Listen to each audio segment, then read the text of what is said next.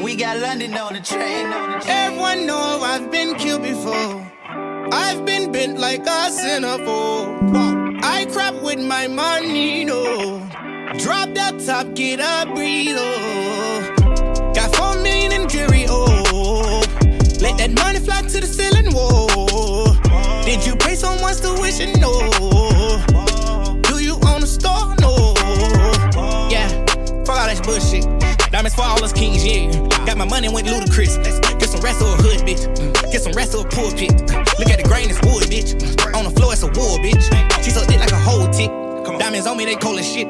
I thank God that I went legit. When we see him, you know we blitz. I can bet up, you know I'm rich. Shut the fuck up, nigga, bet up, you say you rich. Straight set. Different color diamonds, I'm a peacock. Different color diamonds, I'm a peacock. Spot full of birdies with no tree top. You know you my son, you can be that. I bought the boat to jet skis. Got a FN in the state, don't test me. I stacked them hundreds up to God knees. Ain't gone broke until 2070. Everyone know I've been killed before. I've been bent like a centerfold. I crap with my money, no. Drop that top, get a breathe, oh. Got 4 million in jewelry, oh. Let that money fly to the ceiling, whoa. Did you pay someone's tuition? No. Do you own a store? No. We ain't let these bitches get between us. We ain't let no monkey niggas stay that close to us. Ain't got no heart when it come down to my bro, yeah. She is not my dresser, she just on my clothes, yeah. Pulled off in the Tesla, pull back in the Porsche, yeah. Back the mozzarella, you'll get burnt like toast, yeah. I get on that bullshit, you'll get it started, yeah. 6 kids with me, they think about abortions, yeah. Hey, I took a 30 out of magic, took her to the pit, then like, woo, woo, woo. Hey, the private jet ain't where the stewardess. Like, ooh, ooh, ooh. Rolling for a while like a machine, eh.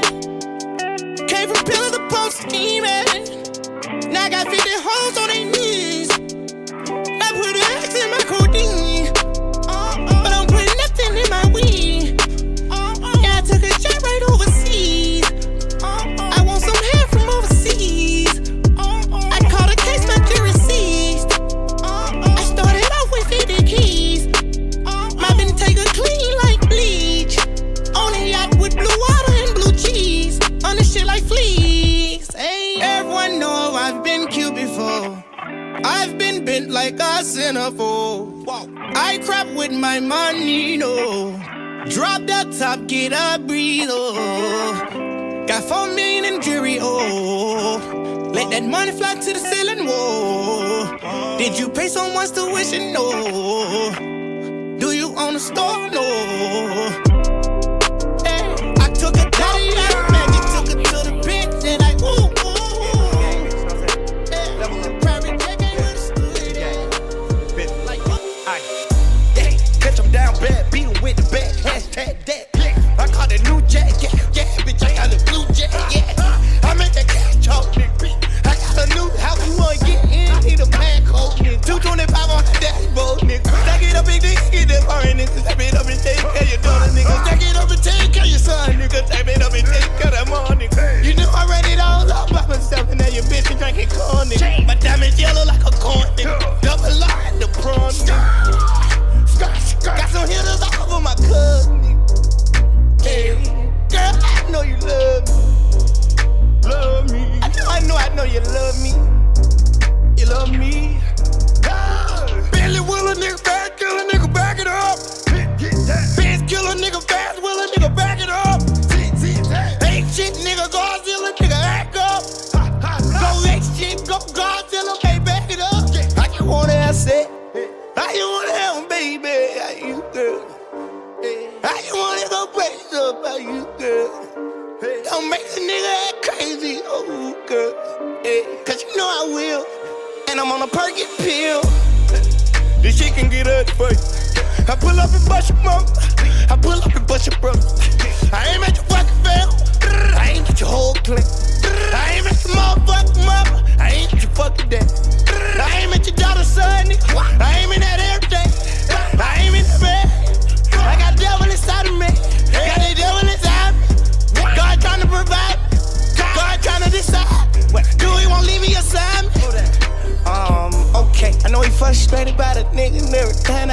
too. Yeah. I know I did a lot of sins and I hope you still let me make it through. Just cause I got me a spot in LA, that don't mean I'ma train a crew. My bitch tryna figure out how she can tell me to chill without changing you. Fucking, I'm changing up on them, but my fans not changing on them. Making the band, I'm singing on them. Whip out that bad surrendering on them. Hey, hey, we locked that bitch out with no passcode. How about a summer dose? Damn, she already had them though. Billy will a nigga back, kill a nigga, back it up. Bitch, kill a nigga fast, will a nigga, back it up. Ain't shit, nigga, Godzilla, nigga, act up. Go X-Jeep, go Godzilla, baby, back it up. I just wanna have sex. I just wanna have them, baby, how you, girl? I just wanna go crazy about you, girl. Don't make a nigga act crazy, oh, girl. Yeah, cause you know I will. And I'm on a perky pill. LK. I step up in this bitch like Moses, damn right, motherfucker. Red Sea got the party. This is that all about the money remix. Well, I'ma kill motherfucker before it even gets started. The crumbs and the bricks, nigga rag to the riches, damn right, nigga did it with the cola. Nigga still living like a G, kiss a nigga around me, that a king and like some meatball. Serve my the Range Road. That's why my rolling stay shining like a rainbow. I took that money machine, filled it with hella green. You was shining like I sprayed him with some more sheen. DC, young fly, now what the fuck you mean? Young said he seen it all, now what the fuck y'all seen? Club in a rape, came in a helicopter. David Beckham where I kick it like I'm playing hella soccer. I turn the valet to a helipad. Niggas straight walk up in the beard like I'm Nino. From the coat on my back to the shoes on my feet, everything on me, Valentino. I'm talking boys in the hood with solo, nigga. Testarossa back then, ex-polo, nigga. Nigga still on my dick, what you a homo, nigga? When you saying my name is free promo, nigga. Don't be blowing me up, nigga, I ain't getting up. Ain't no use to you ringing my line, stop wasting my time. Nah, I can even hear what you say, I ain't finna hustle gang, nigga. What? You can miss me with what? Bitch, nigga, miss me with a little turn. Hey, Standing in the trap out with the full automatic at the back door. Cause when it's on, know it's on, call me King Corleone. I'ma keep it 1,000 like a crack out. Give a damn if I'm flat broke. I built the rich, I'm still the same, that's a fact though. Oh yeah, we all about the money, nigga. All you got is money when my name hold weight like a fat hoe. I can never join in the game unless I'm capo. Milking these niggas even though I'm fucking lactose. Take off on the cops, mama said don't look back, bro. I'm in New York and I'm ballin' just like a netto. I'm drinking bubble gum pink like Pepto. Bismo, make sure when I come through, he get low. 100D with Asians, all my souls. Tip tell these niggas, bro. Bankroll mall, yeah, we retarded. I'ma give you 15 from the carpet. Hit you in the leg, in your head, in your face when you're dead. Bitch, I'ma take your place on the forklift. So better meet me with the bullshit. Partner, I been hopping out your bushes with a full clip. Got it. I take a big stick to a fuck nigga neck. Swinging at a collar like a pinata. I'm a beast with the chopper, I'm the same without it. Graduated from the lean, that's my alma mater. I'ma shoot him in his head, he said, look at my roof. No sticks, no seeds, only cushion my cush. Make a nigga commit suicide and call it a selfie. I get M's like, I'm an asshole, I'm full of myself. You get an asshole full of my foot. They find your ass in the woods when they look. And these hoes ain't as good as they look. I need to take my own advice though, cause if the pussy good, then I'm good. Well, y'all got a pass, nigga. I been big, just a little ass nigga. You little ass nigga, you don't get a pass, nigga. Started as a middle class nigga. When I blew up, I ain't even hit a blast, nigga. I was chillin', smoking on the loud. Focus on the future, but I need my money now. Don't get me to run around upstairs in my mansion, knock, knock, who's there? I ain't even coming down if it ain't about the money.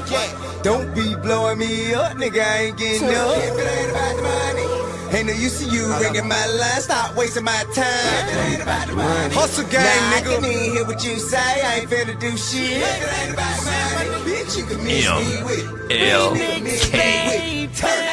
I get money on a very rainy day. I would let her spray your face with Olay.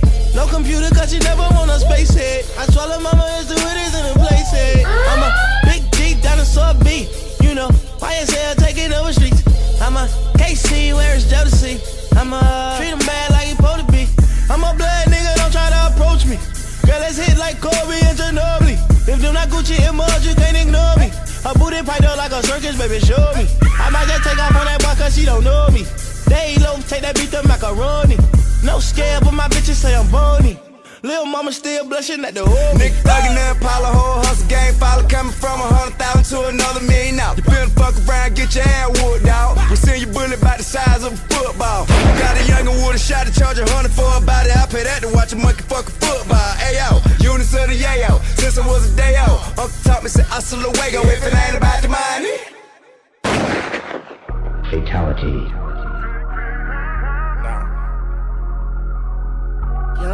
Young moolah, baby.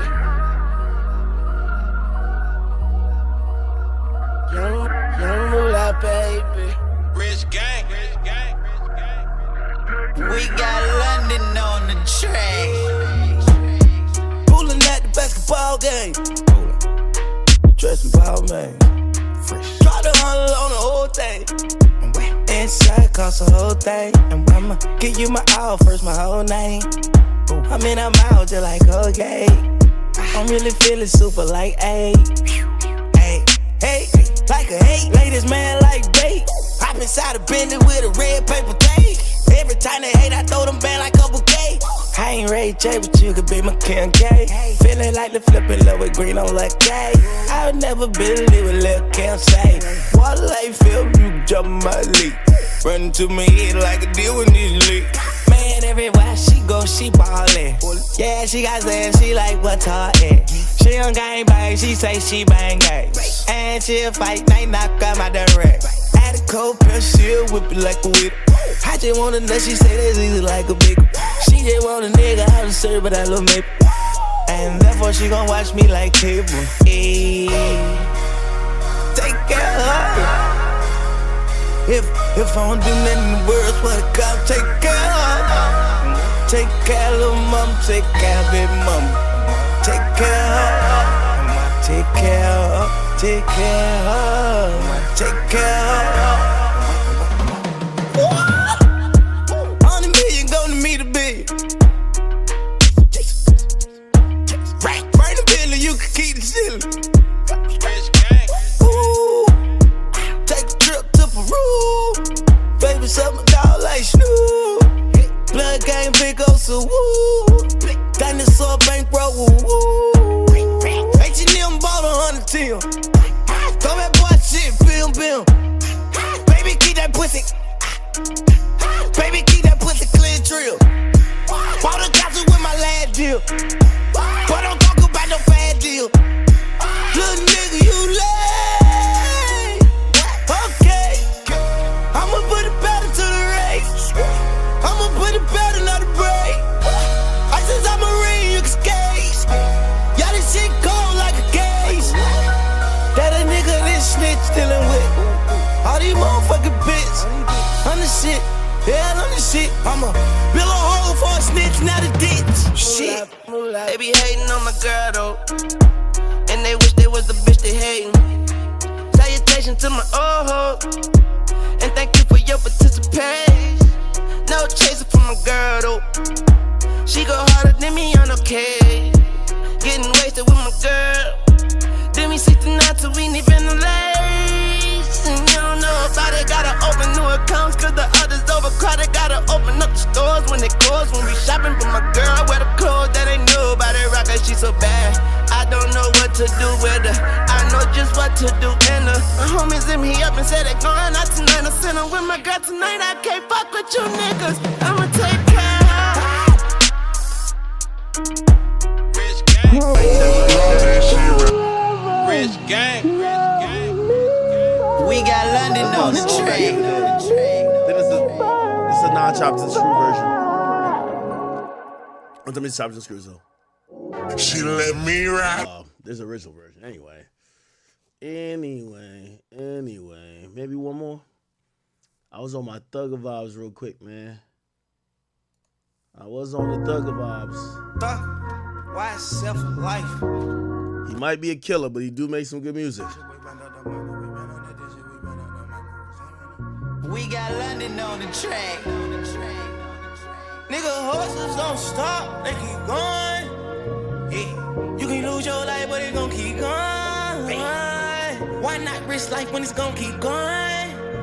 Yeah, when you die, somebody else was born, but at least we got to say we ran out the digit, we ran out the money, we ran out the digit, we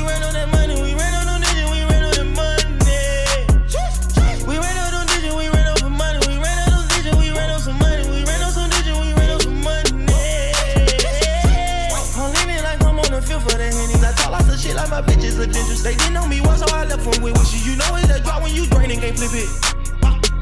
I'm living big, I swear to God, on Luke, can't money. Turn it up, mama. Gon' slam her some dope, I have great like a grandma. You know my ice blingin' like OJ, like a panda. Roll it, hold it, I couldn't control, shout it like a channel. My racks are squeaking on that part and I hop in that Rari, I crank all like water. Horses don't stop, they keep going. Yeah. You can lose your life, but it gon' keep going. Why not risk life when it's gon' keep going? Yeah. When you die, somebody else was born, but at least we got to say we ran on the digit, we ran on the money, we ran on the digit, we ran on that money, we ran on the digit, we ran on the money. We ran on the digit, we ran on the money, we ran on the digit, we ran on some money, we ran on some digit, we ran on some money. Pour and bubbly, pour and bubbly, pour that bubbly, pour that bubbly, pour that bubbly. We done went through too much. You hear me? Pour that bubbly, drain that muddy, when we covered it. Yeah, I'm covered in. I was thugging it, I was just loving it. That's for the muffin it, that's for the other bitch. That ain't for you, dog. That's for the other niggas. That ain't for you, shot. That's for that other bitch.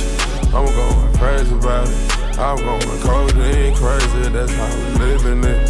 I'm feeling lovely. I'm drinking bubbly.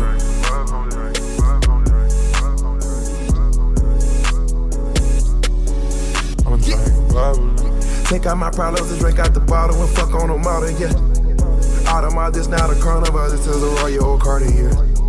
Don Perignon, I get done from a grown, I can show for the round. I pull up with my rounds, I pull up out of town. I corrupt your town with them girls and them pounds. I grew up on the grounds with them dealers of hounds. We order more bottles and fuck on more models and pass them around. I say everything triple time. Roll it AP, you blow triple time. I just know the ones to call upon. I just had to pay my dog a bond. Looking at me like a triple threat. Every time a nigga talk a check. Smoke the cushion like a cigarette. Run it back to hear my internet. Celebrate like the championship. Celebrate like the championship. Celebrate like the championship. Celebrate like the championship. I told you.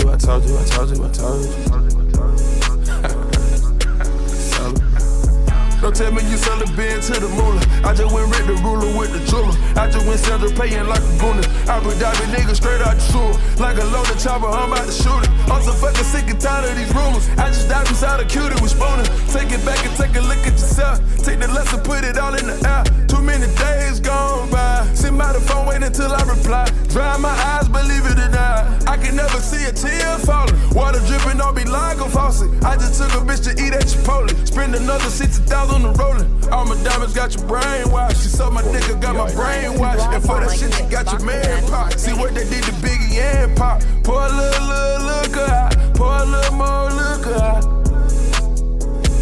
Pour it out, pour it out, pour it out. Codeine crazy, codeine crazy, codeine crazy, codeine crazy, codeine crazy, codeine crazy. All this motherfucking money got me codeine crazy. Drowning in activist suicide.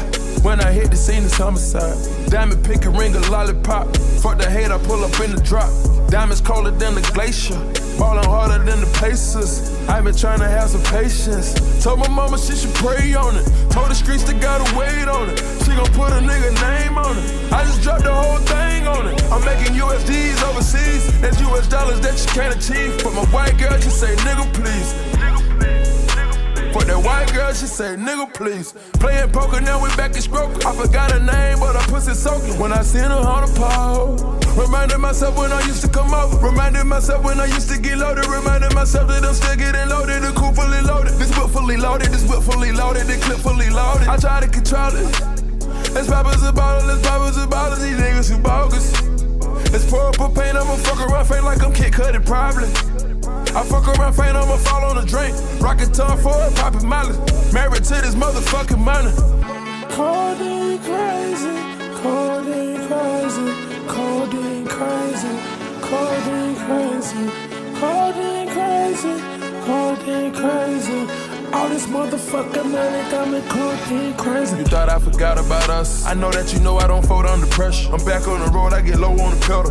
We live by the codes of the ghetto. I'm closing this out with my memo. I'm treating this shit like a demo. I'm putting my heart and my soul in this shit and some more. I'm in that Dolce & Gabbana. I might get out the Madonna. I get it crack in the summer. Skirt in the leg in the Hummer. Front of the paint in my pocket. All this lingo gotta pay this to driving. Fuck the fame, I'm sipping lean when I'm driving. All this cash in it ain't nowhere to hide it. I'm an addict and I can't even hide it. Don't you pay the panoramic companion. They was trying to serve me at the arraignment. Never coming on and never complaining. I'm taking everything that come with these millions. I'm taking everything that come with my children. Yeah, yeah. Pop that bubble, train that muddy, bro, we covered it. Yeah, I'm covered it. I was dugging it, I was just loving it. That's for the muffin it, that's for the other bitch. That ain't for you, dog. That's for them other niggas. Ain't for you, shot. That's for that other bitch. I'm going crazy about it. I'm going codeine crazy. That's how we living it. I'm feeling lovely. I'm drinking bubbly. Codeine crazy. All this motherfucking money got me codeine crazy. Mic check. The voice, I think we could. I was drinking tea all day today. Right now is the first time I'm drinking liquor. I think the voice could go about 6 hours. We're gonna try it. Not gonna do too much. I can't do too much ranting, even though there's a lot to talk about. But operation, don't turn up too much to lose your voice, okay? Welcome to the stream, guys.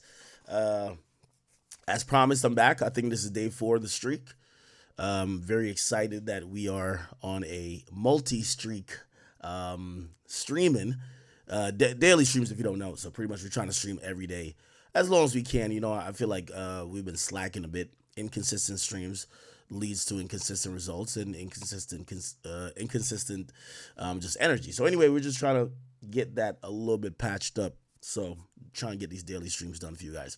Now, bunch of stuff that we want to get to today, and I don't know how you guys want the lay of the land to be today or the topics to go down. By the way, is everybody online? I think everybody should be online. Welcome to YouTube, and of course, my few people who be on Facebook. Okay, so bunch of topics to get to. Obviously, the big topic is still the fallout of Kendrick Lamar performing at the Super Bowl. You know, a lot of people have that really twisted. Like, nobody's mad at Kendrick Lamar. I don't think Kendrick Lamar makes his decision himself. I think people are more concerned, or not really concerned, but they're frustrated because I think a lot of people thought this was a moment that, you know, a legend like Lil Wayne could have got his flowers, seen at the Super Bowls in New Orleans. And I think it's more of a Jay-Z thing than Kendrick, right? Clearly, right? Obviously, Kendrick's going to continue whatever petty beef he got with Drake, but that is to be expected. I think the majority of people started to analyze the roles that the other powers that be played a part into it. And then you start to peel back the layers and you wonder, are these moves being done just because maybe other people got problems with Drake, or maybe some of these niggas, and I've termed Jay-Z, he's a generational hater. He's a generational legendary hater. And I showed you some examples last night, and I think a lot of people caught on to it. Some people spoke up, including the Queen, Nicki Minaj. Birdman chimed in. A lot of people gave their opinions, basically saying, hey, listen, you know, and for y'all Kendrick fans, I get y'all be bored, but sometimes y'all gotta just know when to shut the fuck up too, okay? No one's attacking Kendrick here, right? I think the majority of the conversation is about really speaking up for Wayne, if more than anything, right? Yeah, so that's kind of where the conversation is. And yeah, people have kind of spoke out about it, right? Now, you know, we'll kind of get into some of the nuance of that because, you know, I've heard from both sides, and I want to represent the point of view of multiple sides here, not just maybe what I only think. You know, some people have said Wayne is a horrible performer, and they're like, yo, they're like, I've seen a couple examples of his recent performances, and they're like, would you want this guy to be headlining the Super Bowl? Now, I'm going to be honest, the videos I was shown, they were horrible. Forgetful lyrics, like he couldn't remember his lyrics. Low energy. Sometimes rapping off beat. Again, sometimes you can blame it on the mic system, this and third, and the in-ear, but still wasn't the best performances. And by the way, I always say, like, rap is filled with a bunch of people that don't really know how to perform. Like, I remember when Young Thug, the first couple of years of his career, he was terrible at performing. You know, a lot of times rappers get on stage and hope the song makes the performance. Oh, shit, you're performing a milli. We're going to sing it word for word. So pretty much all you got to sit there and just walk up and down and do the rapper thing. There is no choreography. There is no routine. There is no shtick. You know, sometimes the most you'll see these rappers do, they might have like a tour version or a performance version of their song. But rap concerts are usually pretty garbage, to be honest. And I understand why there hasn't been many rappers that's headlined the Super Bowl, because in reality, I've gone to a lot of these rap concerts. Travis Scott's an amazing performer. But I've given criticisms of other artists that I've been to their concerts, and they're just rapping over the original track. It's like they just play the iTunes version. They just rapping over that. You get what I'm saying? And half the time they're putting the mic to the crowd. They want the crowd to sing. They don't want to do nothing. They just show up to get a check. So I kind of understand sometimes, you know, that there are criticisms about performance when it comes to hip hop, and you know there are a handful of people who give great performances. By the way, again, as I said, I'm going to be fair as much as I can today. Kendrick is a really good performer, right? He's a really good performer. Now, I don't know if necessarily the performance is what actually is like the determining factor of why you get that, you know, act there. I think it's kind of bigger than that. And this is going to sound a little sacrilegious. I didn't like Rihanna's performance. Rihanna was pregnant. That was the big thing. She was pregnant. She couldn't do too much. She barely did anything. And she got a pass for that because people wanted to see Rihanna. Like, we didn't see Rihanna in years. People love Rihanna. And her being there was enough. People gave her the pass for not having the best performance because of, clearly, she was pregnant. So again, I don't know if necessarily the Super Bowl is just the place where you got to get the best performer. And again, you know, we could also get into some people saying, well, Kendrick could have brought out Wayne. Now, that's only for the people who are trying to be like sarcastic or stupid, right? Like, Lil Wayne is not coming out as a special guest to perform 2 songs in his hometown for Kendrick Lamar, while Kendrick Lamar is going to be performing the pedophile anthem of the year like 6 times. No, she's not going to do that, right? Like, you know, just not going to happen. First of all, he wanted to headline. Second of all, Drake's his man, so he's not going to like be a part of that, right? So that's just not how it's gonna go down. And by the way, I do think that Kendrick is somehow going to save this. I keep telling y'all, Kendrick is Jesus in hip-hop form. Meaning this. And I mean to other niggas. He could do no wrong. So even though I don't think today, I think most of these criticisms, it should be aimed at Jay-Z, not Kendrick. But this is the first bad press I've seen Kendrick get in about a year, where he could even be next to something that looks like his bad press, even though it wasn't his fault. And I think he's going to save this by whenever the performance happens, I think he's going to pretty much galvanize and bring together and give the looks to New Orleans and specifically Louisiana, that people, whatever we're talking about today, we won't be talking about the day after the Super Bowl. You get what I'm saying? That's, you know, he's really good at carefully, you know, kind of shaping his own narrative, and also, like, you know, he's good with execution. So, you know, obviously we're dealing with this conversation now, but I do believe that whatever Kendrick ends up doing, it's going to take all this into account. And I keep telling y'all, he's hip-hop version of Jesus. So people will be fine. Okay, we'll kind of get into that a little bit. We might not just start with that off the rip, because we also got to get into what Nicki Minaj said. And obviously Birdman chimed in. But I did want to start off with an unrelated topic real quick. It's a real quick topic, nothing too crazy. But if you guys didn't know, football player, wide receiver Tyreek Hill, he got arrested on Sunday, which is, Sunday was yesterday or 2 days ago. He got arrested right before the game while he was trying to enter the stadium. Okay, if you guys are familiar with Florida, when you see the video, you're gonna be like, oh, he's trying to turn, like that's his road. You kind of turn into the Hard Rock Stadium.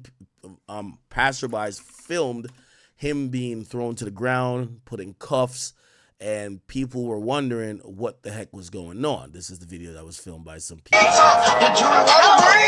So yeah. No, it's actually Tyreek.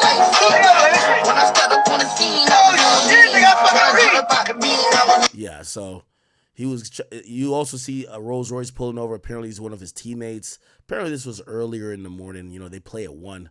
I don't know what time they have to show up at the stadium, but yeah, they were showing up. You get what I'm saying? Okay. Anyway, there was other videos that kind of showed him not only in cuffs here, but it showed him on the ground.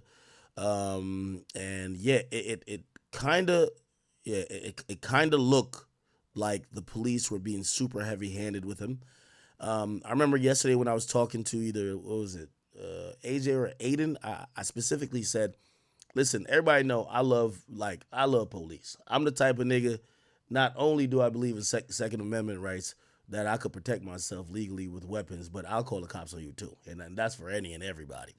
So I am somebody who support using law enforcement, okay? However, I do think there are some bad apples in the bunch. So I think I'm a fair and neutral arbiter when it comes to this. I'm not one of them niggas like fuck 12, you get what I'm saying? But I'm also not one of them niggas that says police could just do whatever the fuck they want, especially the people of color, because we do know it's a slippery slope. It could go any way where you see crazy tragedies happen like the Sami Massey thing. Anyway, I did say I wanted to see the body cam because this looked crazy. Like this looks crazy here. He also caught a touchdown. He was making some gestures like he was putting his hand behind his back, sending a message. He later did an interview or like a post-game interview talking about what happened. Tyreek Hill, post-game. Yeah, he talked about quickly what happened. Yeah, he did this, like simulating him get arrested, and he talked about this. What that guy or guys would have did, you feel me? And what if I wasn't Tyreek Hill? Lord knows, like, what that guy. So his, he was talking about the arrest. No, that's him talking about football. But he essentially said, right now, so I've been trying to figure that out too. Man. Right now, I'm still trying to put it all together. So I'm not gonna give you a version that I still don't know what happened.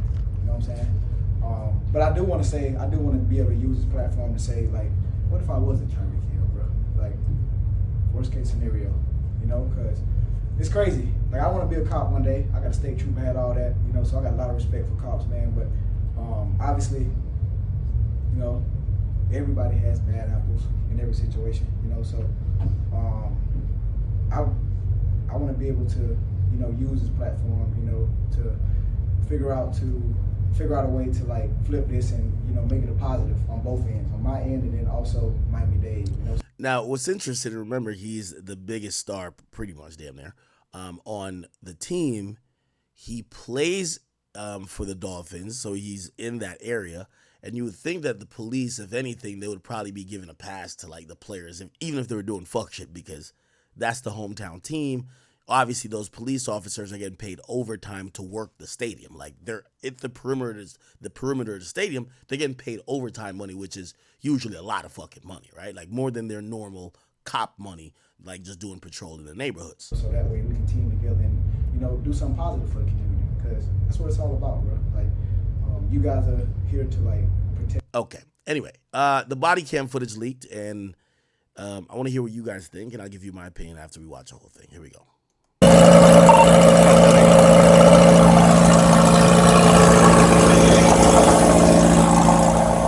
Hi, New York. Why don't you have your seatbelt on? Why don't you have your seatbelt on? Like what? Why do you have it up?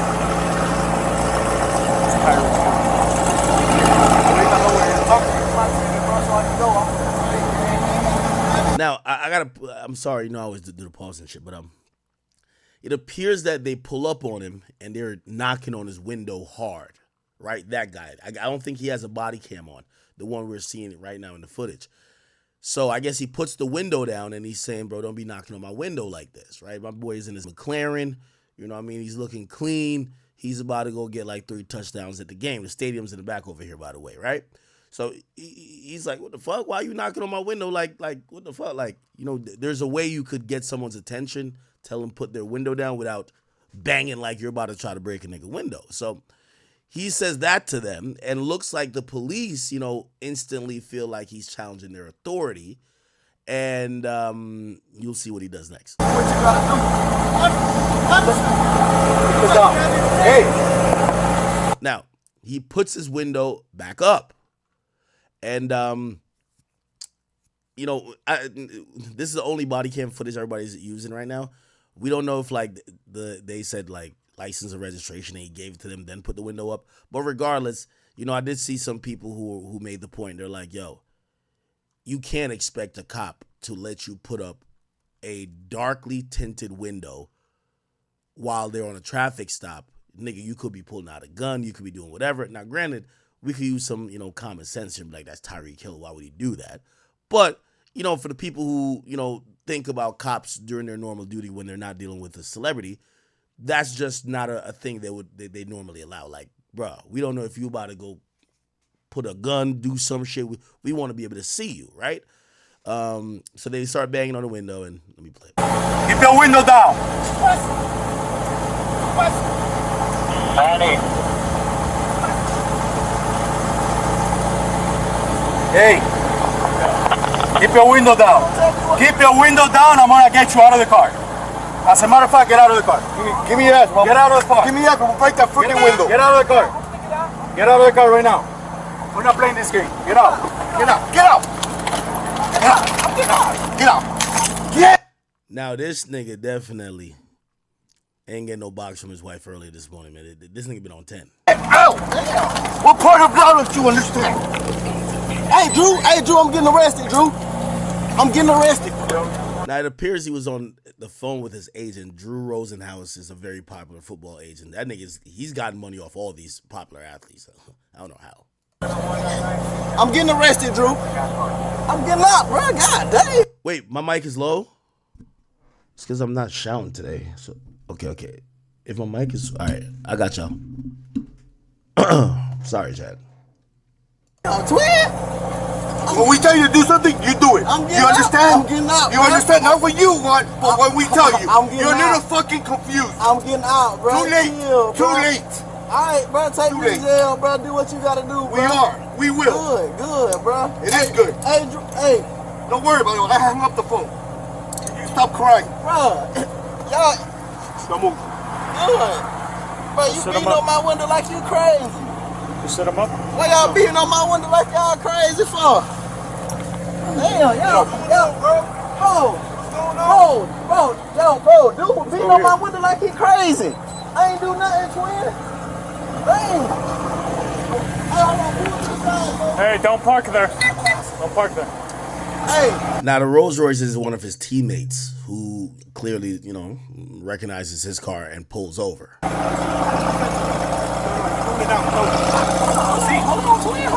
Hold on. Now, they're telling him to have a seat on the curve, so he's telling him, chill out. Just give me a second, you know? Now, if you don't know, and he's going to tell the cops, he's an athlete, but he had, like, some type of foot surgery before. So it's taking him a second, and he's not trying to also go down incorrectly to get injured. Of course, his livelihood depends on his ability to stay healthy. Bro, I just had surgery on my knee. I just had surgery on my knee, bro. I just had surgery on my knee, bro. I just had surgery in your ears when we told you to put your window down. Chill, bro. Hey, Joe New, bro. Back up. Hey, call Drew. Hey, call Drew. So he's telling him, call my agent. Bro, call Drew. Hey, call Drew, bro. Hey, what? Hey, call Drew, bro. Just call Drew. Hey. I'm not doing anything. I'm not doing nothing. What am I doing that's wrong? Hey, listen. Take it back in the way. Hey, listen. Hey, man, they got Tyreek. The cops over here beating on him, man. They over here beating on Tyreek, Listen, man. big man, don't park there, man. Just get in the car. Hey, Drew, you gotta come, man. Just get in the car. Right out the side, on the side of the Hey, get in the car. You're parked in the middle of the street. I'm in the car. You gotta go before you get a ticket. Hey, you're in the car. Who's the driver? This is my car. All right, move. I'll take that. You gotta move right now. Let me have your license. You're gonna ticket too. I'm coming. Let me have your license. You're gonna ticket. Let me have your license. I'm leaving. I'm not playing. Let me have your license. Leaving. Yo, what's Your going license on? right now. Sir, what's going on? Your license right now. You're not gonna give me your license? Get in the car and leave. You're not gonna give me your license? I'm leaving. Let me have your I'm license. leaving. Your license right now. Sir, you want me to Hey, leave? your license right now. I'm leaving. Or I'm gonna lock you up. just told Your me to license leave. right now. He just told me to Your leave. license right now. Sir, he just- You're dealing with me now. Sir. Your license right now. Now, I ain't gonna lie. Hey, and as I said, I'm somebody who, in many situations, when people getting at the cops, I could see the nuance to it because I understand they gotta do a job. These cops are tweaking, right? I'm gonna be honest with you. This is kind of one of those really textbook examples of cop sees black man, nice car, jewelry around his neck, and instantly feels offended by any action that doesn't submit to their authority. So what they do is they escalate it to a point. Now you getting taken out the car, slammed on the ground, sit on the curb. This guy, he's pulled over like, yo, what's going on over there? Okay, I get it. They tell me, yo, you got to get out of here, whatever. Then the one guy says, get out of here. This guy comes over like, nah, you about to get a ticket. Like, yo, this is extreme abuse of power. This is like really disgusting, to be honest. But I'm gonna be honest with you. You have to be happy that this happened to Tyreek Hill, because at least we're gonna get some follow through with this, where we're gonna have to hear what the police chief is gonna say, what the mayor is gonna say about this. Because in reality, the way how these dudes are acting, and this is another thing too, with all due respect to these police officers. If y'all ever watch police officers when they encounter men, like other men, that is physically superior to them or that looks bigger than them, taller than them, they usually instantly, it's almost like fear. And it's kind of like the problem with policing, right?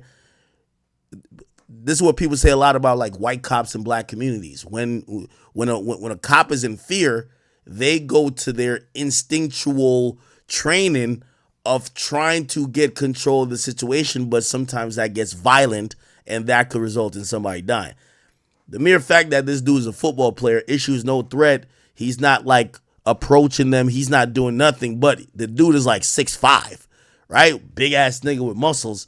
All of a sudden, you get this damn cop who's turning the fuck up now. Like he's almost trying to, he's trying to make it a situation that he has to use some type of force.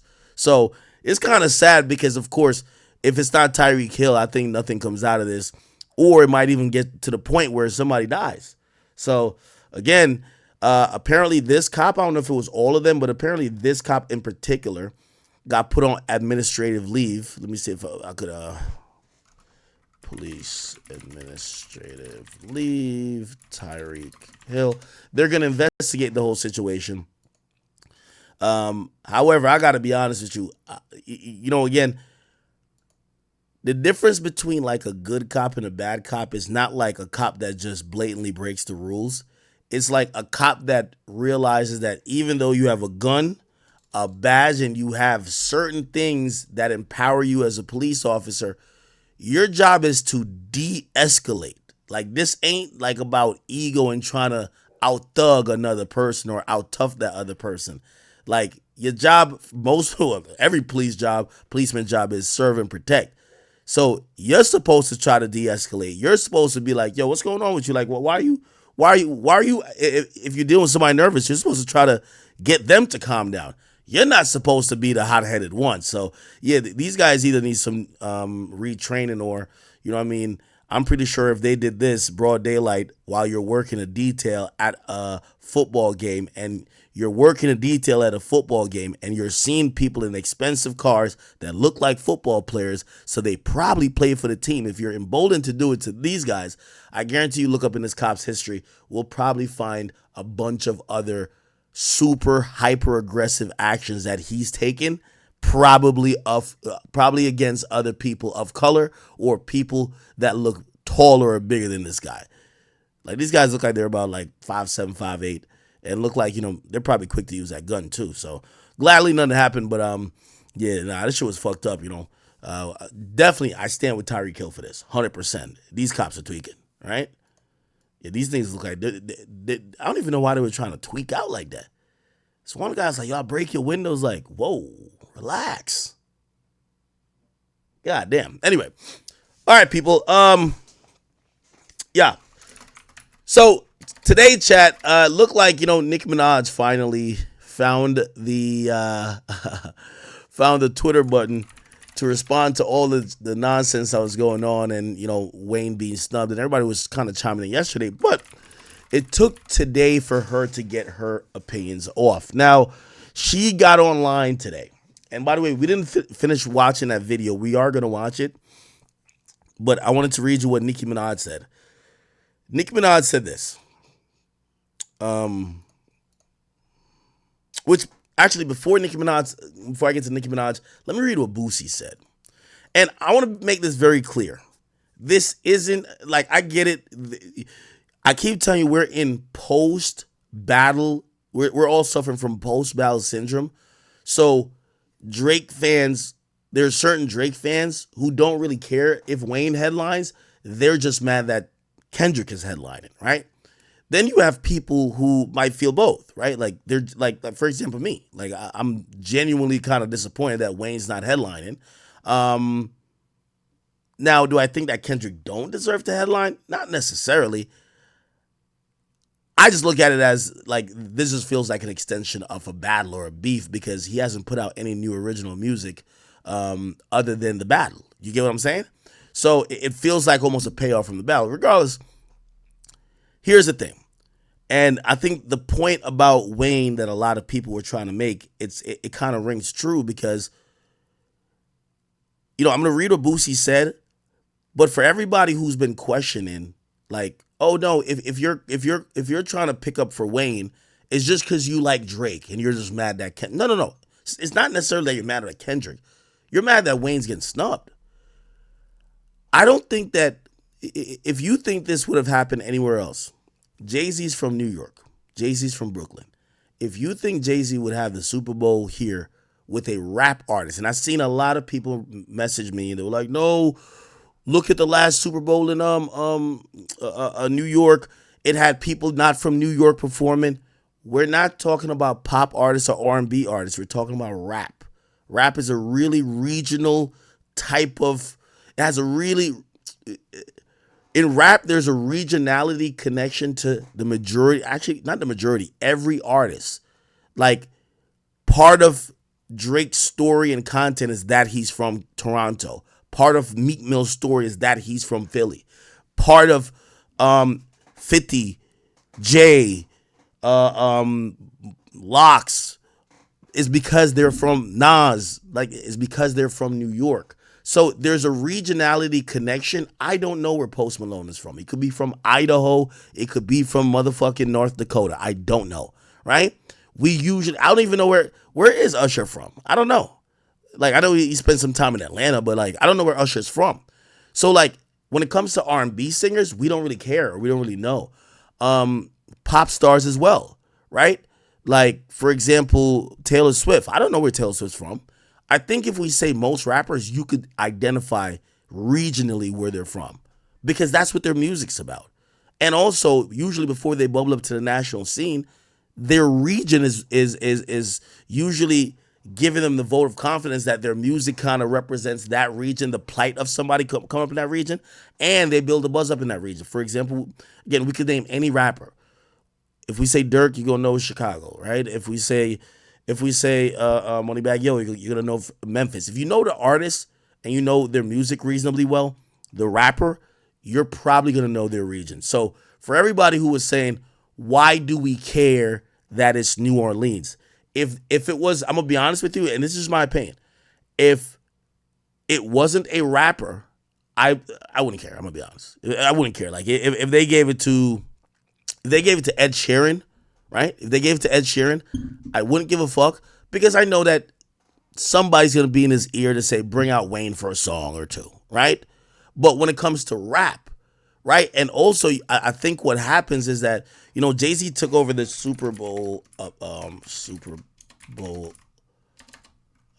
halftime show. He took over this whole thing in 2001, not 2001, 2021. And I think, and what happened is that in 2022, when the Super Bowl went down in Inglewood, California, it was a theme of giving it to rappers that were from the West Coast. Now, again, let me see who was the performers. They gave it to, 50 was a guest because Eminem got brought out, but Eminem was really with Dr. Dre. There was a showcase in Aftermath, so we had pretty much Dr. Dre, Snoop. Obviously, Mary still came out, but Kendrick was represented. The West Coast was kind of represented on a big level. Now, again, as I said, only because we're talking about rap. If this was pop or R&B, we probably don't care because we would know Wayne would get brought out anyway. But for another rapper to headline in a city that you've carried on your back for 15 years, that does look a little weird, right? I don't think they would have, and I've seen some people, I think people really believe New York is pussy. They said that they believe that Kendrick would be headlining in New York. Nigga, Jay-Z got too much pride to make Kendrick headline in New York. Jay-Z nor no rapper from New York would be jacking Kendrick Lamar, a nigga who said on Control, what did he say on Control? He's like, I'm the king of New York. You would look like a bitch making a nigga who rapped on Control talking about, say he's juggling both coasts in one hand, he's a king of New, all of that shit. If you let that nigga go headline the Super Bowl, remember this is rap shit we talk about. We're not just talking about performance, it's rap shit. If you let Kendrick Lamar headline the Super Bowl in New York, the whole New York is pussy. And Jay wouldn't do that. Jay wouldn't do that. Before Jay does that, Jay would just say he's headlining the motherfucking thing. You get what I'm saying? So I don't believe that Kendrick would be headlining Super Bowl in Jay-Z's home city. But of course, when it comes to New Orleans, it's just not the same as New York.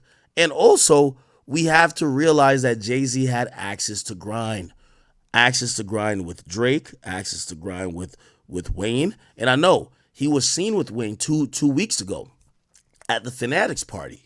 Look, you know what I mean? It's not like they've been actively feuding, but they got into it years ago, and we're going to play some videos later on about how they got into it. Jay-Z, Lil Wayne, Fanatics. Yeah, they were at the 40-40. Where is it? Look, see? But let me tell you this, man. I keep telling you, Jay-Z is a rattlesnake. You feel me? He's a rattlesnake. You know what I mean? He right next to you. Actually, is he a rattlesnake? It's one of those snakes where, they're right next to you and you don't really hear them until the last moment when they right about to bite. Yeah. The whole time, Wayne over here probably trying to chop it up with Jay, trying to make sure, Jay probably be like, yo, shit. You know you're going to kill that Super Bowl 59, chilling with Jay. You get what I'm saying? But of course, the snake is always right next to you.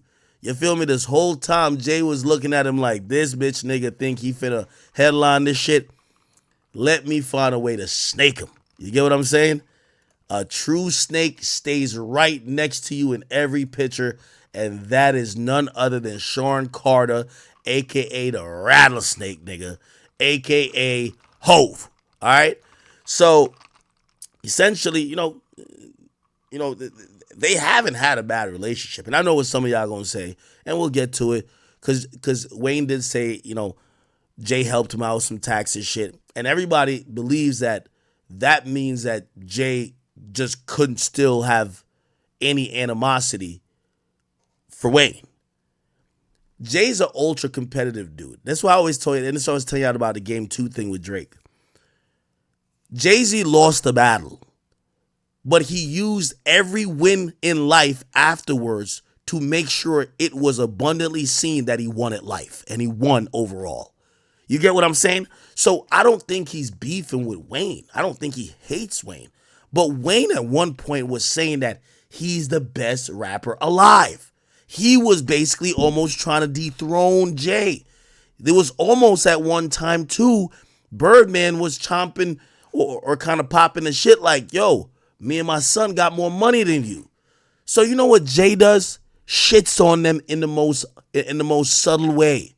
Yeah, you got more money than me, but I had to help you with your taxes, little nigga. Yeah, you bet you a better rapper than me, but nigga, I run the shit for my city, nigga. When Super Bowl comes to your city, hopefully Kendrick brings you on stage. Like he's sunning them. That's what it is. It's not beef. Jay-Z, what he's really good at is rewriting history because of how successful he is. I don't know if y'all realize that. Jay has rewritten history based on the positions he's given out and other people he don't like, he's shunned. That their history is almost like, it kind of look almost pathetic, including how we look at Dame to a certain extent. Jay's pretty good at that. So him snubbing Wayne is not him hating Wayne. That's him putting Wayne in his place. Bruv, yo, remember when you were saying that you were the best rapper alive and all that, and remember you thought that you was going to like, you know, when it was all said and done, you was going to be ranked over me? Well, when the Super Bowl come to your city, nigga, you don't even headline that shit. You're a guest performer, not the headliner. That's how you son a nigga. That's how you son a nigga. You son a nigga when he beats your ass in a battle, and then later on, you sign him. Everything he said in that song about business, talking about, I know who I paid, dog, Searchlight Publishing. Like, yo, yeah, so Jay's pretty good at that. Now I'm calling him a snake, but really I do think he's a really good businessman. He's the ultimate capitalist, right?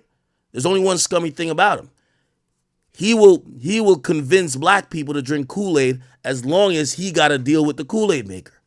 So the Kool-Aid could have poison in it. He gonna be drinking the Kool-Aid without the poison. Be like, why y'all not drinking it? Come on, let's all drink it. Y'all be like, well, Jay drinking it. He said we niggas and we love Kool-Aid. Let's drink the Kool-Aid. All the time, half of y'all niggas die, and then he get like $15 billion from the Kool-Aid maker. Like that's what Jay does. He'll convince you to drink the Kool-Aid, never tell you he got to deal with the Kool-Aid maker. He tells you it's his Kool-Aid. That's slimy. That's the only thing I've ever really criticized about Jay. Okay? All right.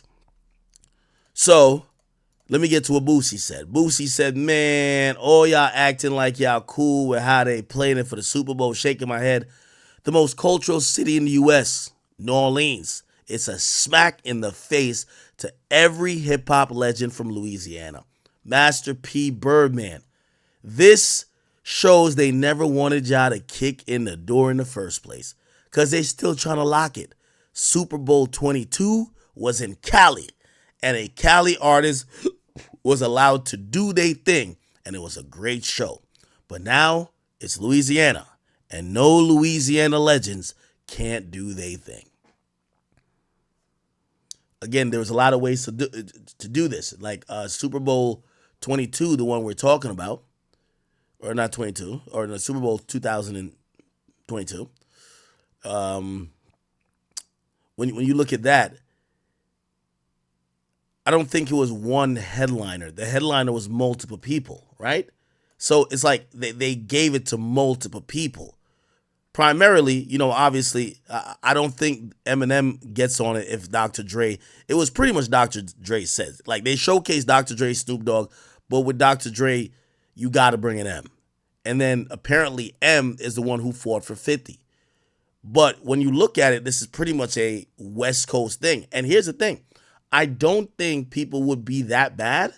I don't think people would be that mad if the headliner for Louisiana was a multi-headliner thing, right? Because now they don't got to do everything together. If they said Kendrick Lamar, Lil Wayne, Master P, right? Let's say that, right? Even though, whatever. Let's just say they said it's three people, right? But Wayne is going to have his own set. bro, these niggas ain't killing each other, right? So this ain't beef like that, brother. You know what I mean? This ain't Tupac and Biggie. You could have said Kendrick is headlining and Wayne is headlining. But Wayne should be a headliner, not a guest. You get what I'm saying? So, like, what they did in LA, they gave Dr. Dre, Snoop, Kendrick headliners, right? And by the way, Kendrick has headlined before. That's another thing. Like, Kendrick has headlined the Super Bowl before. It's like, damn, give another nigga a chance, right? But okay. So, he said this show, he never wants you to kick the door down in the first place. They still trying to lock it. It was in Cali, blah, blah, blah. So it's now in Louisiana, no Louisiana legends. I kind of agree with that. You know what I mean? And again, you could have easily did a co-headliner thing. You could have did a co-headliner thing. Yo, you get half of the show. You get the first 8 minutes. You get the next, I think it's about 30 minutes. So like you get the first 15, you get this. Shit, do 4 people. Who gives a fuck? Right? But at least kind of showcase the fact that, you know, and again, you could say we're being overcritical, but yeah, we are. Because when Jay-Z told us to stop kneeling and that he was going to go organize all the festivities, he made pretty much a cultural promise that he was going to be focused on this and take care in the betterment of the culture to make these decisions. So, you know, if you're wondering like, oh, why y'all niggas so pressed? Well, you remember that people were saying the NFL was racist, wasn't fucking with it. Jay convinced all black people that, no, they're done being racist. We're at actionable items. Let's go rock out. We go rock out with him, but he's making the decisions. And then we're starting to kind of feel at this point, the decisions he's making, yeah, he is employing and bringing hip-hop on, but anybody he don't like don't get opportunities. So now he's using that as a stage to kind of shoot at his ops. 50 Cent, shoot at his ops. Wayne, right? Anyway, Nicki Minaj jumped in today. So Nicki Minaj actually said this, man. Bruh, I try to tell y'all, but y'all wanted brunch. Laughing my ass off. I'm on a fucking roll. Wait. No, I'm hacked. She's joking. She says, denying a young black man what he rightfully put into this game for no other reason but your ego. Your hatred for Drake and Nicki got you punishing Wayne? Lil Wayne? The GOAT? Nollies, what's good? Eminem stood firm. And by the way, I gotta go read the full tweet because... Give me 1 second. Yeah, she had said a bunch more shit. Give me a second. I gotta scroll down.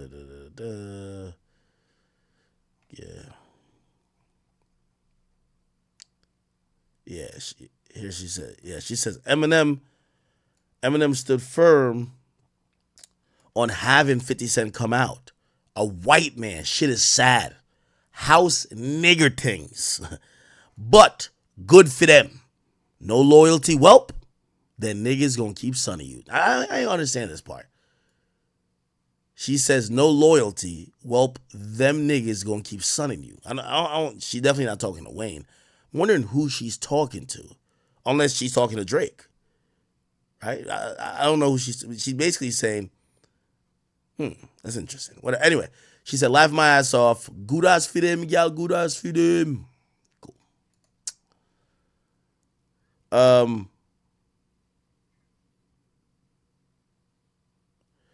She also said when someone says, wait, this is about Wayne? Oh, girl, sit this out because he wouldn't be doing this. And she says, oh, you think speaking up on injustice within your workplace should only be done if it's a person you would do it for. I'm really the realest nigga. Okay? Also, she commented on Rock Nation being the first thing that popped up when you Googled her tour. And she says, yup, everyone's aware. Clearly they don't care, so why should I? What am I going to do? Okay? And then she also said, one nigga took a knee, the other nigga took the bag. That's Jay-Z. He gonna get you naggers in line every fucking time. Then she also said, go enjoy your fucking money before it's too late. All right? And somebody, and I guess, because Nicki's always been complaining about Rock Nation. And today's the day they were like, oh, no, Jay is up to some fuck shit. So people were telling Nicki, yo, shit. They said, this is why I believe her every time she speaks. She's yet to be proven wrong about anything she says. Then months later, it's Nicki was right. And she says, yup. And I never care by the time they figure it out. Laughing my ass off. It's good for them. Y'all ready? You know the next move, blah, blah, blah. The next move is going to be to tell y'all a certain someone is being treated so unfairly so y'all could go back into that trance. Okay? Then she says, got everything in the world. She's talking about Jay-Z, but still spiteful and evil. Disgusting. Be happy or beg. Go be fucking happy, nigga. In rap business and woman business, when you got politician and police, you good though. Plus, that ugly, laffy taffy alien laughing my ass off. Now, what she is talking about is a CEO of Rock Nation, Desiree Perez. You see, Nicki Minaj talks in codes. So, you'll never know what she's talking about. But he's calling Desiree Perez the laffy taffy alien look-alike. Okay? Yeah. Shout out to Jay, man. Listen, I ain't gonna lie. I keep telling you, man. Jay's good. That nigga's good. Okay? All right. Then she said, hold on.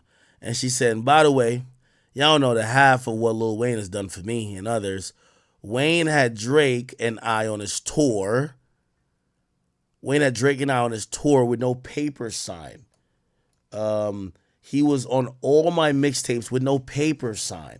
This man has literally changed the face of hip hop. The hair too. If you know, you know. He inspired so many to tap their faces and get locks. Inspired your faves to want to be great MCs. He never was in this for the money. It was always been for the love of the music. Right? She continues. She says, hold on. And also Birdman jumped in. She's promoting also a new shoe. She says, God forbid Wayne leaves this earth right now. The culture would be in mourning. That's why so many people keep saying give our legends their flowers while they're still here around to smell them. Sitting around all day playing games with people's life and legacy. God ain't sleep. G. Robeson, you will learn that too. Very soon. I think G. Robeson used to be her manager or something like that. I don't know why the random call out. Okay, anyway. Then she says, bots and blogs are being sent astronomical wads of cash in paper bags as we speak. Laugh out loud. Then she says, every content creator and every bot farm just got a money call. Guys, check your message. Every tweet will contain tons of engagement from accounts that look peculiar when you click on them. Then someone says, you're the first rapper to headline the Super Bowl. Which, by the way, I guess they're saying, even though Dr. Dre and them and, Snoop headline, but this is a solo headliner. So they're saying the first rapper to headline Super Bowl halftime show needed to be someone who could represent the art to the highest degree. And it says that's not Lil Wayne in 2024. Nicki went off. She says, God will punish you. Mark my words. The man that has not only pushed his pen the hardest, but gave the game more than one hip-hop icon as well on his watch, represent the rap game. The best rapper don't represent the rap game well enough for you? Black people, wow. If this don't hurt your heart to read, it will one day. Look at how our legends are being treated after they've given so much to us. Who are you? You God? Judgmental swine, delete. LOL, you will regret tweeting this. Life is funny that way. Don't you dare turn your nose up at Lil Wayne, you dick munching bozo. Okay? Then she tweeted out a picture of her and Wayne back in the day. She says, you'll be Harry Potter and I'll be your Hermione. Okay? And then she, kind of clears it up because she want to let people know she ain't beefing with Kendrick. She said, you can love and respect Kendrick and still love and respect Wayne. Even Kendrick loves and respect Wayne. Every real rapper loves and respect Wayne. Okay? Then somebody says, Republic must have called you, huh? And she says, LOL, they did? You know, she being sarcastic here. She says, they did? She said, if they did call me, I definitely didn't get the call, child. Maybe they left a voicemail. You must not really know Anika Hungry Pie. This really just shows that you're caged and have never been able to simply do and say as you please without any fear other than the fear of God stopping you. Okay? Then she basically, what else did she say? They commented on her using that Igbo language. And yeah, that was pretty much it. Now, again, she's right. Obviously, she's been telling us about Roc Nation for the longest. This is what she's been saying. Meg Thee Stallion that signed to Roc Nation, she believes that Roc Nation is the reason Meg Thee Stallion's even being compared to her. A lot of people believe that Roc Nation is the reason that Meg Thee Stallion was able to successfully, well, first of all, there's a lot of people who believe that Roc Nation was the people who told Meg, why are you holding it down for Tory? Go to the cops. You're going to be a victim. You're the next Rihanna. We're going to run a campaign. You're going to be a victim. That's what's supposedly believed by a lot of people. Then also, Desiree Perez, the Roc Nation CEO.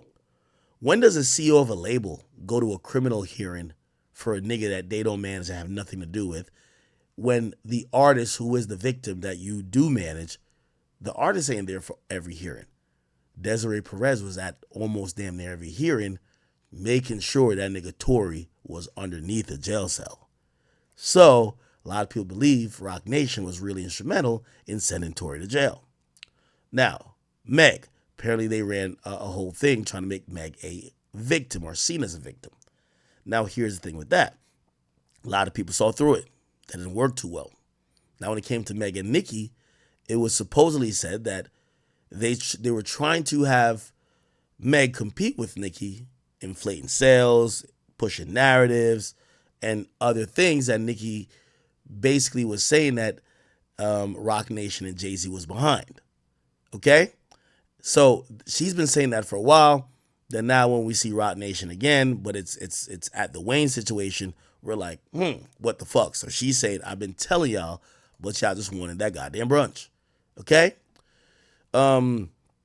Yeah, Birdman also chimed in. He said, shaking my fucking head. Then he continued by saying, hating shit for real. Then he says, these niggas is pussy. And he says, Nicki, Drake, Tunchi, YNCMB, I'm going to make these niggas respect us on Gladys. And that's the name of his mom. Now, if you don't remember, Jay-Z with his 99 Hall of Fame Hater-thon badge,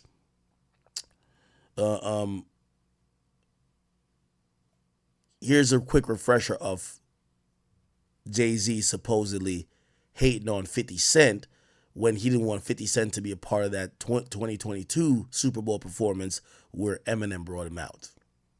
I gotta go through because he's been through it. He himself kind of spoke about what his experience was at the Super Bowl. I wasn't in the ad right because of Jay-Z and them was putting it together. So I think they still harbor some energy towards me. When someone tries to blackball him like they did at the Super Bowl, he has Eminem to say, nah, you can't do that or I'm not performing. With M, because like with Nori was, he had communication. He said, yeah, I talked to the big homie you saying to Jay. I hit the homie.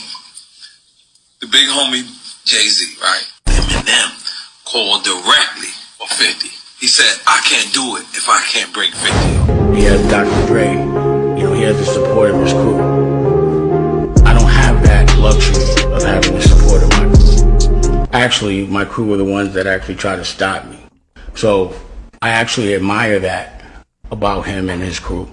And I wish I had that type of support. Yeah. We also had let's see these. We also had Tony Yayo speak about that as well. Ron showed up. Yeah, shout to Ken. And he got on stage with him. Harlem. Here we go. The list goes on and on, bro. Donald Trump. People, Donald Trump. You know what I mean? Anybody you name that is famous, I've met. But you know what I like about 50? 50's on a whole nother level, but he's still approachable. You still get to meet the people and Jay gotta remember the people that made him.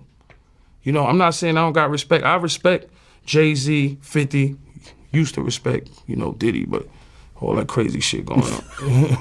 But, I always respected him because I looked at, for New York, those were like the guys. You know what I'm saying? The guys with the most money and the most influence. So with Jay is like, when the last time you haven't seen Jay, so I think people are just gonna say that.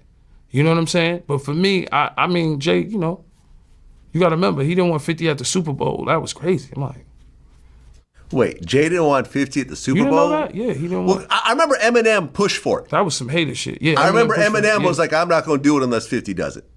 I heard that. Yeah, but I didn't know that Jay was trying to stop it. I don't think Jay. I don't know. 50 never told me that, but I don't think Jay wanted them there. I don't know. Because of what, some of the I mean, the back and forth back in the day? Now, this is where I get to ask y'all, chat. I always said, one of my closest friends in this music shit is called Cherry. He runs Rap Caviar. I remember talking to him and I said, man, you have a really hard job. And I said, bro, you kind of have to be, you have an opinion on music, but you have to be so fair.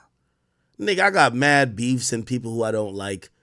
I would probably erase a few careers because I would play shit. I'm biased now. Like, I'm going to play towards people I like and shun people I don't like. And I guess I say that to ask, when someone gets a position that pretty much the culture empowered them to get, right?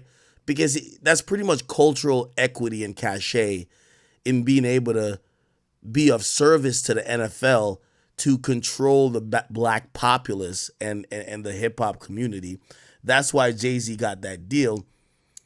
Does Jay-Z owe us neutrality, or is he just a man? And if you fucked this bitch back in 98, it's fuck you now, right? Because, that's kind of what he's doing, right?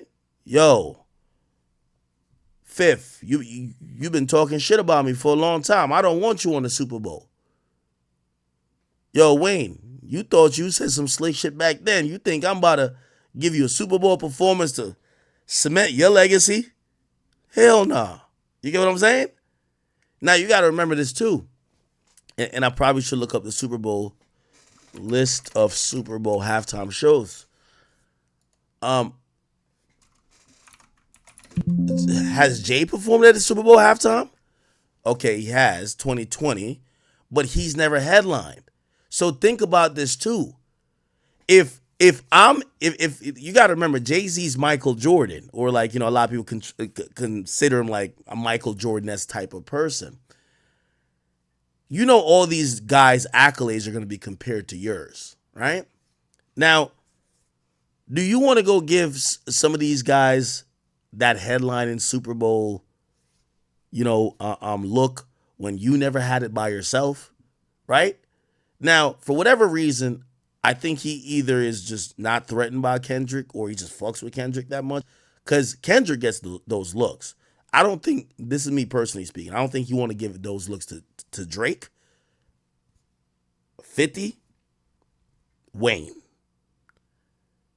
Because I don't think he want those niggas specifically to have anything over him. And is that fair? Or should that be like par for the course? Like, bruh, he's making a decision. At least he's still keeping it in hip hop. He's going to be biased, but fuck it. But anyway. Competition. You got to think, 50 always been competition for Jay. Remember? I'm about $1. What the fuck is 50 Cent? That was a long time ago. That was what, 9? What?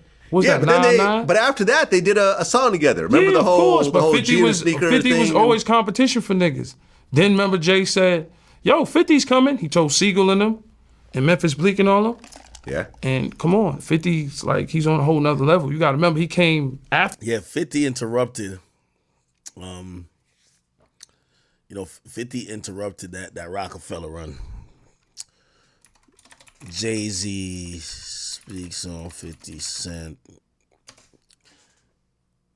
Yeah, this is the moment right here. When you look at the game and you look at where you're at now and you look at the peers you came up with in the 90s, did you say to yourself, And again, remember, Jay's still a man. I don't care if he's 65 and senile now.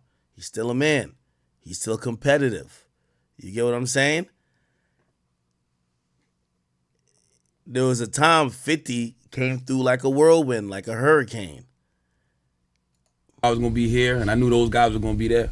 And I'm asking you that because I want to know what you think of the game now and who's going to be here 10 years from now. Yeah, I absolutely,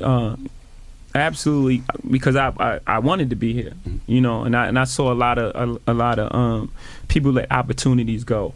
And I was like, oh, that he's not gonna be around. Why aren't you doing this? If I had that, I'll be doing this. And I think about it in those terms. I think about it not outside of what we do. I think about it just in strategic moves when you have it and you're about to have it, and what happens. And I remember one time walking in the studio and it was like a small gap, and Bleak Beans, everybody was in there, and I was like, man, I'm telling you, man, y'all got a chance right now. Just flood it, put out a lot of music because 50 Cent is coming. And 4 months later, in the club hit and it was over. And It was just like, okay, now everybody got to sit on the sidelines and wait this tidal wave out. So like just seeing things like that. I remember when you wanted to sign Wayne before Wayne really took off. Yeah. And the club came out. Exactly, right? So that was a thing. Let me go to 50 Cent speaking about it. 50 Cent, Jay-Z Super Bowl. 50 Cent did speak on that during the interview. I want to bring like M, because M's our relationship. Put it out. It's on iTunes. It's out. They started. All right, here we go. Where is it? Aftermath. Cool. I'm cool where I'm at. There was no reason for me to. I mean, if I'd have fell on my head, I would have felt. Yeah. But look at you though. I'm still. I got versus report. I already had communications with Paul about going to do it, but the ad was coming out that already was shot with. Okay, gotcha. With him and okay, so remember. And by the way, again, respectfully, if we're thinking about that Super Bowl, I'm gonna be honest with you. Like, with all due respect to Anderson .Paak, I was wondering why 50 wasn't a headliner. Like 50 career-wise, am I tripping? Again, we're talking about in 2022. I know we're still going through Not Like Us, festival right now, but I think 50 Cent's career is bigger than Kendrick's career in 2022, right? But he's not a headliner, right? I ain't gonna lie. I think 50's career is 50's music career bigger than Snoop. I think so. Anyway, the point is this. 50 Cent deserved to be one of the headliners. It's a multi-headliner event. He deserved to be one of the headliners. He didn't have to be the, Eminem has to bring you out type of guy, right? And that's what he's talking about here with how it got set up. Am I tripping?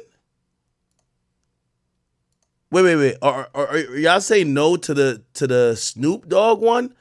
Or y'all saying no to Kendrick? Bro, I'm going off statistics too. Like, bro, 50 has 2 diamond albums.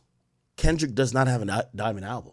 Like, bro, like, longevity-wise, Kendrick has outlasted 50, right? Because 50 really went from 2003, and I want to say around 2008. So 50's like peak is like 5 years, right? But he did a lot. Did group projects. Obviously, he was also part of this mixtape era, so some of those don't really get the proper shine and count for what it should. But he has 2 diamond albums. Oh, yeah, talking about Snoop.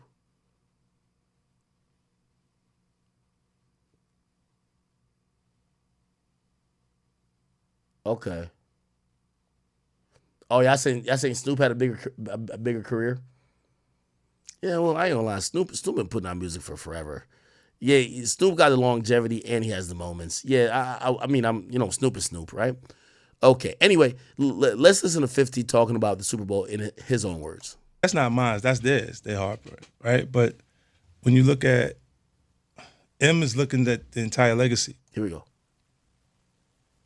That's when I start saying crazy stuff because I look and I go, oh, that's your big homie, right? And so he imaged himself after a gay painter.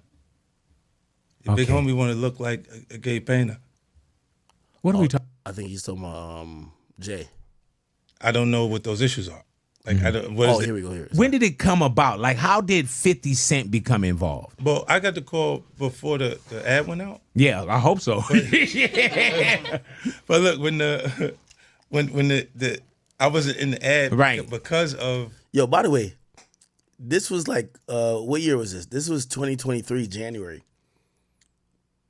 Yo, I gotta give Jay-Z credit for being a legendary hater. Because I'm gonna keep it a bean with you, bro. Nigga, when I'm 86 years old, nigga, I'm still hating on Rory, bro. I want to, like I'm hoping to, nigga, even if Alzheimer's kick in, nigga, like, even if I'm about to forget, nigga, something gonna slap me and be like, yo, nah, you hating on that nigga for life. Yeah, I like that.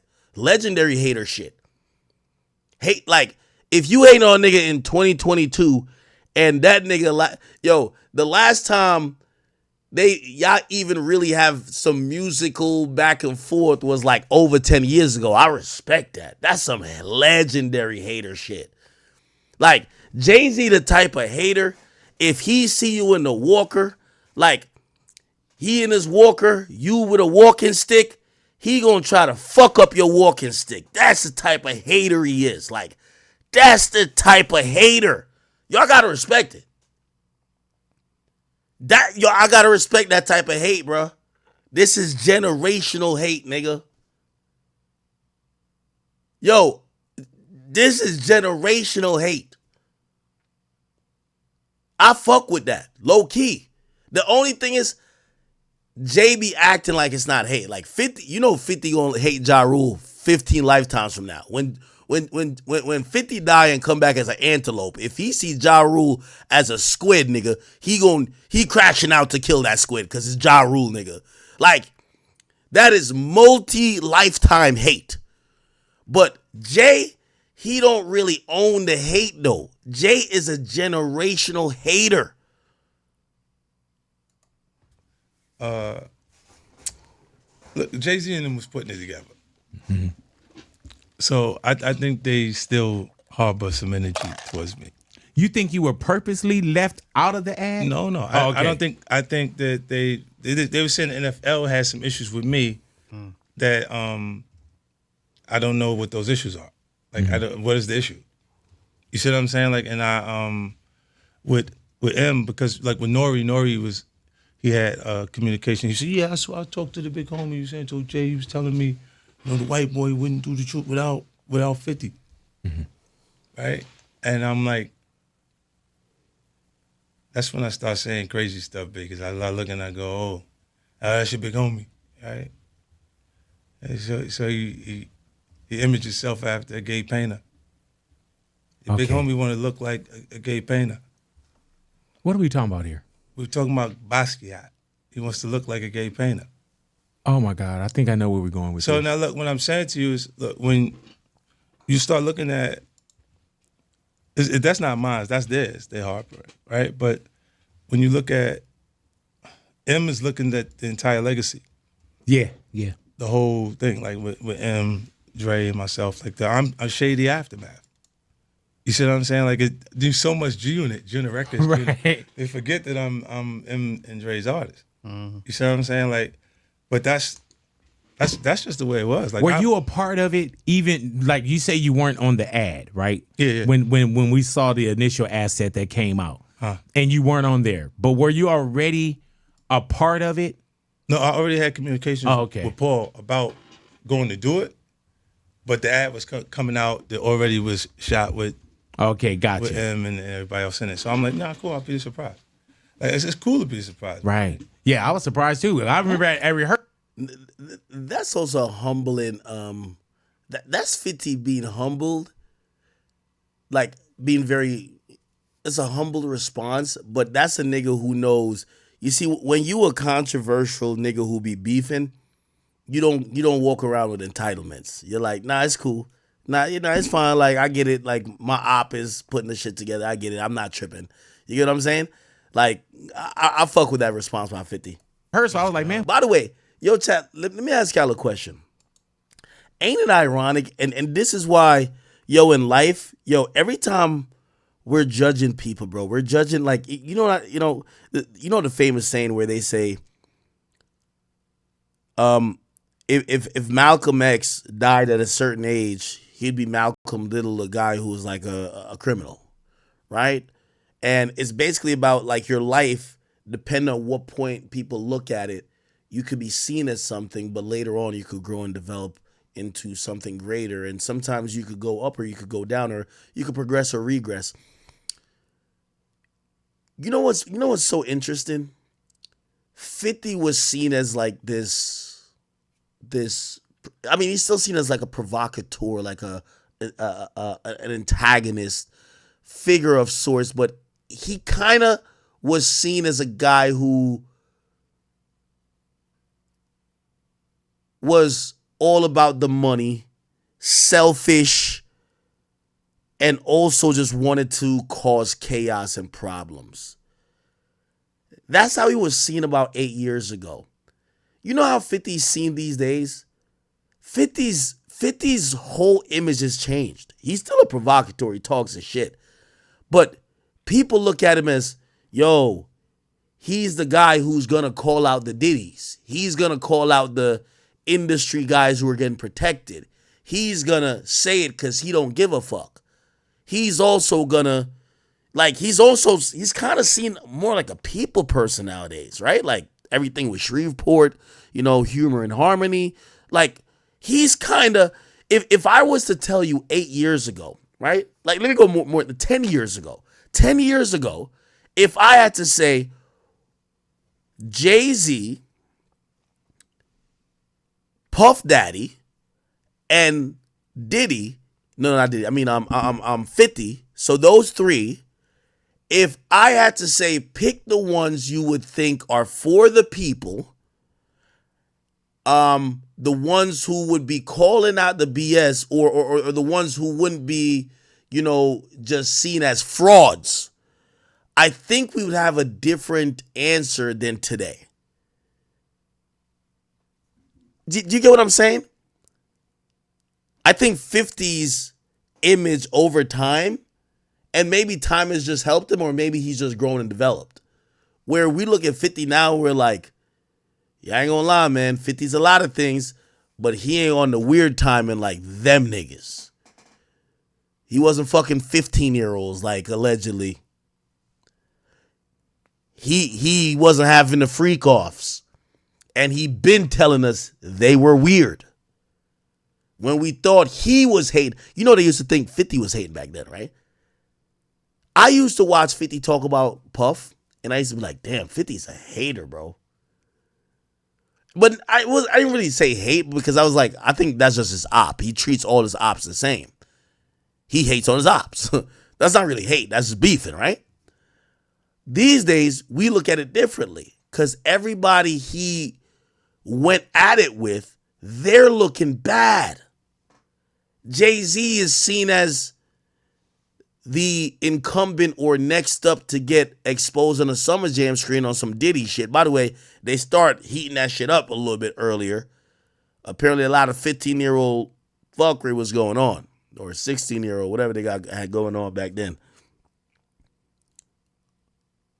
But Diddy, Diddy had like an interesting, like repertoire. Like he was seen as the businessman. He was seen as the ultimate promoter.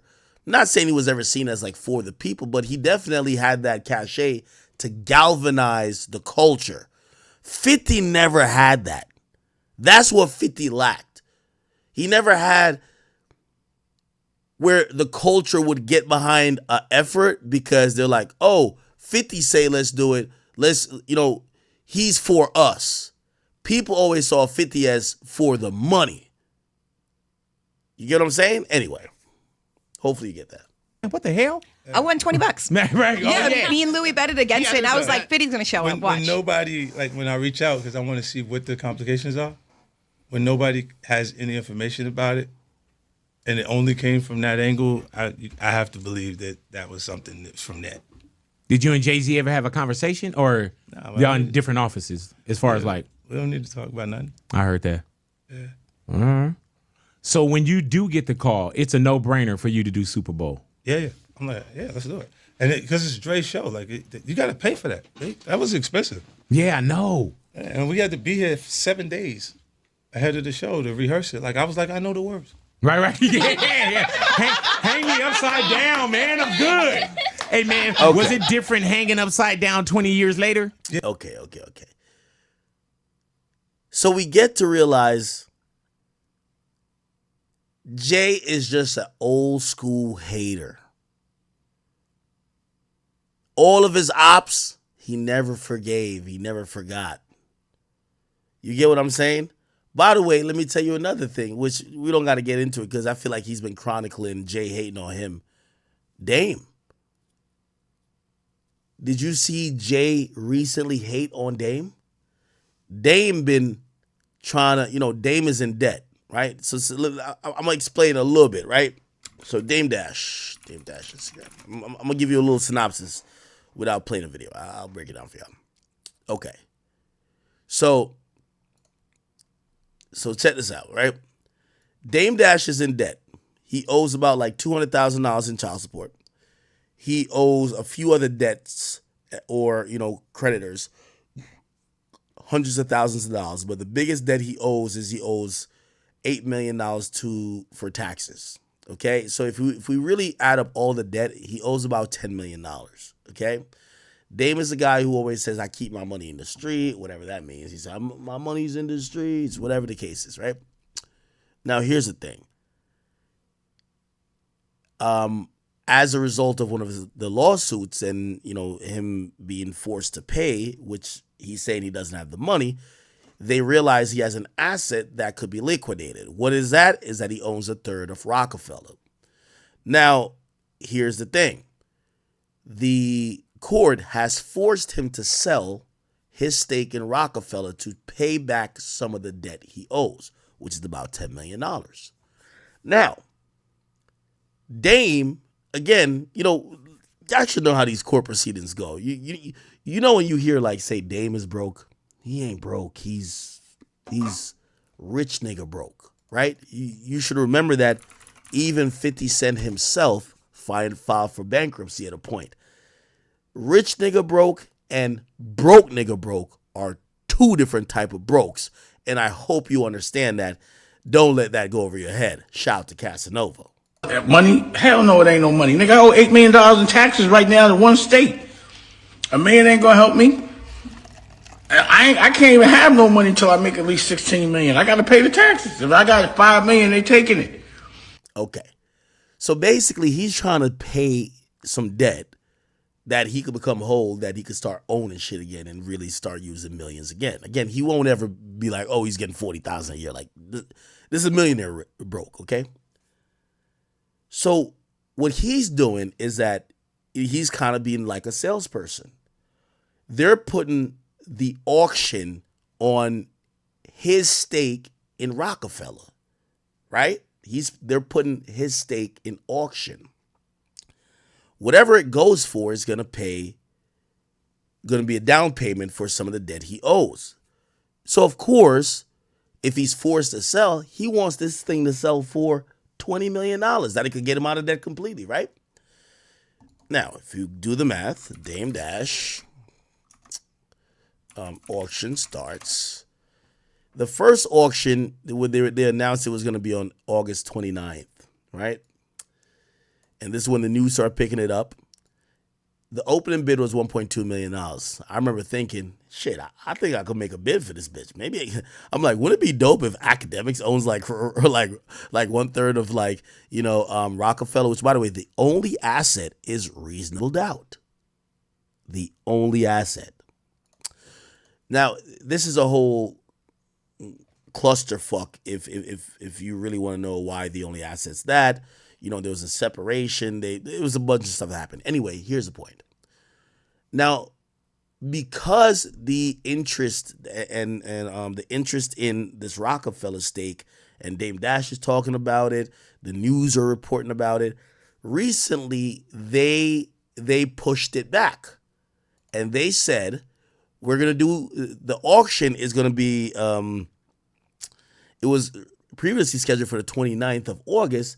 They pushed it back to September 21. But now the opening bid is $3 million. What does that mean, people? That means the price is going up. So Dame is happy. Dame is on Instagram Live trying to throw in some little perks for niggas to come in with some bids like, yo, I'll give y'all a Rockefeller chain if you win the bid. Because he wants people to, again, if you buy this thing for $10 million, you basically clear his debt. So he wants this to be sold. Okay? These are some of the debts he owes. You want to know how Jay-Z's a hater? Let me show you.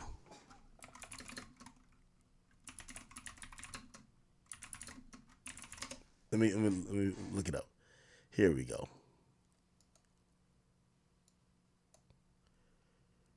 Here we go, people. Okay. Essentially, Jay-Z and his team files a legal notice to let all potential buyers know, hey, if y'all buy this third of Rockefeller, you're only going to own it for a couple of years because there's already an existing contract that says the masters, the only asset, which is the masters of reasonable doubt, the masters come back to me. So in 2031, which is 7 years from now, the masters, which is pretty much what you're buying Rockefeller, but they're only assets. So you're buying a company or 1/3 of a company, but the only asset that company owns is the masters of reasonable doubt. And you own 1/3 of it. It's already known based on previous agreements that Jay-Z will get the masters of reasonable doubt back 2031. So basically, Jay-Z, in the biggest hater move ever, he had his attorneys file a legal notice to inform potential bidders in the auction that, hey, you do know you're buying 1/3 of a company where their only asset is reasonable doubt masters. Well, in 2031, all of those masters comes to me. So in 2031, you own nothing.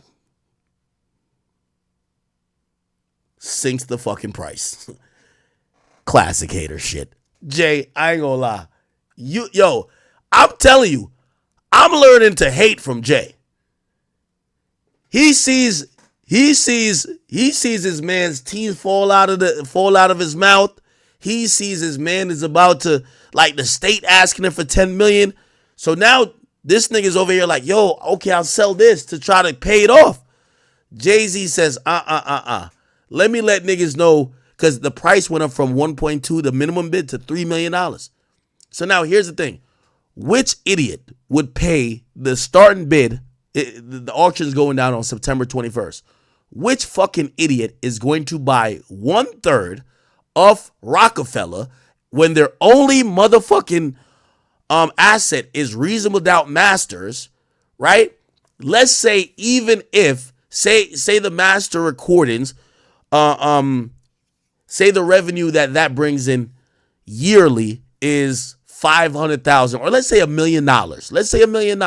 Let's say somehow reasonable doubt is still bringing in $1 million per year.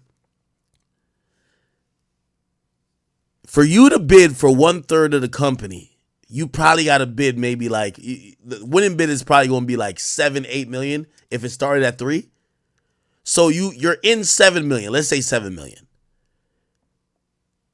It brings back 1 million a year. And by the way, we're overestimated. That shit don't bring back 1 million a year.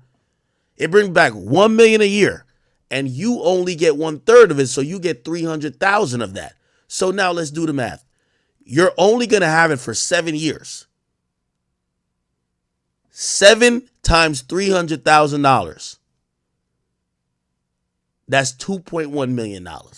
So essentially, if you pay $7 million, you're getting a $5 million loss, and Jay-Z in 2031 gets to get his album back for free.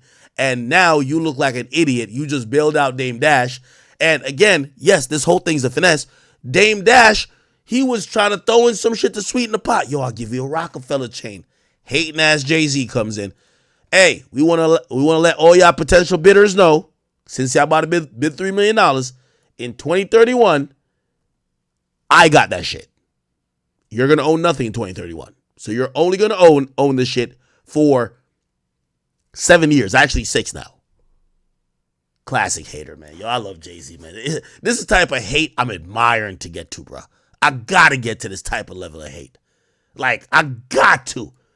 Yo, here's the thing. Jay-Z is worth reportedly $2.5 billion. His former business partner, Dame Dash, who got his teeth falling out of his mouth on live, he owes 10 million. Jay-Z's worth $2.5 billion. His former man's it owes $10 million.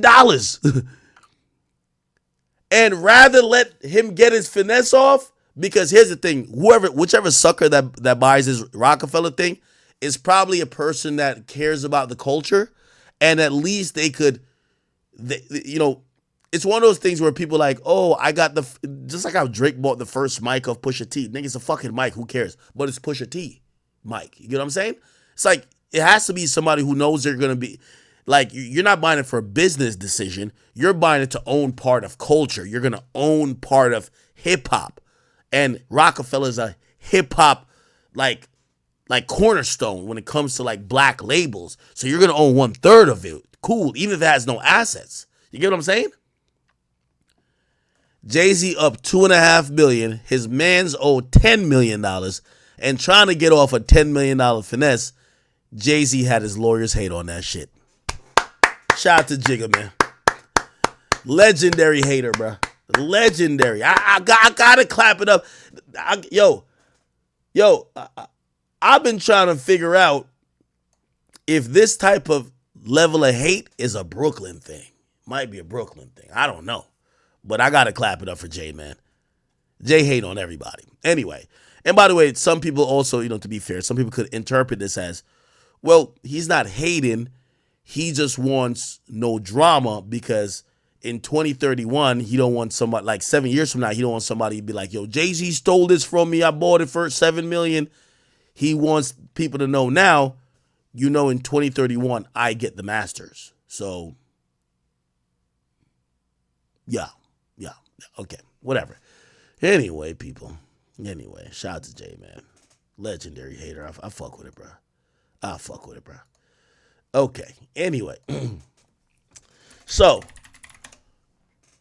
we have to play, and we didn't finish this yet. Jay, let's go to history. We gotta go to history. We didn't finish that video. Yeah. Amp. Yo, let's finish this video. Sorry, and then we're gonna play the video of why Jay don't fuck with Birdman / Wayne. Okay. So let's get past it. This is the title shit, right? This is the title shit. So this is when Drake is falling out. And by the way, we all acknowledge that. I don't think Jay is just giving this to Kendrick to say fuck you, Drake. That's part of it. But there's a fuck you to Birdman. There's a fuck you to Wayne as well. You get what I'm saying? As I said, this is the real 2 birds, 1 stone. Dropped his track I'm On One with Rick Ross, Lil Wayne, and Drake At the end of Drake's verse, it's speculated that he sent subliminal shots towards Jay-Z and Kanye, saying that the throne is for the taking, telling everyone to watch him take it, which is a clear reference to Watch the Throne. I'm just feeling like the throne is for the taking. Watch me take it. Immediate speculation would begin circulating about this line, so Drake would take to Twitter that same day to deny that he was dissing Jay-Z. Hove diss? Hove, of all people, has not lost it. That's God Body Flow. That same day, as Drake was rolling out his second album, Take Care, he dropped a track called Dreams Money Can Buy on his OVO blog site. On this track, it's speculated that Drake sent more subliminals at Jay-Z. This track would eventually be re-released in 2019 on the compilation album Care Package. And I feel like lately it went from top 5 to remaining 5. My favorite rappers either lost it or they ain't alive. That summer, on August 29th, 2011, Lil Wayne dropped his album The Carter 4. On the track It's Good, featuring Drake and Jadakiss, Wayne would respond to Jay-Z's disses towards Birdman on Ham, where he would threaten to kidnap Beyonce and take out Jay-Z. Drake, on the other hand, would throw some shots towards Jay-Z as well, in defense of Lil Wayne and Birdman at the beginning of his verse. Please pardon my brother, he's just angry at shooters who don't have your heart in your rap shit. On November 11th, 2011, Drake would sit down with Billboard for an interview, and during the interview, he was asked about never winning a Grammy despite having 6 nominations at this point. By the way, I think Kendrick took all the Drake Grammys, bro. That's another part of their little competitiveness. In 2009, Drake's track Best I Ever Had lost to Jay-Z's track DOA. So in this interview, Drake speaks about how losing to Hove angered him. But the one that really got to me was when I lost to DOA for Best I Ever Had. That one to me was like, really?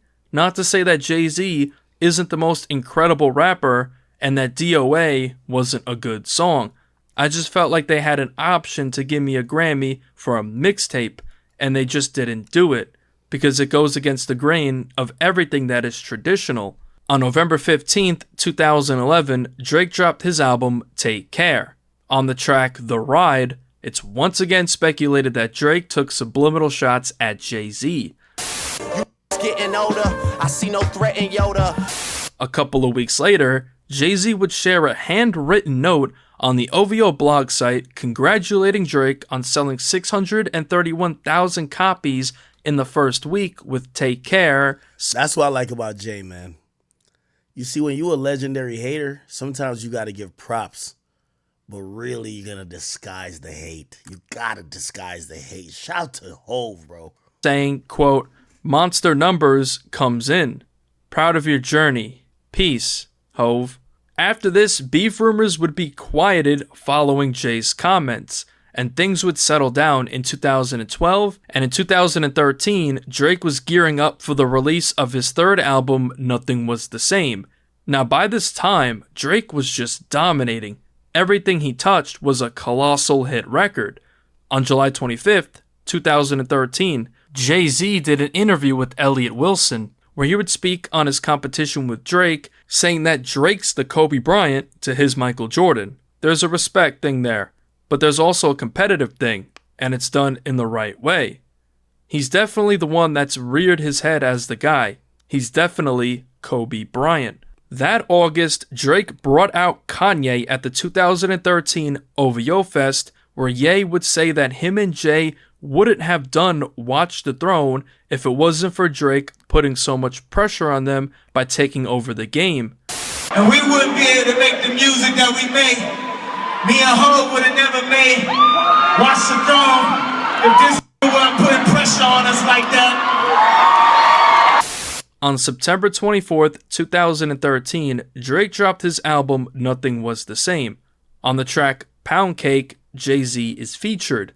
Now it is said that Jay-Z actually ended up sending Drake 2 verses that were set to appear on his album Magna Carta Holy Grail, but he decided to send it to Drake instead to put on Pound Cake. On the first line of his verse, Jay-Z actually dissed Drake when he said that he had Benzes before Drake had braces.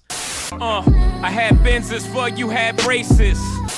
On part 2 of the track called Paris Morton Music 2, Drake would seemingly respond to Jay's line.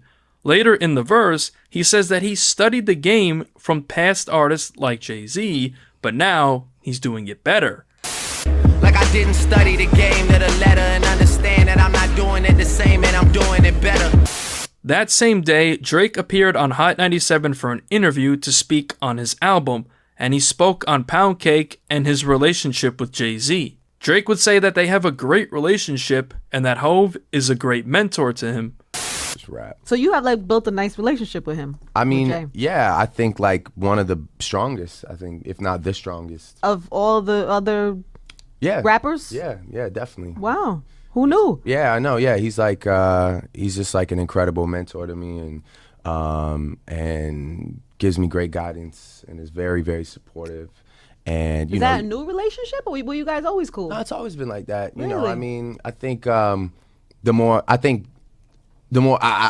make him proud, you know, that's I so think, cute. yeah, like, you know, the more I show him prove, like that, the like, you know, that's where the relationship grows. You know, it's just like the more he has to say to me, you know, and I've been consistent enough to sort of deserve or warrant advice from him, right? And he gives it to me, you know, and he's just I saw him last night. He's like he's the best, man, for real. Wow. He's just a solid dude. Yeah, we like Hov up here. Oh yeah, so. of course. After this, it seemed as if everything was cool between the two, but that would be short-lived.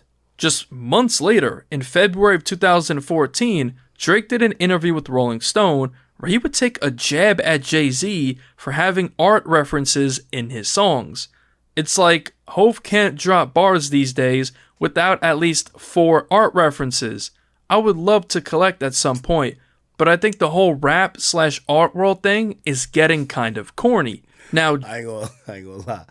Jay-Z's hearing that Drake is calling him corny, probably had him fuming. Drake, of all people, calling you corny is just crazy. So of course, Jay-Z was not going to go for this. The next month, on March 23rd, 2014, Jay-Z and his Rock Nation protege, Jay Electronica, dropped a freestyle over Soulja Boy's We Made It beat.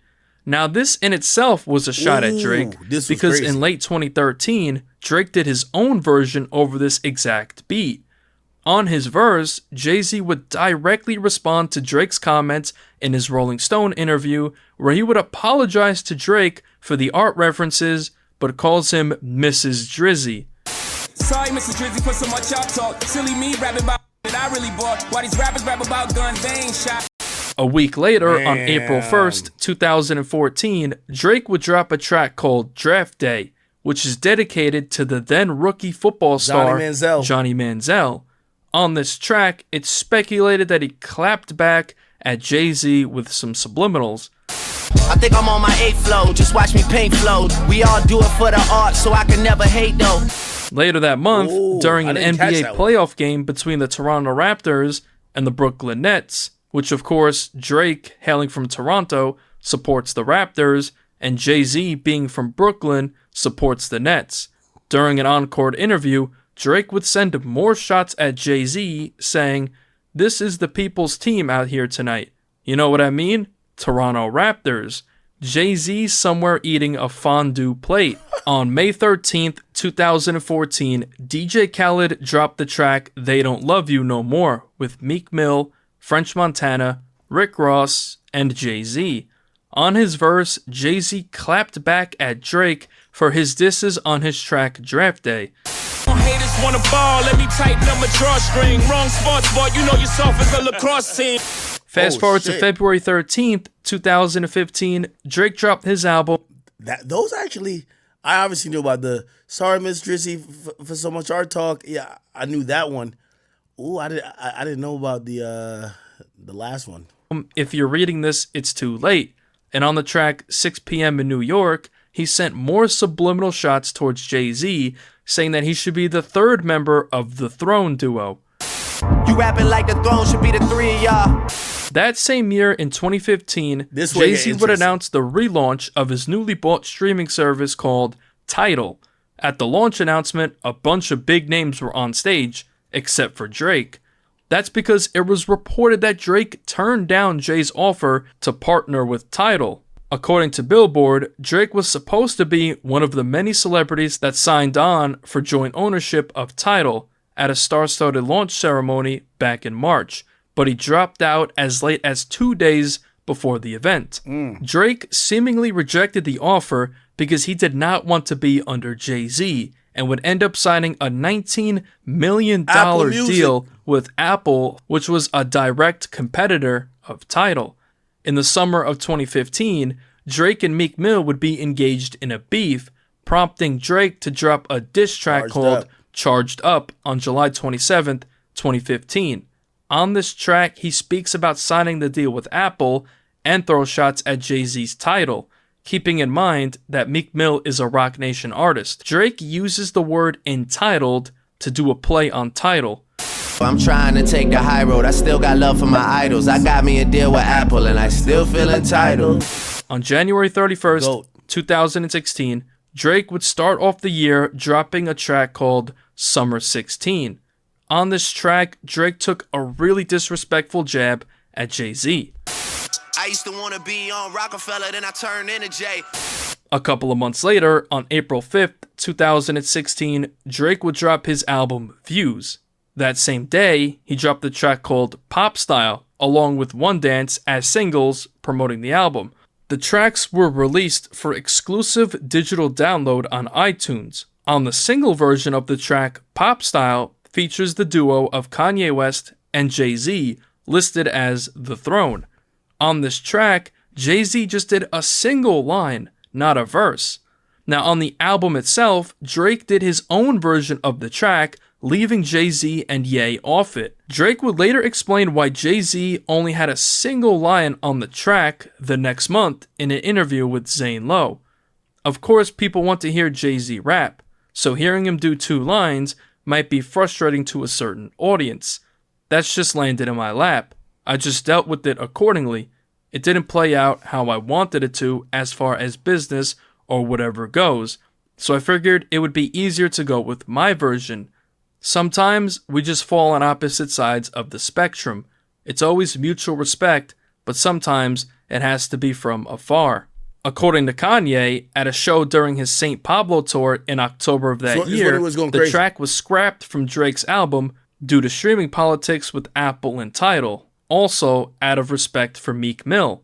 But then it went out of that territory, went into some Tidal, some political about percentages on songs. That summer, on June 26, 2016, DJ Khaled dropped his track I Got the Keys with Future and Jay-Z. Throughout the track, Jay-Z took more subliminals at Drake. On the first verse, he opened up responding to Drake's Summer 16 jab, saying that he can't be him until he owns his masters. It's always asking me the key. Till you own your own, you can't be free. Till you own your own, you can't be me. On the second verse, he once again sent subliminal shots at Drake. In real life, they like me. In real life, I'm like, no. A couple of months later, on October 23rd, 2016, Drake and 21 Savage dropped their track Sneakin', and on his verse, Drake sent subliminals at Jay-Z for saying that he has to own his masters to be like him. He says that Jay didn't own his masters right away, which is true, because Jay-Z didn't own his masters until 2015, so Drake says to have some patience and he'll be right there with him.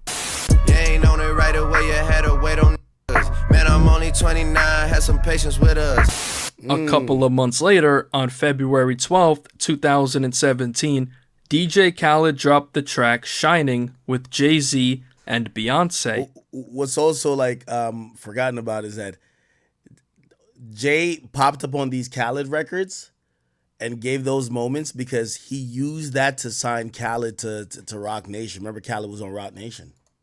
On his verse, for management, he was managing. He managed Khaled on Roc Nation, and he gave Khaled like a bunch of verses. First, Jay-Z sends subliminal shots back at Drake once again, referencing the Summer 16 record. 12 solo albums all platinum. I know you ain't talking numbers right. I know you ain't talking summers right.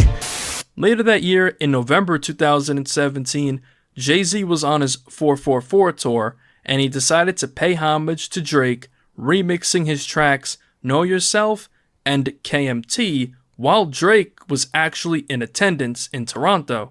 After this, people would think that the beef would be squashed, as the two appeared to be on good terms. The next year, on June 29th, 2018, Drake dropped his album Scorpion, and on the track Talk Up, Jay-Z would be featured. One line in particular I want to mention was at the very end of Jay's verse.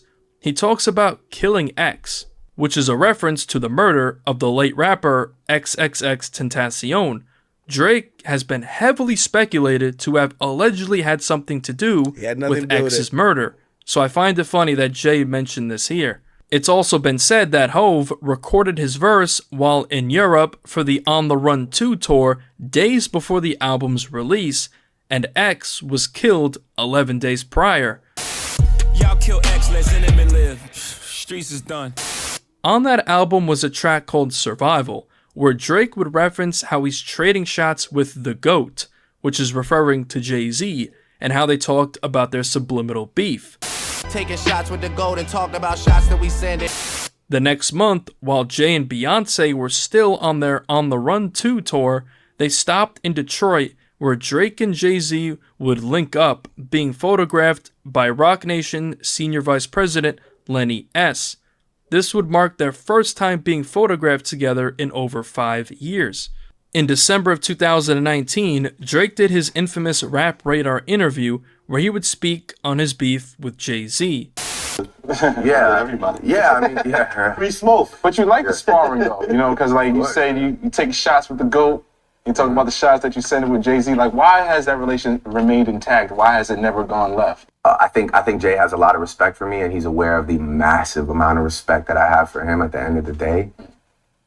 And I think we both enjoyed our moments of, you know, him, you know, checking the young boy and me trying to be like, nah, I'm here, you know, like. After this, nothing else happened, and in late 2021, on Drake's album Certified Lover Boy, Jay-Z was featured on the track called Love All. Who do you think had the upper hand in this subliminal match? Drake or Jay-Z? Interesting. Now tuned into the motherfucking greatest. This is the Jay and Wayne one. I'm not gonna play all of it. We want to get to relevant parts.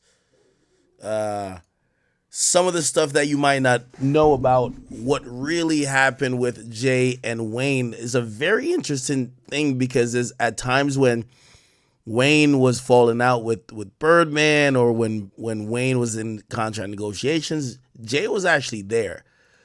Jay-Z was already solidified as one of the greatest. On the third verse of this track, Jay-Z says that he's gonna drop the Black Album, then retire as the best rapper alive. I dropped that Black Album, then I back out it as the best rapper alive. Later that year, on November 14th, 2003, Jay-Z dropped his quote-unquote final album, The Black Album. After this, Lil Wayne saw that the throne was for the taking. Since I think that's when is Carter one at that time? Wayne goes on a run from 2004, I want to say mid 2004, to like 2008, obviously culminating with Carter 3 or whatever. All these mixtapes, like, he goes crazy, bro. Since Jay-Z was now retired from hip-hop. Now, something that's definitely worth noting is that Jay-Z is one of Lil Wayne's favorite rappers of all time, and Wayne looks at Jay-Z as his idol. So this also could play a factor in this back and forth. Now, everything was cool between Jay and Wayne initially, but after Jay dropped the Black Album is when things would go left. In 2003, Lil Wayne was gearing up to drop his fourth album, which would be the first installment of the Carter series. The album was originally supposed to drop in late 2003, but would be delayed due to Wayne's change in direction of the music, and some of the featured artists that were on the album weren't with Cash Money, so he put the unfinished album on a mixtape called The Drought, which dropped on October 2nd, 2003. Lil Wayne would then start making his fourth album, The Carter, all over again. On February 1st, 2004, Lil Wayne dropped his mixtape The Prefix, and on this mixtape he pays homage to Jay-Z by rapping over several beats of Hov's. On April 17th, 2004, Lil Wayne dropped the first single for The Carter, which was a track called Bring It Back, featuring Manny Fresh. On the outro to the track is when Lil Wayne would take the first official shots at Jay-Z on wax, when he said this. The best rapper alive since the best rapper retired. Wayne was claiming his spot as the best rapper alive since the best rapper retired, a clear shot towards Jay-Z, and this is when the beef would officially begin. I don't think that's a shot, though. Best rapper alive since the best rapper retired. So you're basically acknowledging that Jay the best. You're just saying you're the new best. But Jay-Z was still retired, and in 2004 would become the new president of Def Jam, so he didn't respond, of course. A couple of months later, on June 25th, 2004, just 4 days before The Carter dropped, Lil Wayne sat down with IGN for an interview. In the interview, Wayne was asked about the line at the end of Bring It Back. In quotes, "You got a line at the end of Bring It Back where you say best rapper alive since the best rapper retired. That's a pretty heavy boast to lay down on wax. Do you think anybody is going to test you on that?" Wayne responded saying, quote, "We have yet to see. If anybody does try to test me, then I swear to you I'll eat him for breakfast, and I'll tell you how it was next interview." Then the interviewer asked, "Will you eat him with milk?" Pause. To which Wayne responded saying, quote, "Nah, I don't need nothing to digest it down with. They are weaklings." 4 days later, on June 29th, 2004, Lil Wayne dropped his fourth album, The Carter. During this time, Destiny's Child were gearing up to drop their fifth and final album as a group called Destiny Fulfilled, which was set to drop in November of that year. Now, if you know, Beyonce is a part of Destiny's Child, which of course is Jay-Z's wife. One of the singles from the album is titled Soldier, featuring T.I. and Lil Wayne. Now, it's been said that Jay-Z actually was the one that requested Lil Wayne to be featured on this track, so Hov was definitely paying close attention to Weezy. After dropping The Carter, Lil Wayne's contract with Cash Money was fulfilled, and he was now a free agent. So in December 2004, the then president of Def Jam, Jay-Z, was trying to sign Lil Wayne to Def Jam/Rockefeller. Lil Wayne ultimately declined Jay's offer, and on February 7th, 2005, Lil Wayne resigned with Cash Money Records. Wayne told MTV News about declining Jay's offer, saying, quote, "It was very tough, but you know, I'm a loyal dude. I stick with the fam. But I hope we could do something in the future with my fam and his fam." Jay-Z would speak on the meeting he had with Lil Wayne on a Breakfast Club interview years later in 2013. The truth is, after I had a meeting with Wayne, I had a relationship with Baby, so I felt it was only right to call him. Mm-hmm. I called him out of respect, like, yo, I was talking to Wayne, just letting you know. So after that, I think we received a letter at our office for like torturous interference from a lawyer, and I was like, whoa. Was it sports? They do that? I could have signed him. I could have signed him and then told him after, but I did the right thing, and I'm cool with that decision. In 2016, Lil Wayne did an interview with Shade 45 Sirius XM where he recalled a meeting he had with Jay-Z about signing to Def Jam and Rockefeller, where he claims that Hov only offered him $175,000. Lil Wayne also spoke about signing with Rockefeller/Def Jam in 2005 in an interview with Smack DVD on his tour bus. And it's been in the press and streets talk. She was recently about to go to Def Jam. this nigga Hov. You know what I'm saying? What was that about? Yeah, I was hollering at Hov, but as far as, you know, about to go, you probably couldn't say whatever about it, but the situation was we had a conversation, and, you know, a conversation with Weezy and Hov could take to the higher plateau. Am I tripping, or Wayne sounds like, even though he looks inebriated here, when Wayne talks these days, like, I don't know, it's like, I don't know if it's maybe the health problems or the drugs, but he sounds clearer here. You know what I'm saying? Even if it's just a conversation, it's gonna be more than that because we are who we are. And but yeah, the conversation was about me joining Def Jam or the Rockefeller team or whatever. You know, we didn't agree on certain things or whatever the situation was, it didn't work out. And I'm here where I am, but you know, it's all love. As rumors were spreading about Wayne signing to Def Jam/Rockefeller, somewhere in 2005, Lil Wayne was performing at a club in Jackson, Mississippi, which was being aired on WJTV 12 CBS, dubbed as the Admission Granted special, where he would say that he's now a Def Jam artist, and the next time we see him, he'll be with the boy Jay-Z. I did that as long as I could do it. I'm a Def Jam artist now, man. So next time you see me, I'm gonna be with the boy Jay-Z, you understand me? Now, obviously, this never ended up happening, so maybe Wayne was just trying to trick the media into thinking he was signed to Def Jam.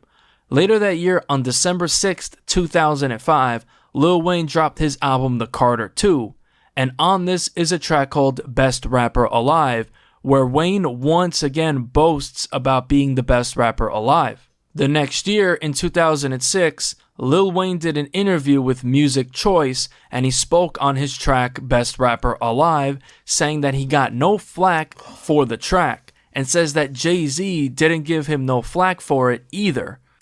I ain't getting no flack from that. I mean, of course from the haters, but I mean from the man. From Jay, I ain't nobody, you know, he propped me up when he see me. They gave me a lot of confidence to put a new song out called The Best Rapper on my album. In another interview in 2006, the interviewer said that one of the tracks on the Carter 2, called Shooter, could be Wayne's version of Hard Knock Life. Wayne responded saying, quote, "Me and my homies, we sit around, and even with the success of this album, we still sit and say, I need that Hard Knock Life song. I need that song that got Jay over that Hard Knock Life song. And for you to just say that is on my album that's already out, that's amazing, man." On May 22nd, 2006, Lil Wayne dropped the second installment of the Dedication series mixtape, Dedication 2. On the skit, I'm the Best Rapper Alive, Wayne once again reminds everyone that he's the best rapper alive. In 2022, at the BET Awards in LA, DJ Drama was interviewed by Hip Hop DX on the red carpet, where he said that he helped Wayne write the script for that skit, saying, quote, "At the time that was coming off of Hov, saying hands down he was the greatest, here comes Tunchi, staking the claim and putting the crown on him." That summer, in June of 2006, Jay-Z announced that he would be coming out of retirement at the age of 36 and was dropping an album that fall titled Kingdom Come. On September 27th, 2006, Lil Wayne sat down with MTV News for an interview, and when discussing Jay-Z's comeback, this is what he had to say. Did you get the two calls? I know for a while you've been wanting to do something with Jay-Z. He's back out of retirement now. He never called. He never called? I mean, I talked to him, though. You know, he tell me everything I want to hear, though. He let me know that I'm that dude. He see me, keep my head up. That's better than the verse for me. Yeah. Yeah, I mean, that's my idol right there. That's his role model right there. You know what I mean? He ain't never got to do a verse for me. You know what I mean? Just from him acknowledging me when anybody else asks him anything. Nah, Jay a hater, bro. Nah, this is premeditated hate, man. Damn. You could tell this nigga wanted a verse, man. When they don't, he say something. I mean, that's enough for the boy right here. A couple of weeks later, on October 6, 2006, Jay-Z's first single from his comeback album Kingdom Come was leaked to the radio. The track was called Show Me What You Got. The track would officially be released as the first single to the album on October 30th, 2006. On this track, Jay-Z warns all the rappers in the game that he's back, with a line calling himself the Michael Jordan of rap. I'm back. I am the Mike Jordan of recording. You might want to fall back from recording. Now keep these bars in mind because it will come into play shortly. On November 21st, 2006, Jay-Z dropped his comeback album, Kingdom Come. This album was trash. Garbage. I think it dropped in 2006. Even though I did like Lost Ones. Lost Ones is a fire song. That was him basically saying that he was trying to keep up with Beyonce and that he bought his nephew a car that he passed away in. I like that song. The title track, titled Kingdom Come, on the intro, Jay-Z calls himself hip-hop savior, alluding that hip-hop has been dead since he left. Not only NYC, I'm hip-hop savior. Track 11 is a track titled Trouble, and on the third verse, it's heavily speculated that this entire verse was a subliminal diss towards Lil Wayne. Throughout the entire verse, Jay is talking to someone he refers to as Lil. Cute, you little think you in my class. Substitute little soon feel my rap. A couple of weeks later, on December 2nd, 2006, Lil Wayne and Young Money Entertainment dropped the mixtape Lil Louisiana Volume 1. On this mixtape was a track called Dough Is What I Got, which was Lil Wayne rapping over the beat to Jay-Z's track Show Me What You Got off of Kingdom Come. On the first verse, Lil Wayne once again took subliminal shots at Jay-Z when he responded to Jay's claim of him being the Michael Jordan of recording. Jordan is the greatest basketball player of all time, so it's no surprise why Hove frequently compares himself to Jordan. Lil Wayne says that he must be LeBron James if Jay-Z is Jordan, but then he says that he's not LeBron because he has rings, and in 2006, LeBron James didn't win an NBA Finals yet. Then compares himself to Kobe Bryant because Kobe Bryant stayed with the Lakers his whole career, and up to this point, Wayne has been with Cash Money Records his whole career too. And also, Kobe Bryant has won NBA rings at... Chat, I think we all agree, right? I'm down to say this, right? You know, even though, yeah, I'll say this. If we're gonna compare the basketball players, Jay is Jordan, Kobe is Wayne. I think Wayne is Kobe. Wayne is Kobe. You looked at and try to mirror and take certain things from the guy you thought was the GOAT. You were trying to be him. And then you get the LeBron, the guy who, he don't maybe have a fadeaway like you, but he has different skills. Like he starts singing, he does everything. I think Drake is LeBron. You get what I'm saying? Now, here's the thing, and this is one of the reasons why I'm big on Wayne getting his flowers, is because, you know, rest in peace to Kobe. But Kobe dying, I think people don't give Kobe his proper flowers because, you know, they just compare Mike to LeBron.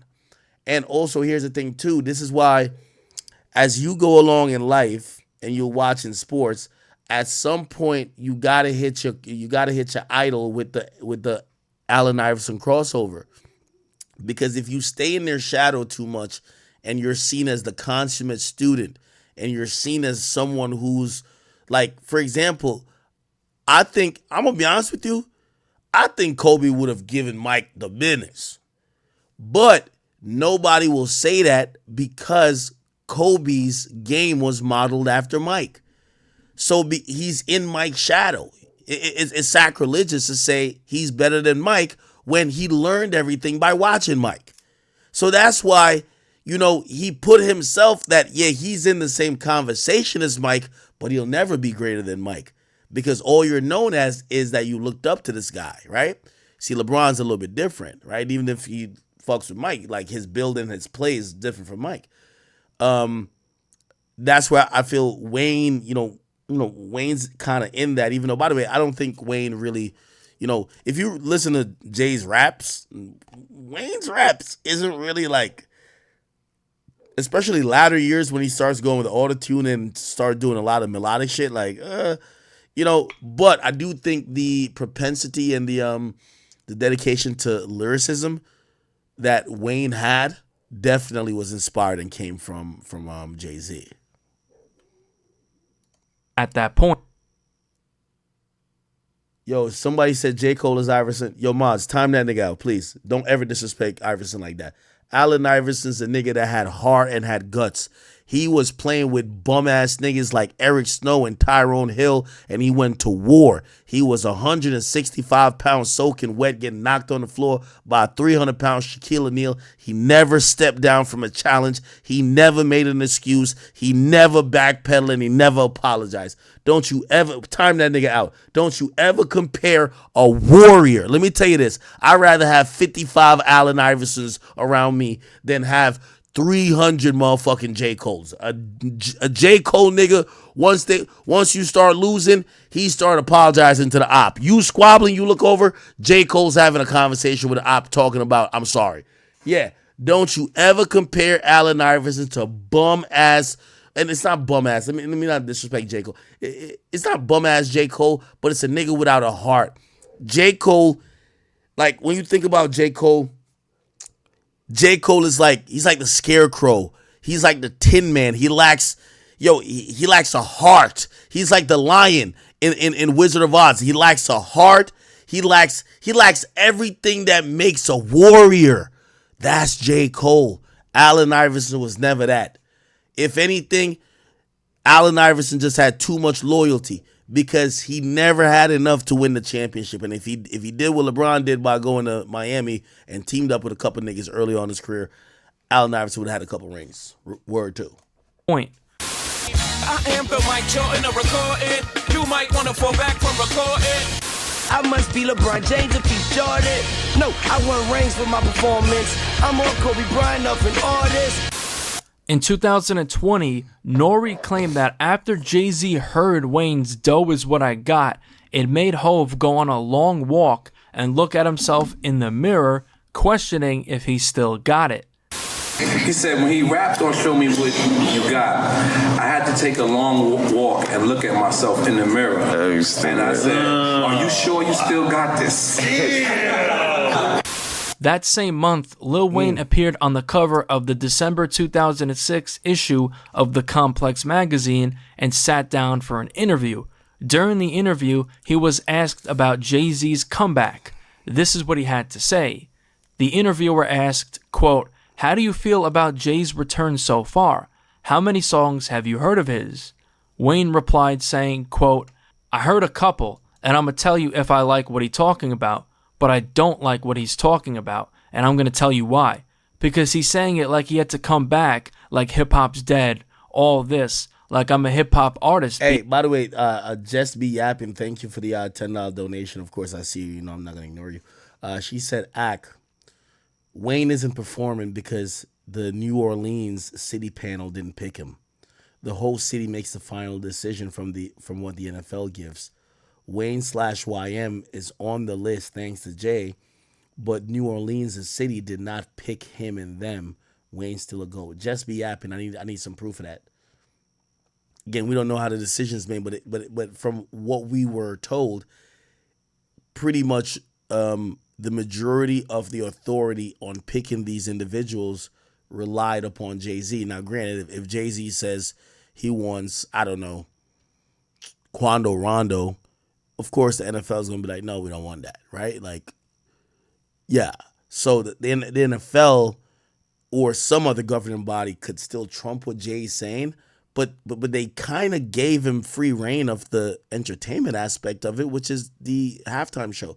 So if you're saying that the Super Bowl halftime show was decided by a panel, a New Orleans panel, as you're saying, a city panel, and they didn't pick Lil Wayne, you got to show me a little bit of proof of that, Shorty, okay? I'm not saying you're lying, and I thank you for the donation, but that sounds wild to me. Yeah, send some proof in, and we'll go over it. B, what you mean it's dead? So that means I'm not rapping the whole time? I've been in it 13 years, Daddy. How can it be dead? You know what I mean? If anything, it's reborn. Know what I mean? So he's probably having a problem with that. Like this whole aspect of coming back was because it was dead and y'all needed me. Nah, I want him to know that. You left on a good note. You left. This was your house. All the people in the house, all the artists were saying, yo, this is Jay's house. He's bowing out gracefully. We all say he's the best. All the players say, you the coach, you're the best. We love it. You bowed out. You come back and this is still your house? Nah, we effed the bitches in your bed already. Nah, I mean, it's not your house, daddy. And I just want him to know that. That's from a competitive level. You know what I mean? That's not no beefing or no hating shit or nothing like that. It's just I'm a rapper. And he always capitalizes on rappers being very confident about themselves. Like when everybody asks him, how do you feel about this person saying this about you? If it's anything about rap, he'll be like, they're supposed to say that. So I'm supposed to feel that you're talking about me when you say rap is dead. I mean, I've been out here rapping all my life. What the do you mean? And I'm better than you, daddy. The interviewer then asks Wayne if he feels he's better than Jay-Z right now, to which he replied saying, quote, who don't? After this interview got out, people started talking about Lil Wayne's comments about Jay-Z, and rumors began spreading like wildfire that these two were now publicly beefing. Fast forward months later, in April 2007, Lil Wayne graced the cover of the April 2007 edition of the XXL magazine, I remember this cover, where he would sit down with them for an interview. In the interview, Wayne would apologize to Jay-Z about his comments in his Complex interview in December, saying, quote, I'm glad you brought that up, because I want to apologize to Jay and his family and friends, because I was asked that question, and they put it in there like I was just feeling like, oh, you know what? I'm better than Jay. Ooh, by the way, thank you to Tupac Archives for the 10. He says, yo, Act, please have Martin Shkreli come back and play the rest of the OG Carter 5. Yo, Loki, I was setting up an interview with him. I think he just got out of jail still. So it's difficult because I don't think he could travel to come to my studio. We were talking about it. We got to figure out like the logistics. So we're probably going to have to either go to where he's at. I don't know if he got to get approval by like his parole or PO or whatever. But yeah, I do want to sit with Martin Shkreli. Matter of fact, y'all hit him up. You'll tell him, yo, let's figure it out, because we were talking about it, but I could tell, his situation post jail was probably preventing it, because I was like, yo, this is our location, come here. And I don't know if he was allowed to be there. You know what I mean? They came at me like, so you say you're the best? Can you just say that you're better than everybody? Would you say you're better than Jay? I was like, yeah, I'm better than everybody. Oh, he apologized to Jay? Come on, Wayne. But I like to throw that apology out there because of whatever trouble I caused, I ain't want that to happen. That same month, on April 13th, 2007, Lil Wayne dropped his all-time classic mixtape, The Drought 3, which included his Dough Is What I Got track. Now, the king of subliminals, Jay-Z, was not going to just sit back and not respond. That summer, on July 3rd, 2007, T.I. dropped his album T.I. vs. T.I.P. Track 7, titled Watch What You Say to Me, features Jay-Z, and at the end of his verse, he sent subliminal shots back at Lil Wayne. Hope said that he hears Wayne baiting him into replying. I hear you baiting me lately. I've been doing my best just to say hey to free still. Watch what you say to me.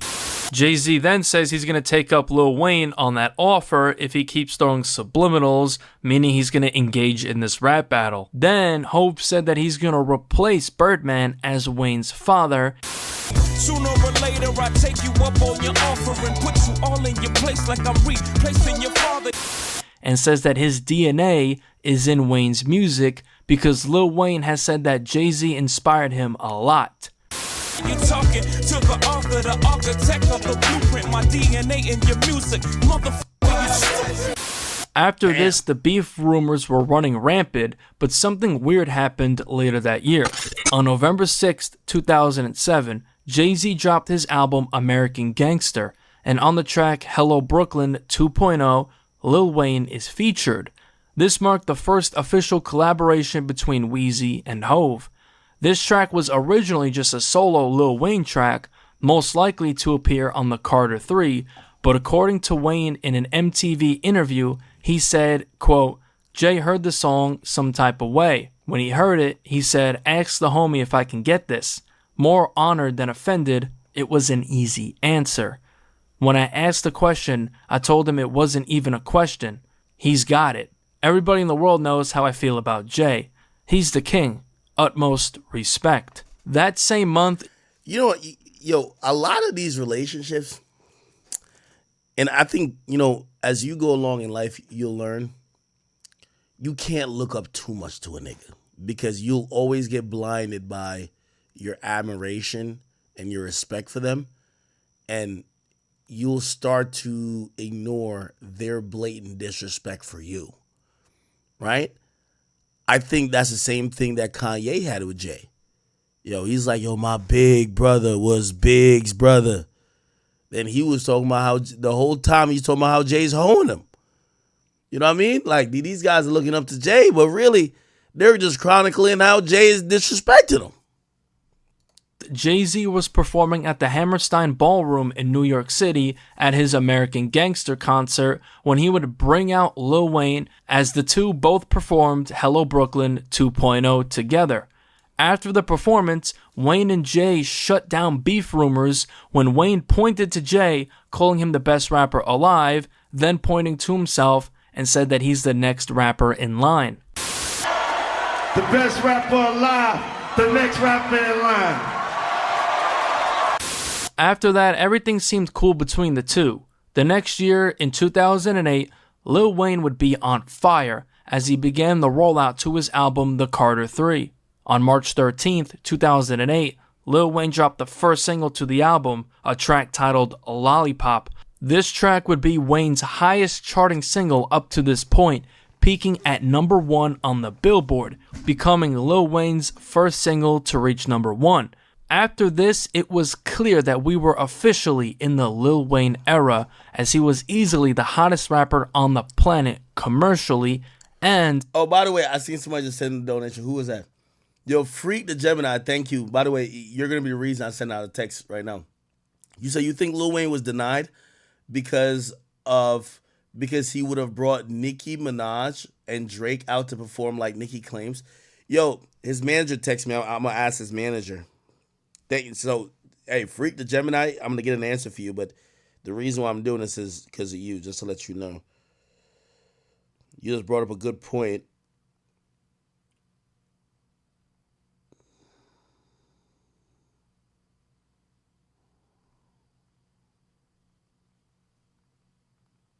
I'm writing a message to Wayne's manager right now. Did NFL ever reach out to Wayne about the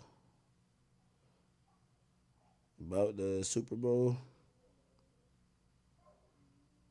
Or was he just completely blindsided? That's good to know, right? Because like we don't know how this process goes. All right. I hit Wayne's manager. I'll get an answer. Was the best rapper. On April 23rd, 2008, Lil Wayne dropped the second single from the album called A Milli, to which this track peaked at number 6 on the US Billboard Hot 100. In the summer of 2008, Jay-Z would end up doing his... Furlan Gaming, you say NOLA votes for Kendrick? Where is this thing where y'all saying New Orleans voted for Kendrick? Like, who the fuck said that New Orleans voted for Kendrick?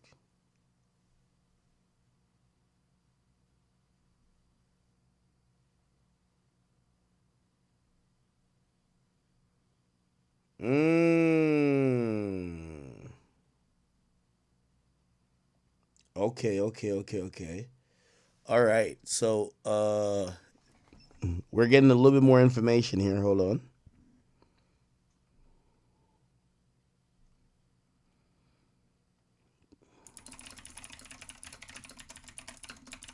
Y'all like my typing speed? I used to type 85 words per minute in high school.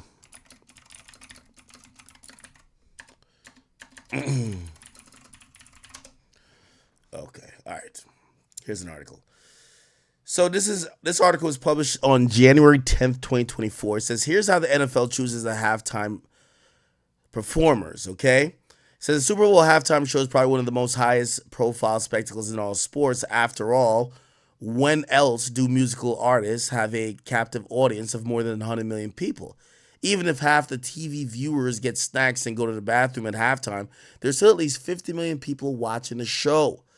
Since it's such a big stage, the Super Bowl halftime performer come from a pretty short list. Your friend's cover band that plays on Sunday night at a local watering hole probably has no chance of getting the gig, although even some of the biggest names in entertainment are responsible for the worst Super Bowl halftime shows.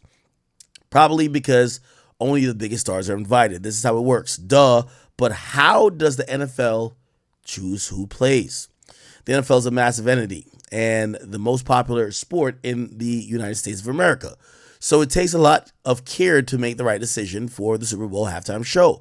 A journalist who used to cover the Tennessee Titans writes on Quora that the league considers popularity, music genre, and artists overall performance value. So even though Mick Jagger and the Rolling Stones were at the peak of their powers in the late 1960s, they didn't have a broad enough appeal to play at the Super Bowl. Not that they would have wanted to play anyway.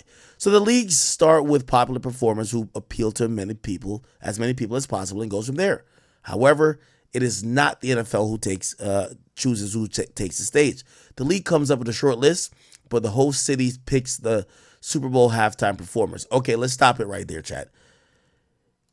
Let's stop it right there. They're saying that a journalist who used to cover the Tennessee Titans writes on Quora, or Quora, whatever that website is. First and foremost, let me see if we can find. Can we find it?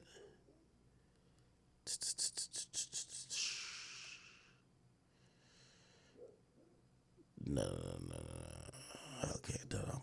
I'm trying to find it. Again, chat, it's important to know whatever journalist this is and what they're talking about. They might be talking about pre-2021, which is when Jay-Z signed the deal. I don't need to play this again, but I'll play it again.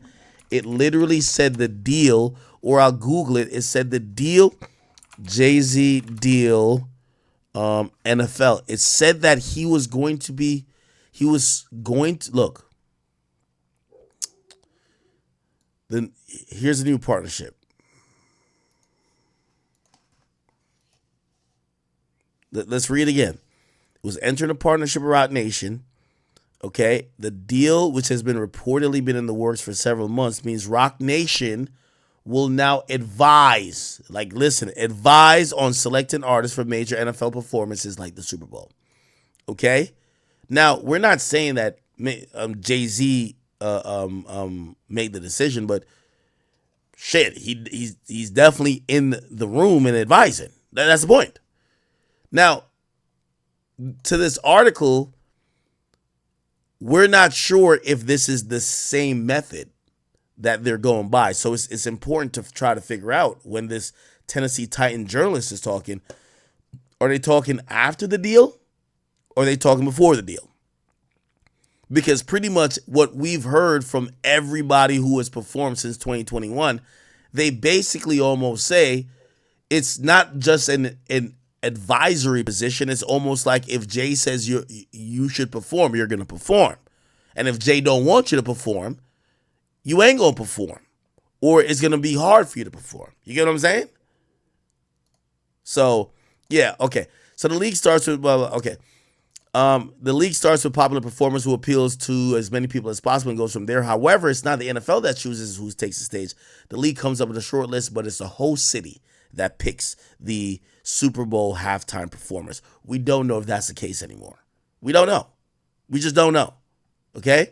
Atlanta, which hosted 2019. Again, see? They're talking about Super Bowls before 2021. This is before 2021. So if this journalist info is before 2021, yes, that was the case. But now Jay-Z and Roc Nation took it over. So we don't know if that's true. Okay, anyway. His own remix of this track called A Billy. On June 3rd, 2008, rapper Freaky Zeke dropped his mixtape Blame It on the Henny. On this is a track called Beat Without Bass, featuring Lil Wayne. At the end of his verse, Lil Wayne has a message to quote-unquote old-ass rappers, likely referring to Jay-Z, saying that he's like 44 and that he's only 24 years old. You old ass rappers better stay on tour. You like 44, I'm 24. On June 10th, 2008, Lil Wayne dropped his album The Carter 3, to which Jay-Z repaid the... Wait, how old was Jay-Z in 2007? How old was Jay-Z in 2007? Oh, he's 38. He wasn't 44. Okay. ...the favor, being featured on the track Mr. Carter, marking their second collab. On Jay's verse, he essentially says that he's passing the torch to Lil Wayne when he refers to Wayne as his heir to the throne. If we take a look at the definition of heir, it says that it's a person inheriting or continuing the legacy of a predecessor. I'm right here in my chair with my crown and my dear Queen Bee as I share my time with my ear, Young Carter. On the outro, Lil Wayne quotes lyrics from his favorite song of all time, Lucky Me, off of Jay-Z's album In My Lifetime Volume 1. I swear to everything, when I leave this earth, it's gonna be on both feet, never knees in the dirt. And I swear to everything, when I leave this earth, it's gonna be on both feet, never knees in the dirt.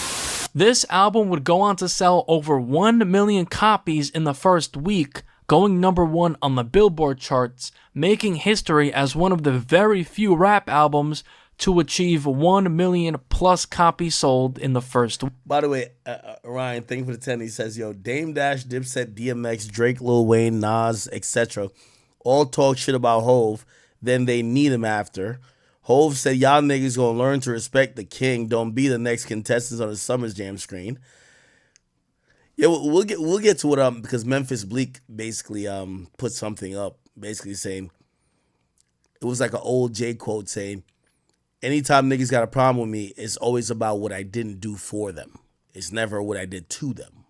Week, Lil Wayne just completely took over the rap game with this album, putting rappers on notice as he had the game in a chokehold.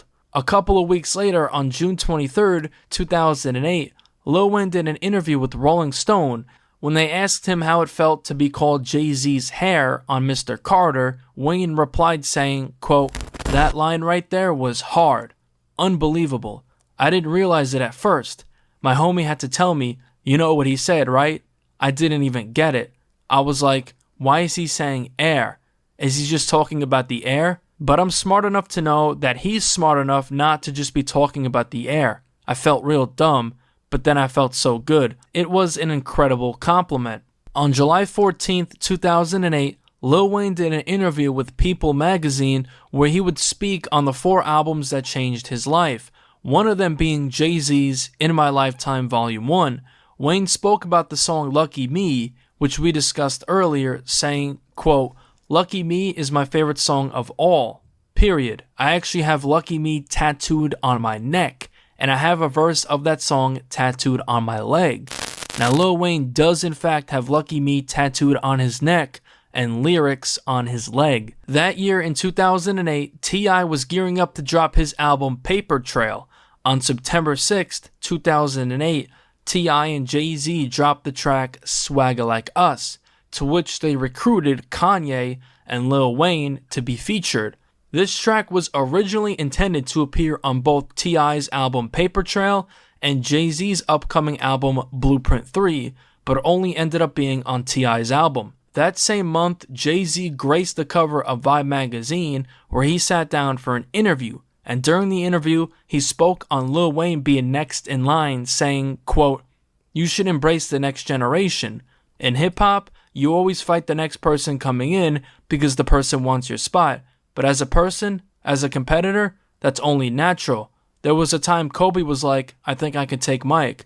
I admire that in a way. The public has Lil Wayne next in line. That's what the public says, so why not?" The next month, on October 27th, 2008, Lil Wayne and Jay-Z were both co-headlining Power 105.1's Powerhouse in East Rutherford, New Jersey, but Lil Wayne did not end up showing up to the show on time after problems with a metal detector, so they had to perform their sets separately. This mega headline was now ruined, and to boot, Wayne's set was reportedly discombobulated and spotty.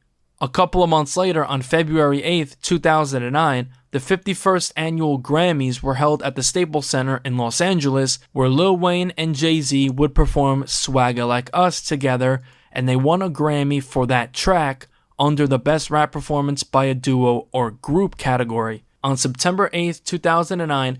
Peter Stone, thank you for the time, brother, but you said, you clearly have a narrative to push. The article is telling you what they do, but you want to do a spin because it's not fitting what you're saying. The stream is some weird Jay hate. No, it's not. The article is sourcing a journalist that is speaking about how Super Bowl performers were picked from an era before Jay-Z was ever involved. Again, unless they're telling us that's what happened from 2021 on, again, the NFL did a random deal. They never did this deal with no one else. They did a random deal with Jay-Z to stop players from kneeling, and they gave him an advisory position and basically made him like almost the person that was in charge of all of the entertainment like performances in the NFL. So unless any journalist could tell me 2021 on, I don't think you telling me how it worked in 2015 applies to Jay-Z at all, because there was no position of what Jay-Z's doing. So it's not an anti-Jay-Z thing. It's like, yeah, I read the article, but nowhere in the article actually said that their information came from 2021 on when Jay-Z is involved. Jay-Z dropped his album The Blueprint 3, which would sell 476,000 copies in the first week, debuting at number 1 on the Billboard 200. On 2 of the tracks, he shouts out Lil Wayne. On the track DOA, Death of Autotune, he says that he's going to send this track to the mixtape Wheezy. This shit need a verse from Cheesy. I might send this to the mixtape Wheezy. On the track A Star Is Born, he says that he applauds Lil Wayne, and if he keeps going, he'll pass the torch to him. Wayne scorching, I'll applaud him if he keep going, pass the torch to him. After this is when their relationship would begin to crumble. After this album dropped, MTV would name Jay-Z the hottest MC in the game. On October 19th, 2009, Birdman was doing an interview, and when he was asked about Jay-Z being named MTV's hottest MC, this is what he had to say about it. Jay-Z just got voted #1 by MTV, #1 MC. What do you make of that? I don't think he's the #1 MC. Wayne the best, he do the most, and he make the most money. Yeah. I don't think in the business make more money than us. Fair enough. And so how could you be the best if you don't make the best money, the most money, and you don't do the most? Mm-hmm. Lyrically, come on, man, be for real, man. Can't nobody f with Wayne. Us. And to me, if you're #1 and you ain't getting no money, don't mean nothing. You hear me? So, but if you're #1 and you making money, to me, who making the most money? That's #1 to me. All that rap shit. You hear me? They got cold rappers you never even heard. Now, initially, Jay-Z did not respond to Birdman's comments, and on October 31st, 2009, Lil Wayne dropped his mixtape No Ceilings, to which he would rap over the beat to Jay-Z's tracks Death of Autotune and Run This Town. In January 2010, Jay-Z sat down with Angie Martinez at Hot 97 for an interview. Angie asked Hov what he thinks about Birdman's comments, to which he responded saying this. How does Jay feel about Baby from Cash Money constantly saying Wheezy is more lyrical and has more money than Jay-Z? You know, being lyrical is just a matter of opinion. It's who you like. So, you know, that's his opinion. As far as money, I mean, you know, that's a little more factual. Right, we can determine that. Right, we would have to see your bank accounts and things of this I have nature. no problem, but it's gonna cost. Put it up. If he's that confident, you know, I give him a little glimpse. It's crazy. I give him a little glimpse. Check that out. Cut it out. Knock it off. But as far as, you know, being lyrical, I mean, that's from one's, you know, that's for the viewers. That's anybody's, yeah. That's everybody. That crystallizes Jay-Z right there. That just contextualizes it. Obviously, you know, he's an amazing artist and probably one of the best. Not probably one of the best. He's one of the best, like one of like three.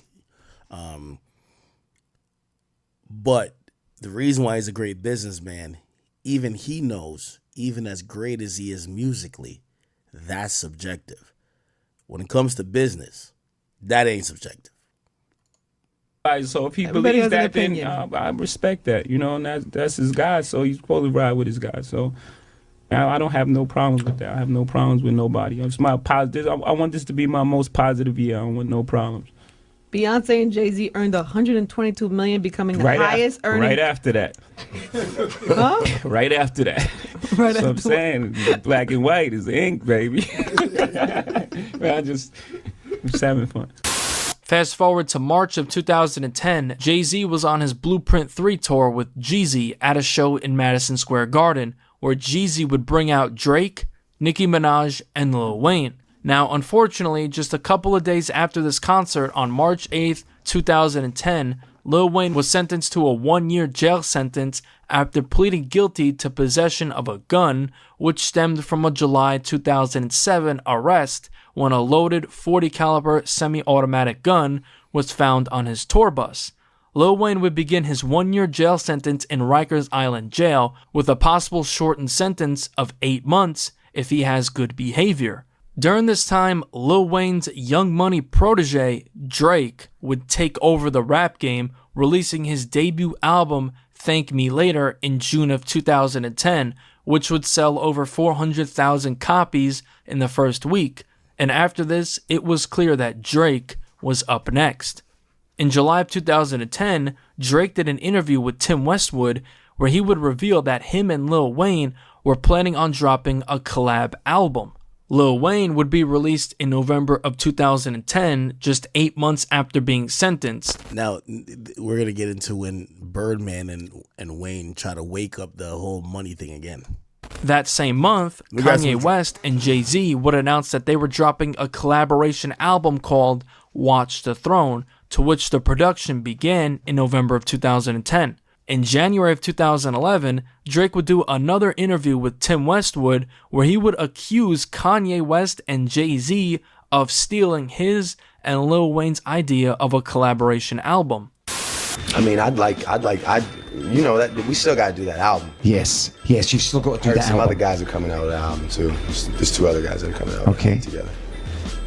2 other rappers that are coming out with an album together. I don't know where they got that idea, but...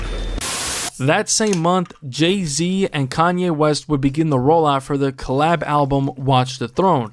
On January 11th, 2011, they dropped the first single on the album titled Ham, and on his verse, Jay-Z would send shots at Birdman for saying that Lil Wayne has more money than him in his interview.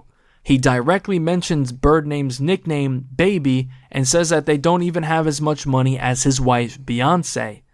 Really $500 million, really, you got baby money. Keep it real with niggas ain't got my lady money. Lil Wayne, of course, heard this, so on August 29th, 2011, Lil Wayne dropped his album The Carter 4, and on the track It's Good featuring Drake and Jadakiss, on his verse, Wayne responded to Jay-Z. Weezy directly references Hope's Baby Money bar from Ham, then he threatens to kidnap Beyonce and take out Jay-Z. Talk about baby money, I got your baby money. Kidnap your, get that how much you love your lady money. Jay-Z would later speak on this in his Breakfast Club interview in 2013. How close were you to really spanking Wayne when he threw that shot at the wife? Nah, it was all right. It's part of you know, the sport and the competition. I didn't take it serious. I didn't view it as a threat, but I didn't take it as a real threat. I took it as a flip of a line. Lil Wayne would also do an interview later in 2011 with Sway, where he would speak on Jay-Z's diss on Ham. You ask him about the Jay-Z line? I wouldn't ask him about a Jay-Z line because he's not Jay-Z. Is that something you would react to as an MC? Actually, the subject that he's talking about in that line, I can't box with the guards with that. You know what I mean? And I'll be the first one to tell you that. Given my wit and the type of person I am, I'll capitalize and I'll play off of it. Fast forward to January 2012, Birdman did an interview with the Big Boys Neighborhood where he would speak on the issues between himself and Jay-Z. Is there an issue with you and Jay-Z? Like Jay-Z said something in the record Ham. He was saying, you ain't got baby money, you spending baby money. Is there an issue? Not with me, but I don't know how he feeling, but we just doing what we do, we ain't tripping. We spending baby money. That's how we live. The next month, on February 12th, 2012, YMCMB hosted a pre-party for the Grammys, and during this, Lil Wayne got on the mic to spit a few bars, where he would diss Jay-Z and Kanye when he directly mentions Watch the Throne. And other than that, I ain't really got nothing else to say, but I met a bad red bomb, I took the home, I asked her what she want to watch, she said surely not the throne. Oh, I never seen this. Yo, Birdman looked like a proud father, man. Throwing up that blood, son. Surely not the throne. Drop mic moment. Look at Mac Mean.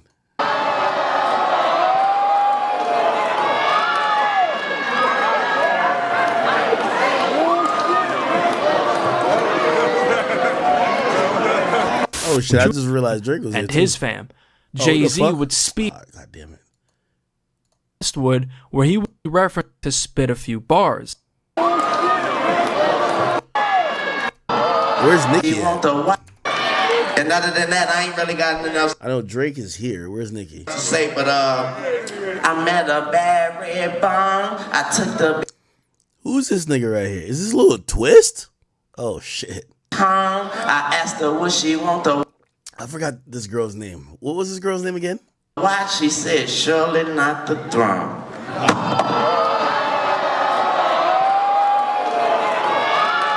Nah, Wayne standing on business.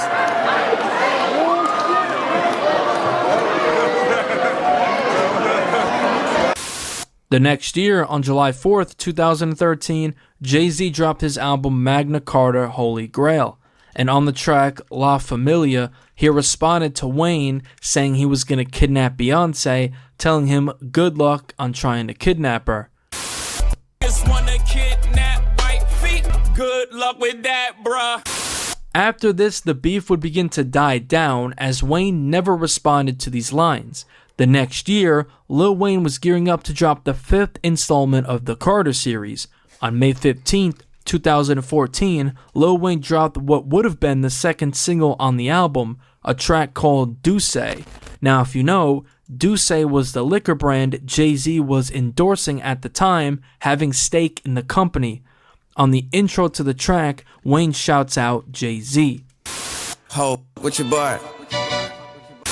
On July 3rd, 2014, Lil Wayne did an interview with MTV where he would explain why he shouted out Jay-Z on the track, saying, quote, "We was just on that Douce heavy.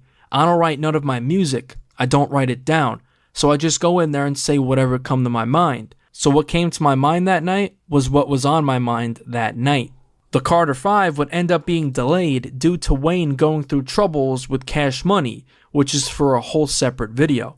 The next year, in 2015, Lil Wayne and Jay-Z would partner exclusively to drop his next album called the Free Weezy album exclusively on Tidal, which was the streaming service that Jay-Z was endorsing with stake in the company.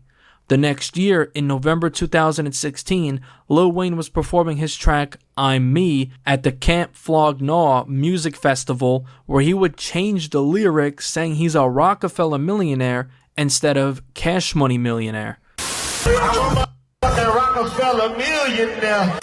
On April 10th, 2017, Lil Wayne was performing at Slippery Rock University in Pennsylvania, and Wayne would once again shout out Jay-Z. This time he announced that he was a member of the team while throwing up the rock. Is it cool if I just say, it's the rock? You know, I'm a member of that team now. We talk about that later though, but The next year, on September 28th, 2018, Lil Wayne finally would drop his album The Carter 5 after an ongoing legal battle with Cash Money. In December of that year, Lil Wayne took to stage during a concert in Chicago to thank Jay-Z for helping him through the tough times he was facing over the past couple of years.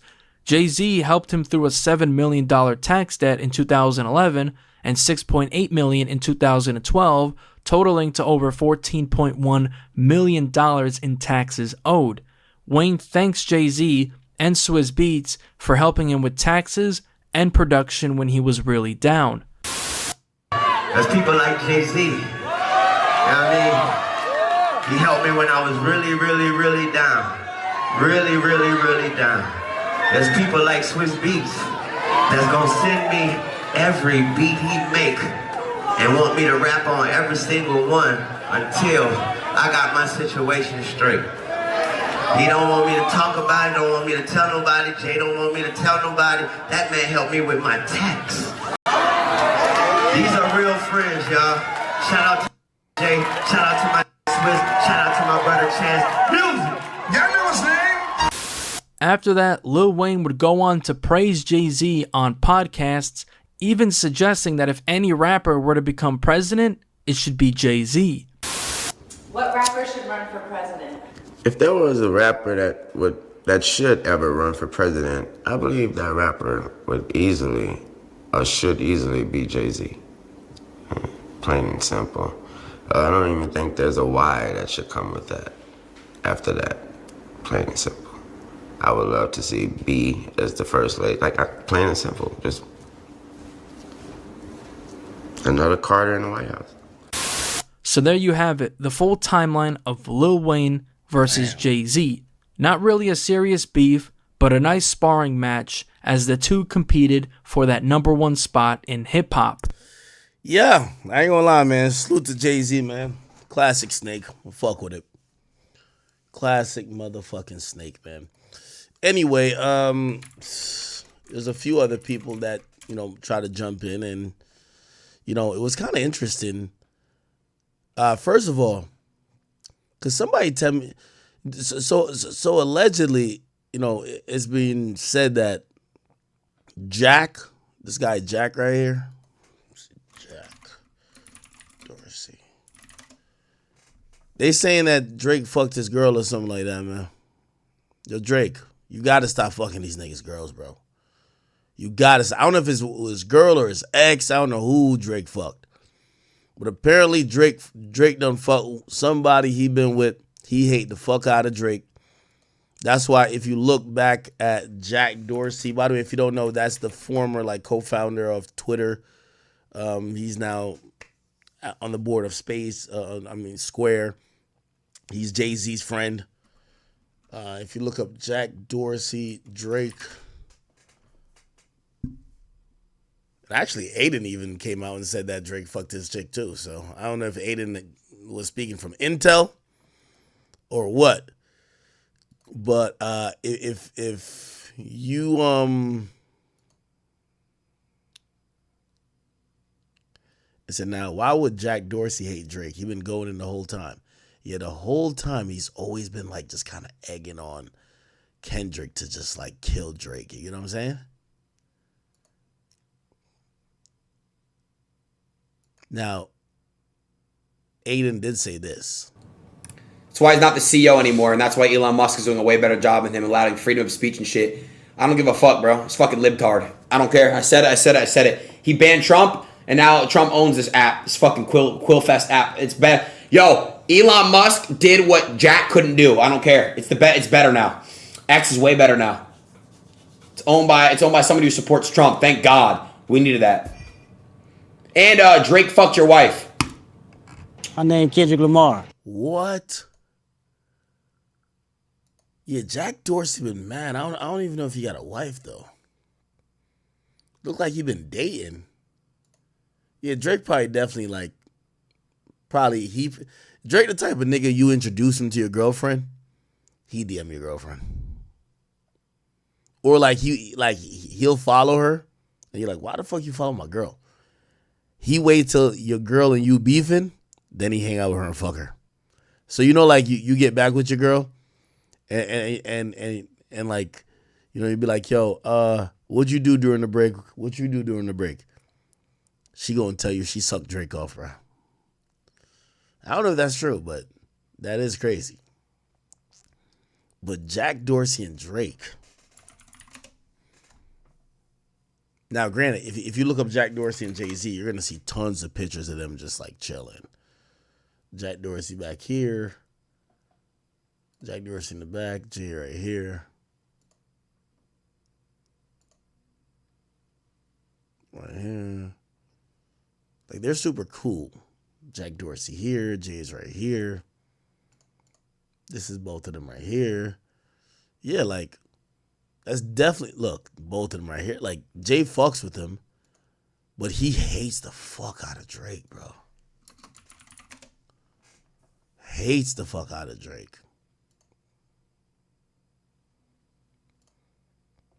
So what did Drake do to Jack Dorsey?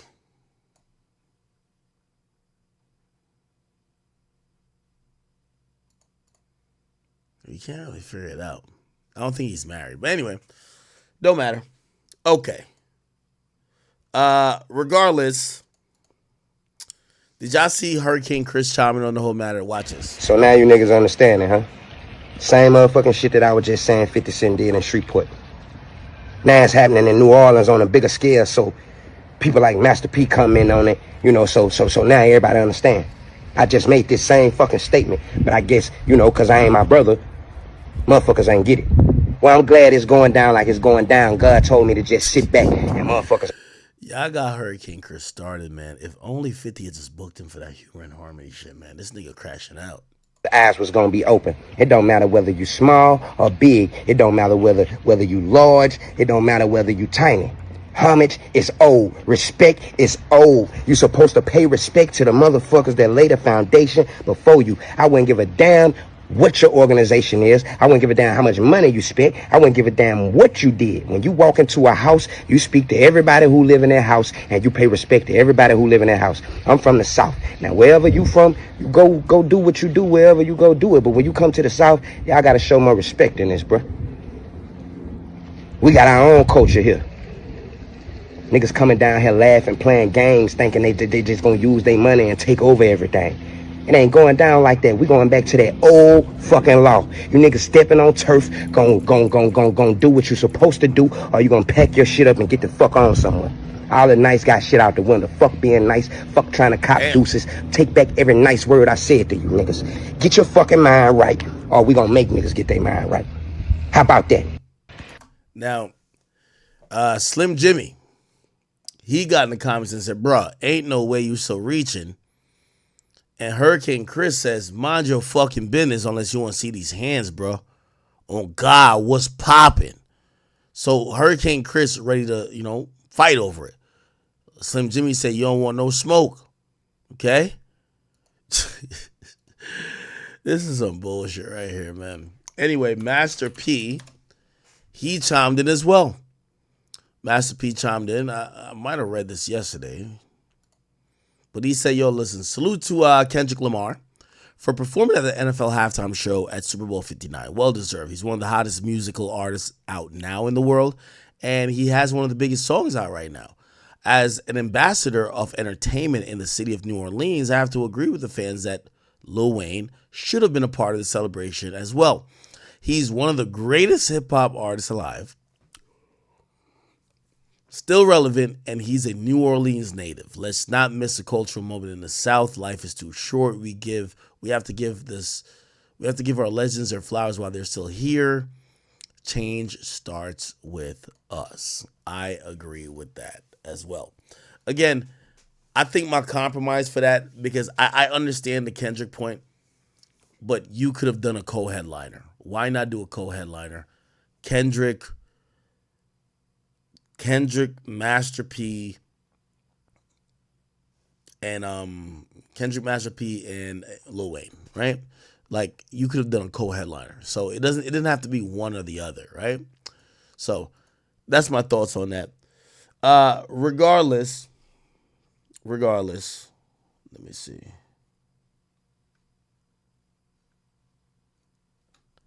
Regardless, did y'all see TDE Punch?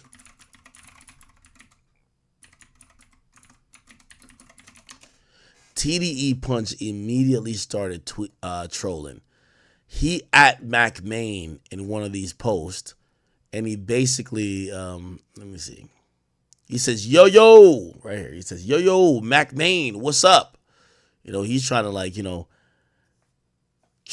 fuck with him. He's trying to pick at, Young Money artists at this point. And by the way, yo, look at my nigga Wayno. Wayno says, yo, this nigga is looking at a timeline like this today. Now, if you don't know what this means, Michael Rubin has said that the thing he don't like about black communities, he don't like about black culture the most, is that black people hate on black people the most. And I guess now people are saying, well, niggas is hating on Jay-Z and hating on Kendrick, I guess. So y'all are proving this guy right. Like, black people hate black people more than other people, which I still think is just not his place anyway, but it's a funny meme. Okay. All right. Let me see what other fallout or weather situation has kind of came out of this. Hold on. Here's a clip of Wayne discussing his desire to perform at the Super Bowl. What you do the Super Bowl? Duh. I gotta ask. It's a question, Wayne. I know the answer, but I gotta ask you. Of course, the Super Bowl is in New Orleans. I think it's in 2025 or something like that. He's doing it. I'm not sure. I'm not Wayne, sure. come on, man. Say I'm it, not Wayne. sure what You gotta shit. say it, Wayne. I don't. They know. I will not lie to you. I have not got a call. Hey, Jay, what you do the Super Bowl?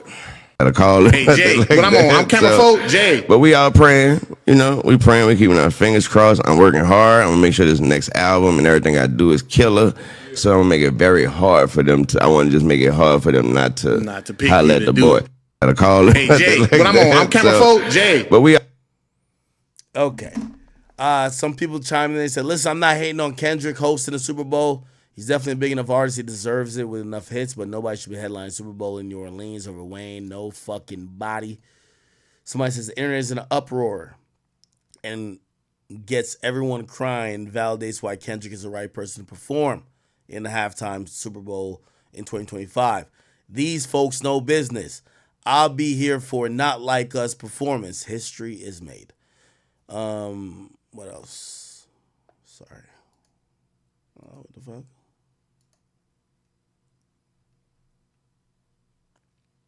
Wait. Here we go. What you do to Super Bowl? All right. Then somebody else says, everyone knows I'm a Drake fan, but one thing about Kendrick Lamar is his love for Black American art. He'll put on a show that'll certainly pay respects to New Orleans and its culture. I think everyone can relax. Ethan De Niro says, I'm happy it's Kendrick, but still, feel like a missed opportunity. And then somebody says Lil Wayne should definitely have been picked to perform in Super Bowl. He's literally from New Orleans and a rap legend. Okay. All right. By the way, NLE Chopper is clearing up. He said he said, look at this. I'm just gonna say it.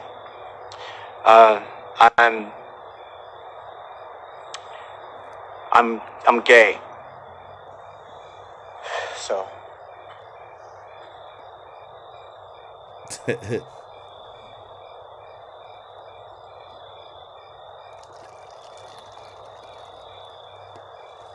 That's it? That's all you want to say? What, baby? We knew that. Right. We already knew that.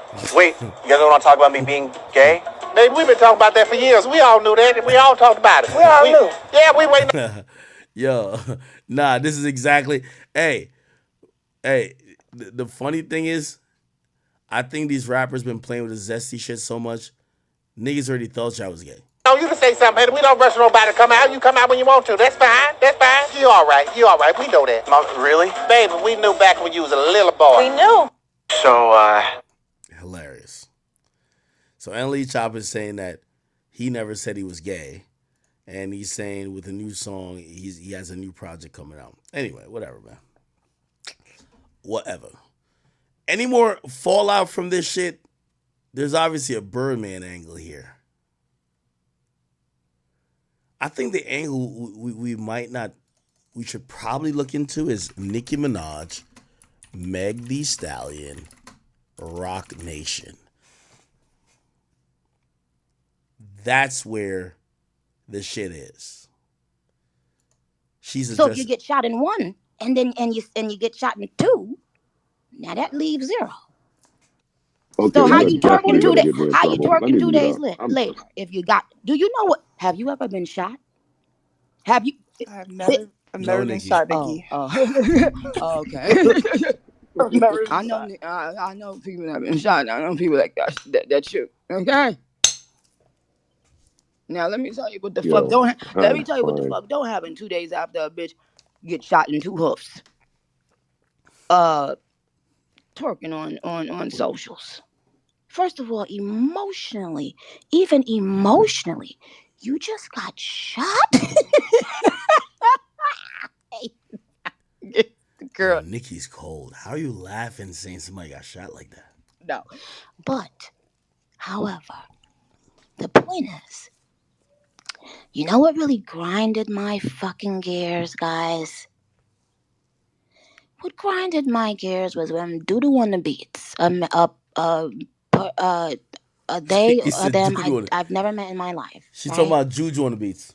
Got on Twitter, started bragging about him not clearing a beat for Nicki Minaj. So, while people were acting unbothered on socials, and while Desiree Perez was the bots, oh my God, we have screenshots of the YouTube bots. It's crazy. Leo, you better. By the way, Eastside Guy, I think of it 20 says, who says Wayne won't perform with Kendrick? They got a song together. Yeah, that's not happening. Fuck that song together and fuck the Super Bowl. Drake has made Lil Wayne tens of millions of dollars. No. You're not being seen on stage with Kendrick. Leo, don't play with me, nigga. I hope you ain't around that company no more right now, cause yeah. And so, no, wait, hold on, Joe. Hold on. Between the YouTube bots and the Twitter ads and the paid for TikToks and the paid for tweets, to the point where people got their little $250 for their tweet to say something bad about Nicki Minaj, and then the next day it was like, bitch, yeah, anyway, I'm going, right? I'm listening to Bigfoot. So I don't know why anybody of that, and I'm not talking about any rapper, I'm talking about a company or companies.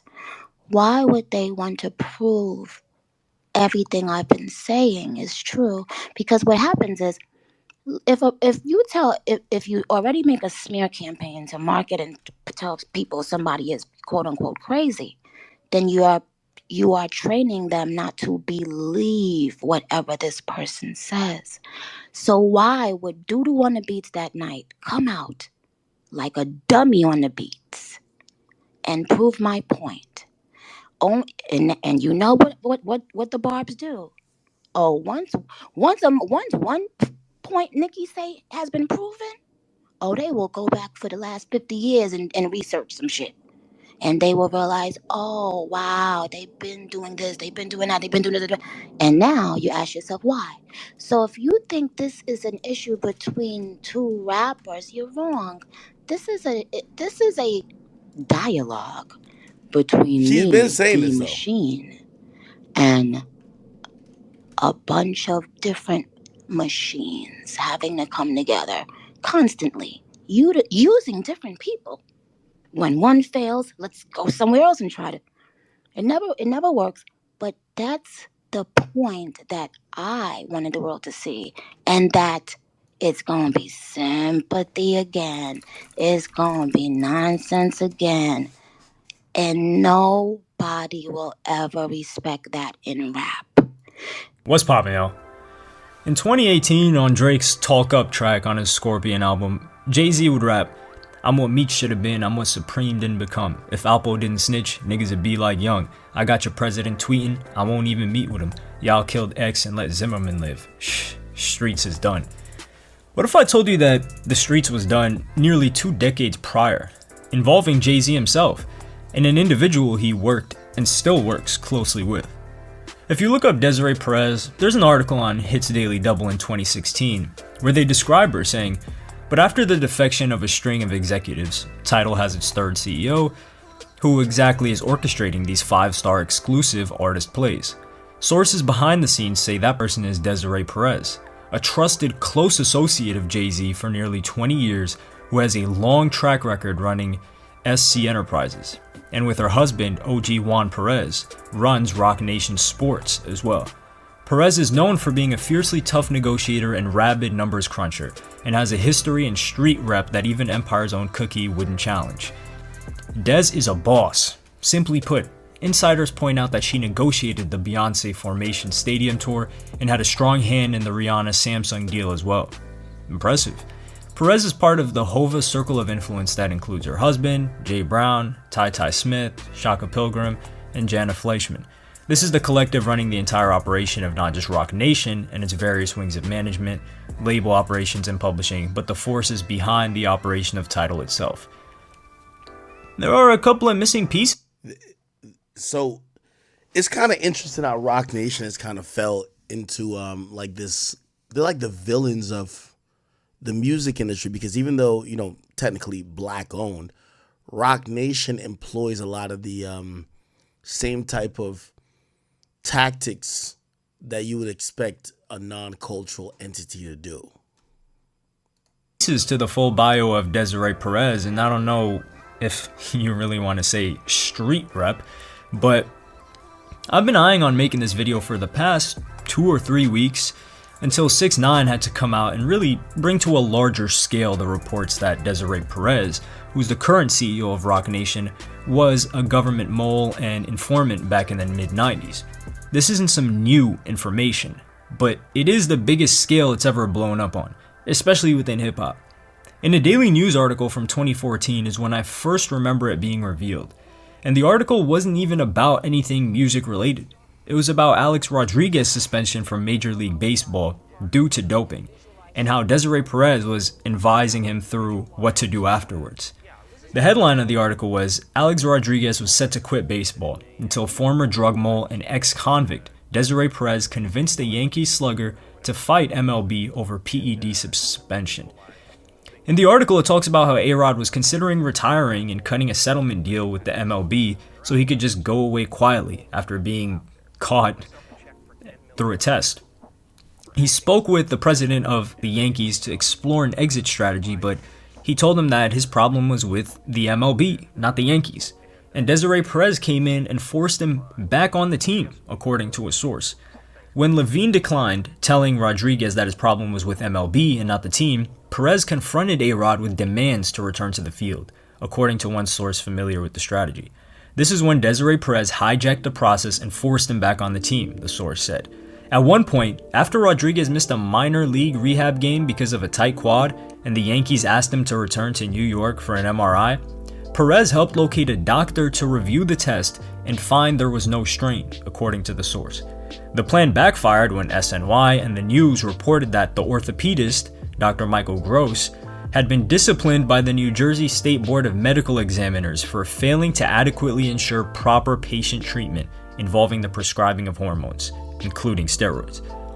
This was her ploy to expose the Yankees and take retirement out of Alex's hands, the source said. She thought she had a gotcha moment when Gross said the MRI didn't indicate a strain. Despite the goof, A-Rod was apparently still taking Perez's advice on August 2nd, after smacking a home run in Trenton during his minor league rehab assignment. Rodriguez told the media that the Yankees and MLB were conspiring to push him out of baseball. "I think that's the pink elephant in the room," said Rodriguez, claiming people are finding creative ways to cancel his contract. Rodriguez's attorneys knew immediately that his attack would derail the diplomacy required for a settlement. A day later, overtures from the Rodriguez camp were rebuffed by baseball officials. Desiree Perez was basically trying to go around the MLB to try and get Alex Rodriguez back on the field. This is clearly not a good idea when you've been busted for performance-enhancing drugs and trying to negotiate a settlement deal with the MLB themselves for your multi-million-dollar contract. So how did following Perez's advice work out for A-Rod in this situation? 2 days later, Commissioner Bud Selig hit Rodriguez with a 211-game ban. They wanted to embarrass the Yankees, one source said. Cost them money. That dynamic. That is why Desiree Perez gave an ultimatum to A-Rod. That is why they wanted the Yankees to play him. The result was an all-out assault on the Yankees, MLB and Selig, Bosch, the Yankees' doctor, the arbitrator that would hear Rodriguez's appeal of the suspension, the media, and anyone else that got in the way. At one point, A-Rod's supporters showed up at his arbitration hearing on Park Avenue with signs comparing Levine to the devil. There were accusations denied by Levine that his contract for a bonus if he could get the Yankees out from A-Rod's massive deal.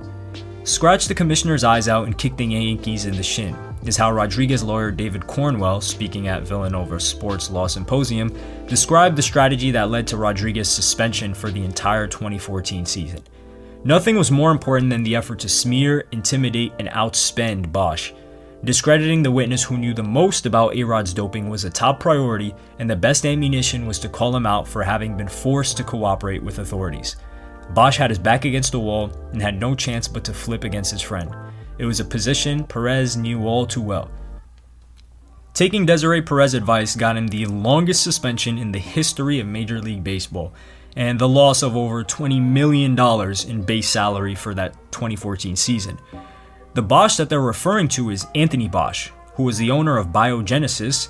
That was a massive scandal. It was basically an anti-aging clinic, but it really supplied performance-enhancing drugs to not only professional baseball players, but anybody that wanted them. He himself was under fire after a 2013 article in the Miami New Times, where a former employee gave them documents that showed a massive list of professional athletes who were clients, like Ryan Braun, Nelson Cruz, and of course, Alex Rodriguez. But the paper didn't want to give the proof to MLB. And what happened was that both the MLB and the Florida Department of Health took legal action against Anthony Bosch in order to get them to basically tell the people he worked with. And he agreed to work with them to have his name removed from the lawsuit. And in the end, he pled guilty to one charge of conspiracy to distribute testosterone. And he got sentenced to 4 years. But they cut his sentence down by 16 months for his cooperation with the MLB and giving them all the decoded nicknames they had, the messages explaining everything they needed. And this was the same period of time Desiree Perez was starting Roc Nation Sports. But let's get into what the article says about her snitching. It says, but multiple sources told the Daily News that A-Rod's last chance for a dignified exit ended when he turned to Desiree Perez, a Manhattan nightclub manager with a lengthy criminal record and close links to hip-hop mogul Jay-Z. While Perez is not an employee, officer, or agent of Jay-Z's new agency, Roc Nation Sports, sources say she is a major behind-the-scenes influence. She's directly involved with the athletes, one Baseball Insider said. She has a lot of power. Perez is also a convicted felon, with a long and wild history as a DEA cooperating witness and then a fugitive. She wore wires to meet with major cocaine traffickers, according to federal court transcripts obtained by the Daily News. Perez declined numerous interview requests and did not respond to questions submitted to her attorneys about her past. If you never heard about this, it's sort of like getting hit so hard your head is just spinning. Your entire reality shakes up a bit. You get dizzy vision. How the hell is Jay-Z so close with an individual like this that is reported to have broken one of the most sacred codes that Jay-Z claims he holds? Dame Dash was even frightened by it. In an interview with Sway, he said, "This is the one time that the paper did scare me.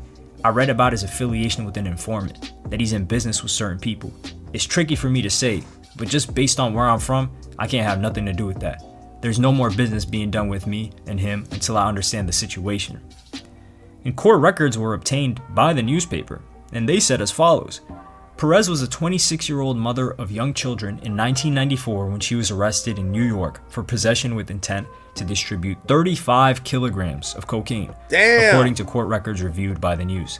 Federal authorities charged she was part of a drug conspiracy stretching from New York to Florida to Puerto Rico. She and co-defendant Amari Lopez faced at least 10 years in prison. Lopez was supposedly one of at least 3 men to marry Perez since the late 1980s. But Perez cooperated in return for telling the DEA everything and putting herself at substantial risk, as one prosecutor put it. She was sentenced to 30 months in a military-style boot camp program in 1995. Basically, they sent her to the adult version of the Girl Scouts. Many of the records in Perez's case were sealed soon after her arrest. But one transcript from a June 11, 1996 court hearing obtained by the News showed the feds were pleased with their star mole. The defendant has really worked closely with these agents, Assistant U.S. Attorney Lawrence Bardfeld told a judge that day, arguing to keep Perez out of jail. Miami-based defense attorney Alan Ross told the judge that his client wore a wire on no less than the 4 or 5 occasions when she's been down there in Puerto Rico. And I think the court knows from its experience that you just can't do anything more dangerous than wear a wire and go into an undercover meeting in Puerto Rico with a known violator, one who's suspected of or being investigated for a murder case down there. The transcript describes how a mutual regard and respect developed between Perez and the DEA special agent she worked with to bust Colombians moving cocaine shipments of 50 to 100 kilograms. She has gone the extra mile, an extra gold star, said Ross, adding that he believed the defendant was fully rehabilitated. Perez was released that July and placed on 5 years of supervised release. She began working at night spots in Miami Beach and was scheduled to meet her probation officer at one of them, Club Onyx, when she skipped town without notice in early August 1997. The fugitive resurfaced 9 months later in Brooklyn, where she was arrested on March 5, 1998. Perez was charged with grand larceny, criminal use of drug paraphernalia, and criminal possession of a firearm. Her probation was revoked and she was sentenced to 9 months in prison. Just 9 months? And 3 years of supervised release. Oh, they cut her a pretty nice deal. A DEA special agent from the case, contacted by the News, declined to comment. Isn't that one hell of a story? In the excerpt, it talks about a bunch of her marriages, which I don't think a single one of them you could say was normal. The first man she got married to was Joel Reynoso in 1988, and she had 2 children with him. And their marriage ended with his death in 1995, when he died in a parachuting accident in Long Island, I should say. This information was brought to light in a separate New York Post article from August of 2004. The topic of the article is Desiree wanted to get married, but she went to get the license and they said she was already married to 2 other individuals, and she said she had no idea who the hell they were. What made me scratch my head though is that Amari Gonzalez, as we saw earlier, was her co-defendant in that case. And this is the guy she was doing the crime with in 1994, while she was married to her original husband, a year before her husband died. And it's also the same guy she married in 1998, 3 years after her husband died, of a parachuting accident. Because the majority of these articles back then referred to her as Desiree Gonzalez, not Desiree Perez, because she was married to Amari Gonzalez. I just found it really odd that the guy she was doing crime with while married to her husband, and then her husband dies a year later, and she marries that same guy according to the article 3 years later. Moving forward though, she was trying to get married in 2004. At the clerk's office, Gonzalez was told she was also married to 2 other men. But the clerk... All right, bro. We don't got to play this whole thing for you guys to realize, man. The CEO of Rock Nation, this is the type of chick that if she would smuggle drugs, then snitch on the people she smuggled for, she's a fixer, people. She's a, I don't want to call her low down and dirty, but come on. She's a scrappy chick. She a chick that CEO title, if Jay-Z has a meeting with her and says, yo, we need to get this nigga Lil Uzi, the real answer should be, well, he's in a contract with Generation Now in Atlantic. We don't have a way to get him out of that contract legally. You need somebody like Desiree Perez, who she gonna get it done, but it's gonna be by some nefarious means. So I think that's why Jay-Z kind of, gravitates to her. She'll do the dirty work for him. She'll get the hands dirty. And something about her makes Jay-Z feel like she won't, she's told before, but it don't feel like he clearly trusts her. Now, granted, I don't believe they have a sexual relationship at all. In fact, she apparently dates somebody who is cool with Jay-Z. So, Jay-Z really must fuck with her, because usually sometimes when you see like a woman in a position of power and she's loyal to a dude or she's protecting a dude, that dude is fucking her. But apparently that's not the case when it comes to Jay-Z and Desiree Perez. However, she is the chick who knows where all the skeletons buried, but it looks like she's been hiding them for him. And she's gonna, despite what we say about her, he's gonna hold on to her. It is what it is. Clark wouldn't tell her who. Gonzalez got Colbert involved, and he learned that the other grooms were a man named Guillermo Gutierrez and another named Hector Saldarriaga, two people Gonzalez didn't know. A private investigator was hired to find the men the judge refers to as the phantom husbands, but the addresses listed on the license were phonies. So she was married multiple times, and nobody could find the husbands. Till the judge has to order them to look for the husbands, and they're saying these are phantom husbands. As were Gonzalez's address and signature on the forms, Colbert said. The city said it couldn't void the marriages without the phantom husbands, and then questioned whether Gonzalez's divorce filings and her late husband's death certificate were authentic. Gonzalez declined comment and would not identify her fiancé. She got a lawyer and managed to get it resolved. And as we can see, a recurring theme is that Desiree does not like speaking to reporters or the media ever. I can't really blame her. We know who her fiancé is now, and it was Juan Perez, also known as OG Juan, who was a close friend of Jay-Z since 1996. But these are some really weird situations that Desiree Perez coincidentally keeps just falling into. But what isn't a coincidence is the poor business practices that were reported in the 2000s when she was part owner of Jay-Z's club named 4040. In 2002, the liquor license was listed under Desiree's father's name, Epifanio Gonzalez from the Bronx, as president, director, and 50% stockholder, with Jay-Z as the other 50%. Things just went smooth sailing from there, right? I mean, she had the whole marriage issue. She served a couple of months of time when she ran away after having allegedly helped the DEA take down cartels in Puerto Rico and Colombia. It was time for no problems, a new life. Like the DEA said, fully rehabilitated. Well, not quite. 2003 was littered with lawsuits for the club that she was running by contractors who said they weren't paid, and here's the proof. On her screen is a document sent to Desiree Gonzalez. I don't got time to read all this shit. Hey, listen, basically, Desiree Perez is a fixer. She's a chick who's been doing, she was really into some crime shit. Clearly, Jay-Z trusts her, puts her in a position. She's been running Rock Nation. But if you have somebody like that running Rock Nation, they might do some sleazy shit. They might try to fuck somebody over. And, your association with them is going to be the indictment to maybe you're aware of some of this stuff and you're just letting it happen, right? Okay. Few other things, people. Shouts to my boy, NBA Youngboy.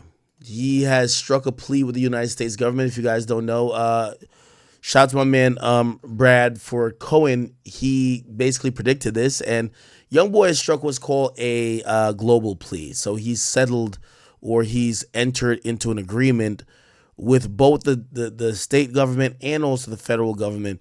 And it was also, it was pretty much detailed in court. I'm going to read through this real quick. It's 10 pages, but I'm not going to read through everything. Essentially, this is the plea. Youngboy hereby acknowledges that he's been advised of his rights. Part of the agreement with the United States, he's going to plead guilty to count one of the indictment. You don't know what that is. Let me just get to some interesting part. So he's pleading guilty. He said the elements of each count, felon in possession of firearms, is that he's pleading guilty that he knowingly had a firearm after being convicted of a crime punishable by imprisonment for a term longer than a year, which means a felon, okay? He's pleading that he knowingly possessed the firearms and that the firearms were in and affecting commerce, okay? Now, this is where the penalty for the charge comes in. All right, give me a second. Okay. So this is a stipulated sentence. It says, pursuant to rule, blah, blah.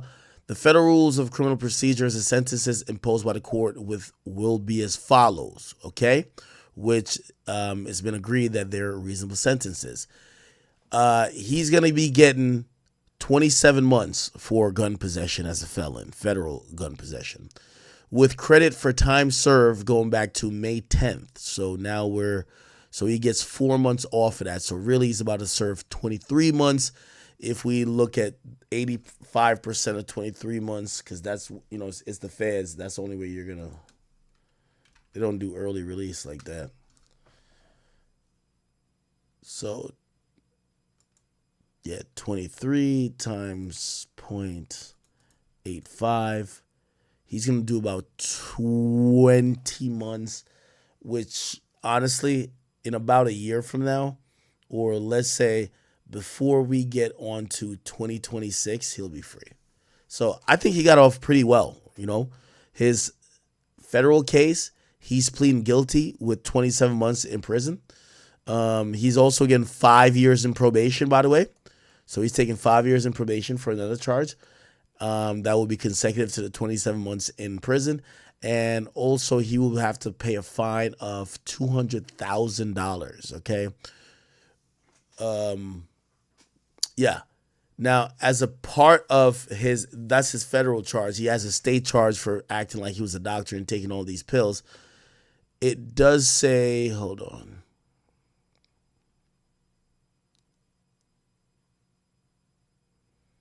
Okay, here we go. And now it says, I understand that this plea agreement is solely between me and the United States Attorney for the District of Utah. Does not bind any, blah, blah, blah. Okay, cool. It says case number, whatever, filed in the Utah 2nd District Court will be dismissed after my sentencing in case, blah, blah. I will enter plea agreements for these in the Utah 1st District Court. And essentially he's paying an extra $25,000 because whatever he pled guilty to before, they're going to just roll the indictment into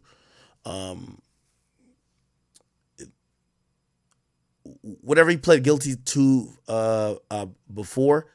Everything's going to be consecutive. Concurrent. So he's doing one jail time, all right?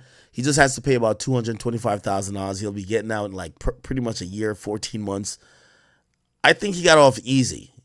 I think everybody was expecting him to get up to maybe 10 years. I thought he was going to get at least 4 or 5. Him getting out in 27 months, and this plea, he's taking a plea for everything, and it's going to allow him to just pretty much be free in a year. Young boy's winning. And you got to say salute to his attorney, Drew Finland. They say Drew Finland is a magician. He knows how to work the system. He knows everybody in the system. So for him to even get this type of plea and to resolve all young boy situations, I think that's a very, very dope thing. So young boy will be getting out, I'm going to say, at the top of or at the bottom of 2025 or possibly the top of 2026. That's the sentence he's gotten for being a felon in possession of a firearm. And I think it's reasonable because people have seen way more astronomical numbers based on those facts. Okay? Cool. All right. So YB's going to be free, pay $225,000, spend 27 months, which actually comes down to about it would be 23 months, which actually comes down to about 19 months. But then once everything is served, it's expected that he'll be out quite soon. Right? Give me 1 second. Okay. All right. So we kind of went through the, I don't know why the fuck. Yeah, we went through Jay-Z and Birdman. We went through Jay-Z and Nicki, Jay-Z and Drake. We went through the Desiree Perez thing. We did a Tyreek Hill video and the YB plea thing. That's just kind of like, it's kind of like easy. We already did that too, though. All right. The next thing is this YSL case. Yo, the YSL case is picking up. I've been looking at the live viewers. Yo, they're getting more and more people just constantly into it every single time. Watching the YSL case now, I'm watching 30,000 people constantly live watching this. And because since Woody's gotten off the stand, we're getting to pretty much, I think, a month or maybe 2 months till the state's case is going to be almost exhausted in terms of the main witnesses. They're going to go into some experts and stuff like that. But I said before, Woody was the halfway mark through the case. So people are watching this because, again, it still could end the mistrial and it could just like completely just self-destruct. Anyway, there's a new person on the stand, and this person, I believe, is Antonio Sledge. If you guys remember, this was one of the guys who was, acting like he wasn't going to tell until he told, okay? This was like preliminary hearings and bond hearings. This guy he wasn't with the snitch shit, but I think everybody's seen how Woody's living. Everybody's starting to change their minds. Anyway, he was on the stand today, and while on the stand, the prosecutor, him and the prosecutor had this interesting like back and forth because some people believe the prosecutor has been trying to intimidate the witnesses. Listen to this. Agreement that you entered on December 28th, 2022. Did you ever stop and ask the judge or tell the judge you wanted to clarify anything? No, because I thought my lawyer had already did that. And when you heard the state read out factual acknowledgments and ask you if they were true and correct, did you ever indicate part of them are true, but part of them are not? I didn't think I could speak that in court. Why did you think you could not speak it in court? Because I ain't thinking like I could just burst out and say that while the judge reading, or while you was reading off, because the judge didn't read it off. I ain't think I can do that. That was never explained to me. Between December 28th, 2022 and last week, did someone tell you you could burst out while the state was reading something? No. Interrupt? No. So last week when I was asking you questions and you told the judge I gave you a headache and made your blood pressure go up. What the hell? You felt comfortable enough? Did you feel comfortable enough to do that? Because I'm on the stand trying to explain. When you sit back there, you ain't explaining, but when you sitting on this side, you call me here to tell my truth and my understanding. And that's what I'm giving you. I can't give you nothing else. I'm only giving you my truth. Okay. And so when you were sitting at the table next to your lawyer, did you feel more or less comfortable about giving your truth? I don't recall. Do you want to answer the question? I just answered. No, I'm asking you, do you want to answer? I want to answer any question that you got for me, but if I don't remember, I don't remember. And so what is it that you don't recall about being at the table with your lawyer? I just don't recall, my love. I ain't trying to give you a hard time. But it looked like you trying to give me a hard time. All right. Mr. Sledge, would you tell the jury, as between when you were in court on December 28th, 2022, and when you have been in court for the last 4 days, if there is anything different about parties in the courtroom that you can point out? No. So everyone here in the courtroom was in the courtroom with you on December 28th, 2022? When you say relevance. Your Honor, it goes to changes. Okay, overruled. Could you repeat it? Were each of the people now in the courtroom today were... Hang on. Yes. Yeah, essentially, they get into a bunch of sidebars. Then they go back into open court. Is that because that's going to be a whole lot of people? Just get to the point that you want to ask. Yes. You already said I was here. Was there a court reporter here in the courtroom? Not this one, but a court reporter. I think so. Were there deputies? I think so. Were there DA investigators? I think, yes. Obviously, you said your lawyer was here? Yes. All right. Was your friend Shannon here? If you're trying to get to the point. Mr. Sledge, I'm not trying to get to anything, and I really do need you to just answer the question. So if you could please, Your Honor, if the court would instruct the witness to answer the question. Listen to the question and answer the question. And then that's you can asked, explain. And then you may explain it. I would ask Thank that you. he be allowed to complete his answer. And Your Honor, since his answer was not responsive. His answer was not responsive. I'd ask that you. Re-ask the question. Was your friend, Mr. Stillwell, here in court with you on December 28, 2022? No. Was your friend, Defendant Williams, here in court with you on December 28, 2022? No. Was your friend, Defendant Kendrick, here in court with you on December 28, 2022? No. Was in attendance at the time he took his plea. Your Honor, I'd have told you the same thing. What if they was in my face or not in my face? I'm not scared of them or you. I don't want you to be. Well, that's what you acting like it. That's what you Okay. acting like you're trying to pay. So do you want me to bring my voice down? And I apologize Don't if it holler at sounds me, like I I'm ain't no yelling. child. Could I take a break? Y'all in the car. Now, we've had so many breaks this Yeah, morning. We 'cause really I'm- need to get I'm- through this. All right. Yo, some of these witnesses, man. It's like they all got the same script. Yo, Your Honor, let's take a break. They're checking the prosecutor. The prosecutor's like, oh, I'm gonna lower my voice. So, Mr. Sledge, was either Quay that is in the courtroom here today in the courtroom with you on December 28, 2022? No. Was Lil Rod in the courtroom with you on December 28, 2022? Get to your point. No. That is my point. Your point is Okay. pointless. Was the lawyer for Mr. Huey Quay in court with you on December 28, 2022? No. Was the lawyer for Quamarvius Nichols in court with you on December 28, 2022? No. Was the lawyer for Little Rod in court with you? Okay, he's just saying a bunch of nothing. Anyway, there's just continuous like tense moments.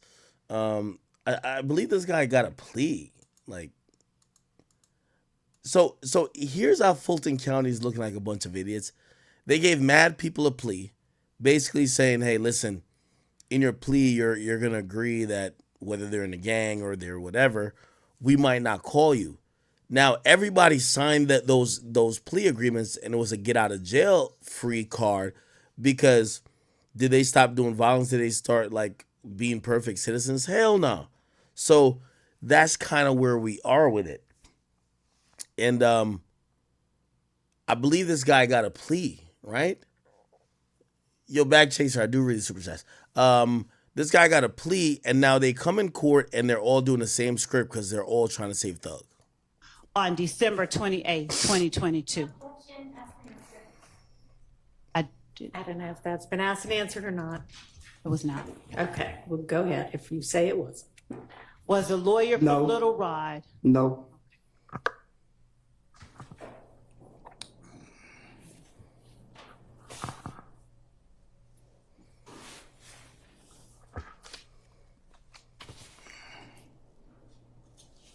Okay.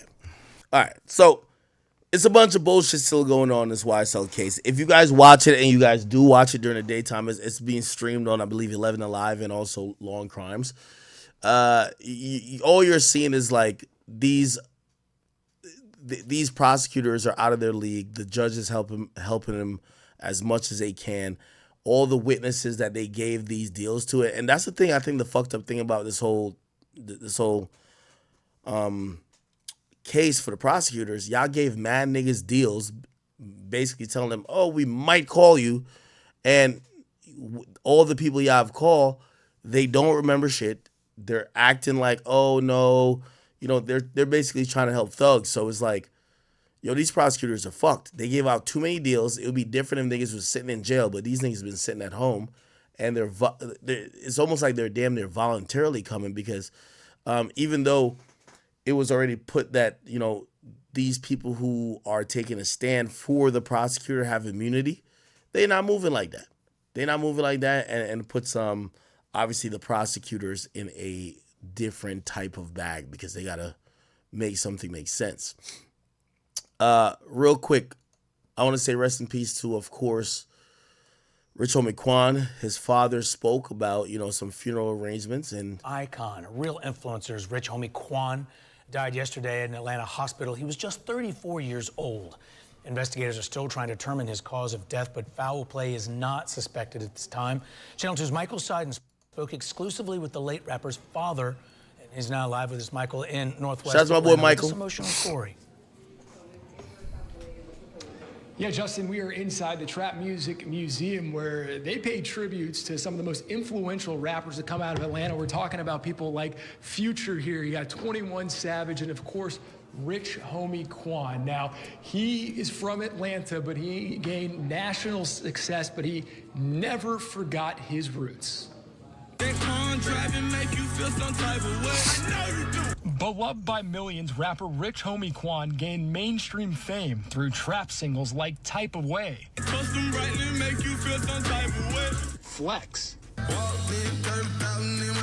and Lifestyle.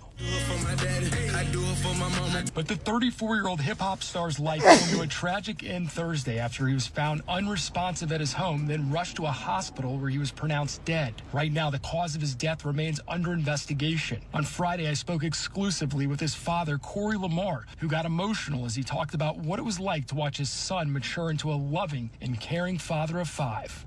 He had all of his kids with him, and he was happy. Wait, are all kids from... Sorry. I'm like, damn. Watching father cry is tough. He had all 5 kids from the same woman? He had ever had, just all of them. Rich Homie Quan, whose real name was DeQuantes Lamar, grew up in Atlanta and graduated from DeKalb County's McNair High School. Jewel Wicker is an entertainment and culture reporter who has written for Billboard, GQ, and the New York Times. He had these really hyper-local lyrics, but these melodies and these hooks that were really accessible and really pop-friendly, mainstream-friendly, and I think that's a part of what the appeal of him as an artist was. He was a really integral part of Atlanta's sound and the way that it kind of took the global stage. Yeah, back out here, his father told me they are still working on finalizing the funeral plans, but they want to have a big public funeral to celebrate his son's life. He also wanted me to tell all of his son's fans out there, friends, even family members, thank you so much for all the prayers and support during this difficult time. We're live in Northwest Atlanta. Michael Seiden, Channel 2 Action News. Answered questions, but getting the answer. Absolutely just so sad. By the way, so his father's planning the funeral. Apparently the funeral is going to be public. It's going to be, not obviously they're going to probably have a private ceremony, but they're going to do a public ceremony as well. They're going to encourage fans to come out.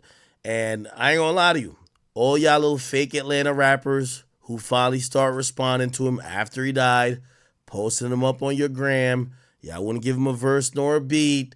This is where y'all get to, you know what I mean? This is where y'all get to do y'all thing. Go out to the public funeral, start crying.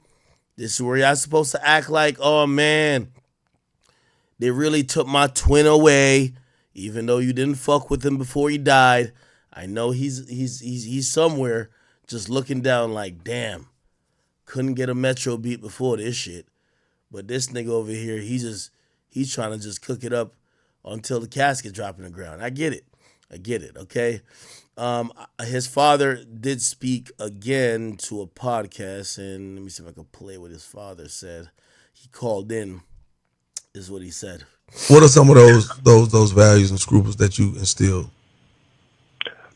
Humility, kindness,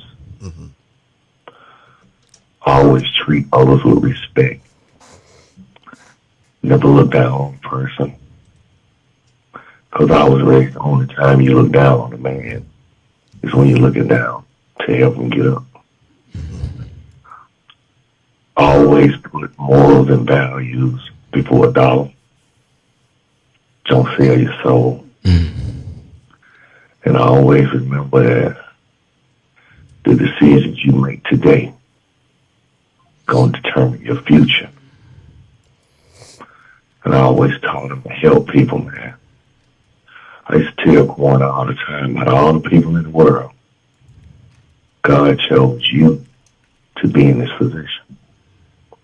Don't take. What are some of those values and scruples that you instilled? Man, it's so heartbreaking hearing his father, trying to give some context. I know some of y'all are going to be critical, because you can never please everybody all the time. Some people are going to be like, yo, why is his father doing an interview? I think his father knew who his son was. An entertainer by trade, but also by heart. Someone who was passionate about music. And I think having that understanding, that's why, of course you're going to have a private ceremony and everything, but they want to give the fans a chance to show some love as well.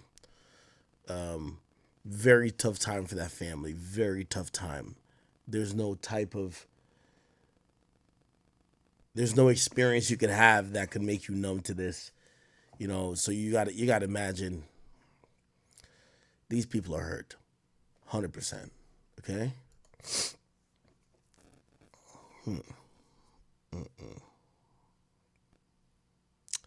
Now, I seen someone make this point. If Rich Homie Quan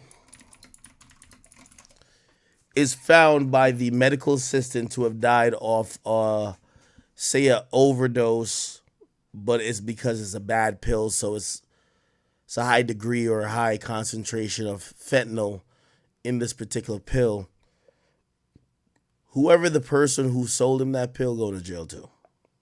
And that's been a thing recently. It's like, if you're selling drugs, even illegally, you are kind of responsible for the drugs you are selling, even though it's not legal. If you allow the drugs you sell to be laced, to be too much of a dose that could be lethal, you're going to get charged for shit. And I can't say I disagree with that particular stance. You know what I mean? Yeah.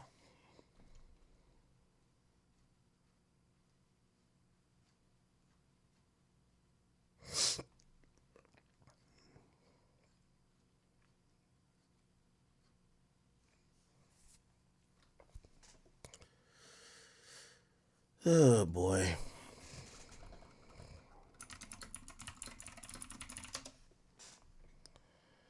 Man, pretty fucking sad. I'm not gonna lie to you. It's pretty fucking sad.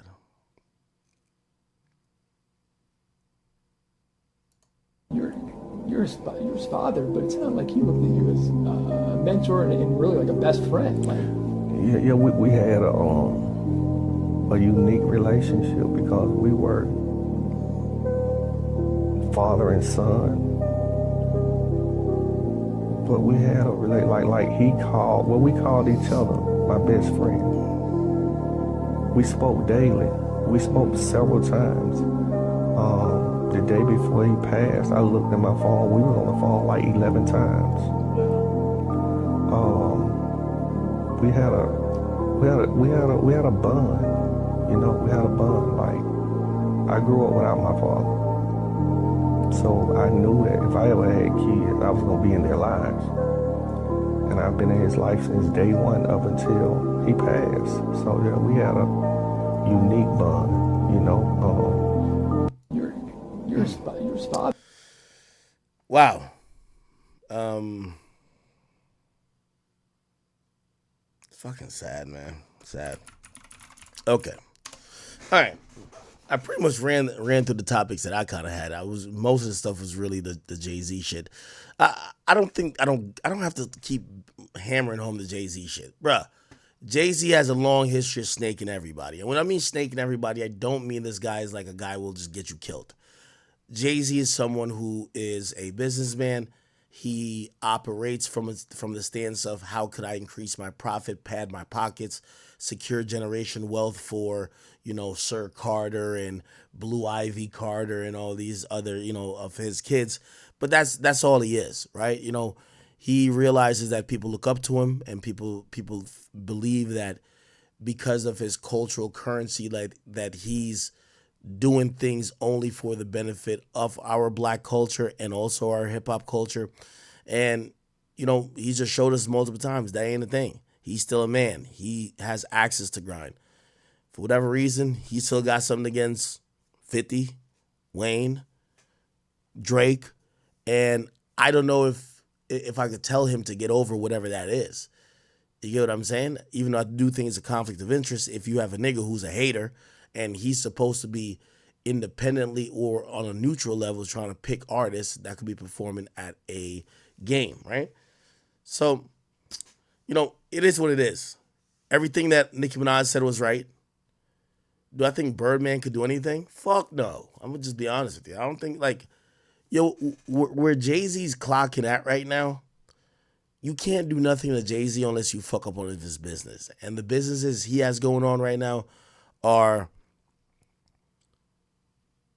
it's impervious to some of the fuck shit that you would normally see people try to do. You don't know what Jay-Z has, his money invested in, who's holding or what holdings. You only hear about some of these deals when they get done or they get settled. He got $850 million from Bacardi for Douce. He got $300 million from Square to buy Tidal. Like the nigga just, he knows how to fucking move.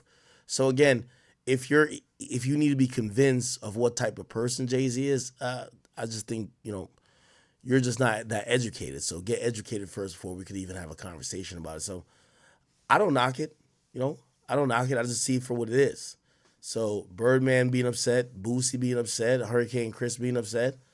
Again, I keep telling y'all, he wouldn't do this if it was going down in his hometown right around the corner from him. Okay?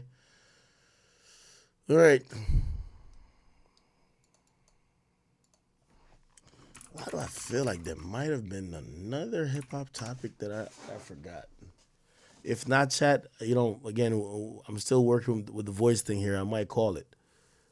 I know we only have 4 hours, but shit, it gets the streak going for one more day. All right. Juvenile spoke. Let's see what Juvenile said. There we go.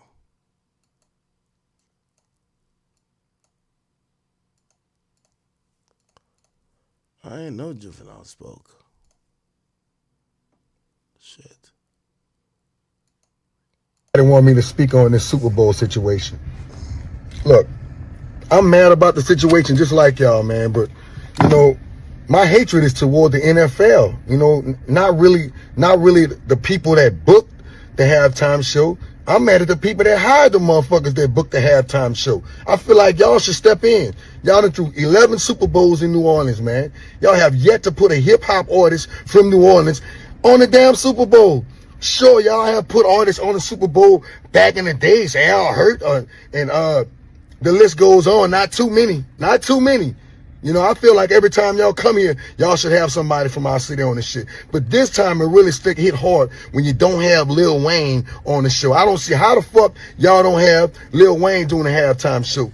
Yo, damn, I didn't realize New Orleans had 11 motherfucking halftime shows. Let me ask you a question. Because I seen Boosie said that New Orleans is the most cultural city in America.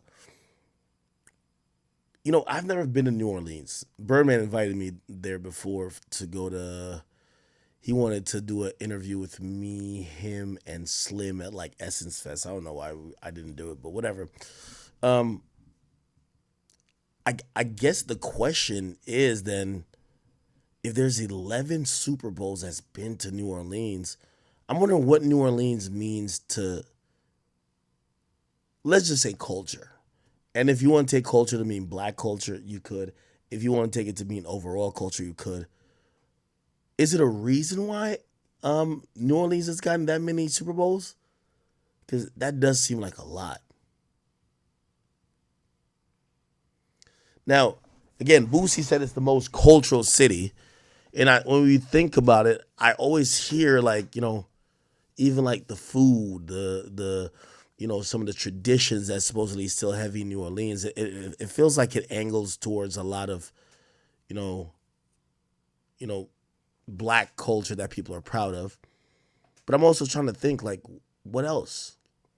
Like, what other city could be compared to that? I don't think New York is the most cultural city. Memphis, nah. Cali, or not Cali, Los Angeles, nah. Maybe he has a point. Maybe he does have a point that the New Orleans might be one of the most cultural cities in the United States.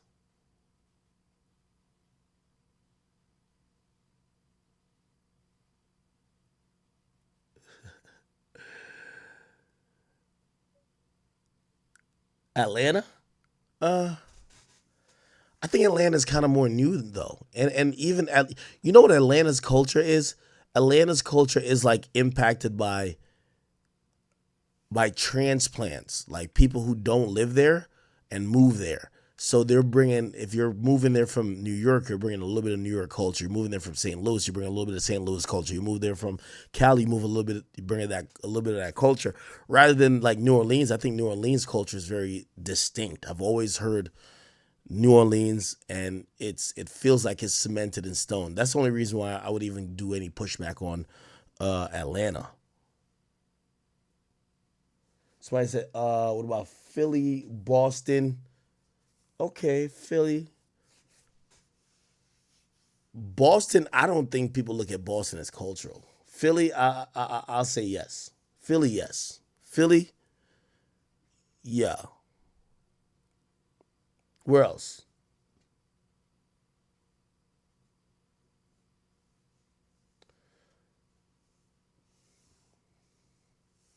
Chat, why do y'all keep saying like y'all can still make fat?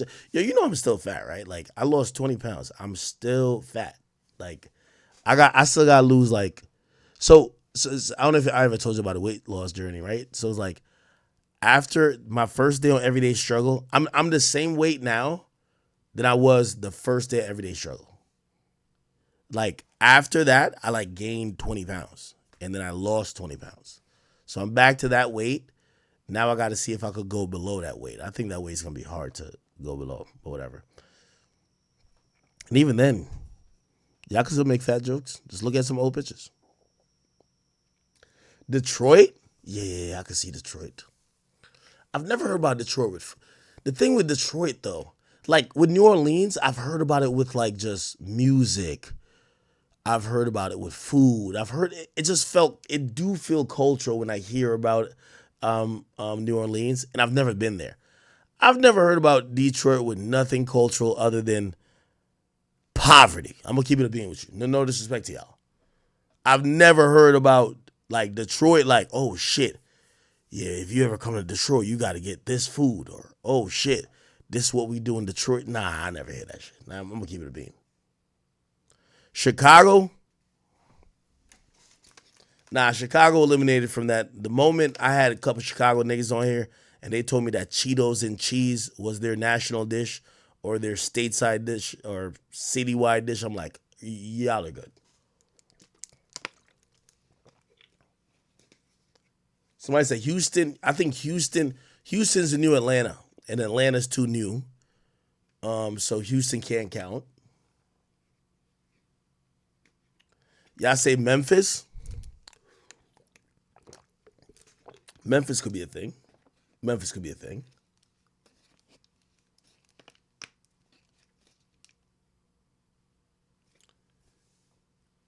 Bro, Houston, from what I've heard, and I haven't been to Houston. Well, have I been to Houston? Maybe. They say Houston is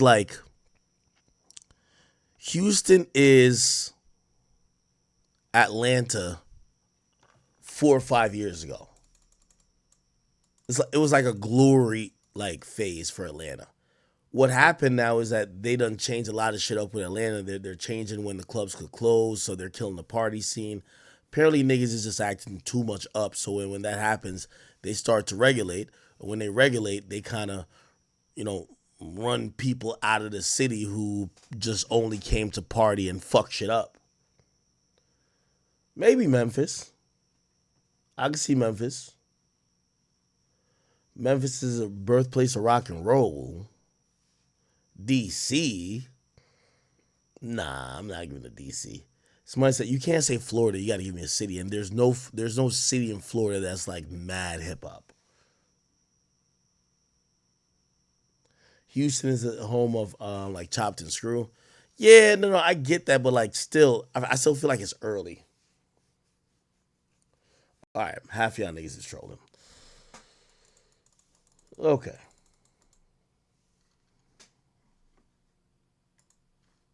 All right. Anyway, people, I ain't gonna lie, I'm still trying to conserve my voice a bit, bro. So like, I'm not even gonna go too crazy today. And I know, I definitely plan to stay like an hour and a half more, but we're gonna call it, bro. I didn't really have too many topics. I mean, I guess I could do this Tory Lane shit. Yeah, let's do the Tory Lane shit. I'm trying to find a reason to stay on.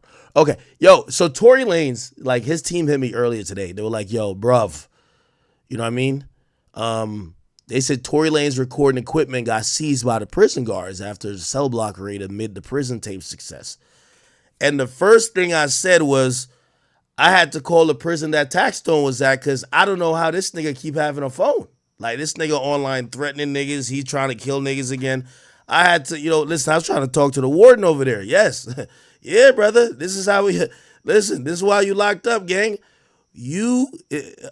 Somebody sent us to Taxstone. Every time you tweet at me, I'm calling the warden. Me and that nigga, we pen pals now, nigga. We texting and shit like that. We like, ready to sell tomorrow. Yeah, that's what happened when you get locked up because you did some dumb shit, okay? Now, that's Taxstone. He's an idiot. Tory, that's my mans. You feel me? I want Tory to make some music in jail. Tory should make some great music in jail. Except, Tory, I think you snitched on yourself, buddy. Yo, Tory has to take some accountability, and that's my mans. He is my mans, but we got to keep it a beam. Tory got to take accountability. Tory, half of why you sitting in jail is because you snitched on yourself during that first phone call. Remember that first phone call when that nigga got locked up and he called Kelsey? Bruv, they played that in court. Nigga, anybody with a brain says you were guilty, yo. Tory jail call. Y'all remember this one? Right here? No. Right here. Tory? An inmate at LAPD jail. This call is subject to recording and monitoring. Press 1 to accept the call. To deny this call. I would think by now Tory know how to move covertly. Here's the thing. Tory announced he's making music from jail. And then now Tory's shocked that they raided his jail cell. Like, come on, bruv. Like, trust me, I'm on the wave. I want to blame Bigfoot for motherfucking snitching on you too. You get what I'm saying? But brother, you can't name something the prison tapes and then get surprised they raided the prison and found the iPhone or whatever you're recording on. Anyway, look like Tory's, etiquette in jail just might not be the best, man. Because I think half of what landed him here was this. What hospital y'all at? About what? You said what? You're listening to Street TV. I said Megan's in the hospital still. I'm outside the hospital waiting. What hospital are you at? I don't know. Yo, Tory, if you was thinking 10 steps ahead, you'd have said, bitch, why you shoot that girl? Yo, Tory, if you would whispered that on a jail phone, nigga, you would have been home free, nigga. Why you whispered this on? Yo, why you shoot that girl, Meg? And even if she was like, what? Just be like, never mind, my bad. I'm tweaking. Anyway, you good? That's all you had to do, Tory. Yo, you know what's the funny thing is? I'm talking to Tory's people. I'm gonna say 1/10 of the reason why Tory in jail. Tory got too much pride to snitch. You feel me? Like, Tory had too much pride to snitch. Don't want to talk to the investigators. Did not want to mention the fact that Kelsey had the gun at some point. He didn't want to say nothing about nothing. And what basically happened is that in the heat of the moment, they had statements from the women that kind of implicate him. He had to either talk to the detectives or take the stand. And explain it himself, but apparently they say Tory don't want to snitch. Nigga, I be singing like Tweety Bird, nigga. I be singing like Ruben Studdard, Rod Wave, Adele, Mariah Carey. I be singing like a bird, nigga. I'm gonna be free. Anyway, they raided Tory's cell. They found his little recording equipment. They took it. Now, Tory had a whole lot of music planned. Tory was from what I'm hearing, they said Tory go to lunch and Tory rap battling at lunch. Word two. Like, Tory, he's keeping his rap skills up to par. So apparently Tory was gonna just keep dropping music.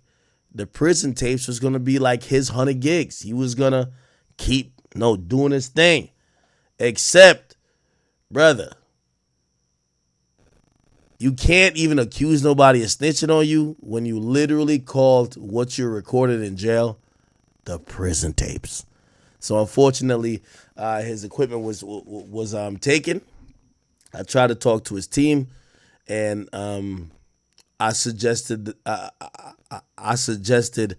they find somebody new to smuggle an iPhone in their ass crack that he could use to record. So, hopefully Tory will keep putting out new music soon.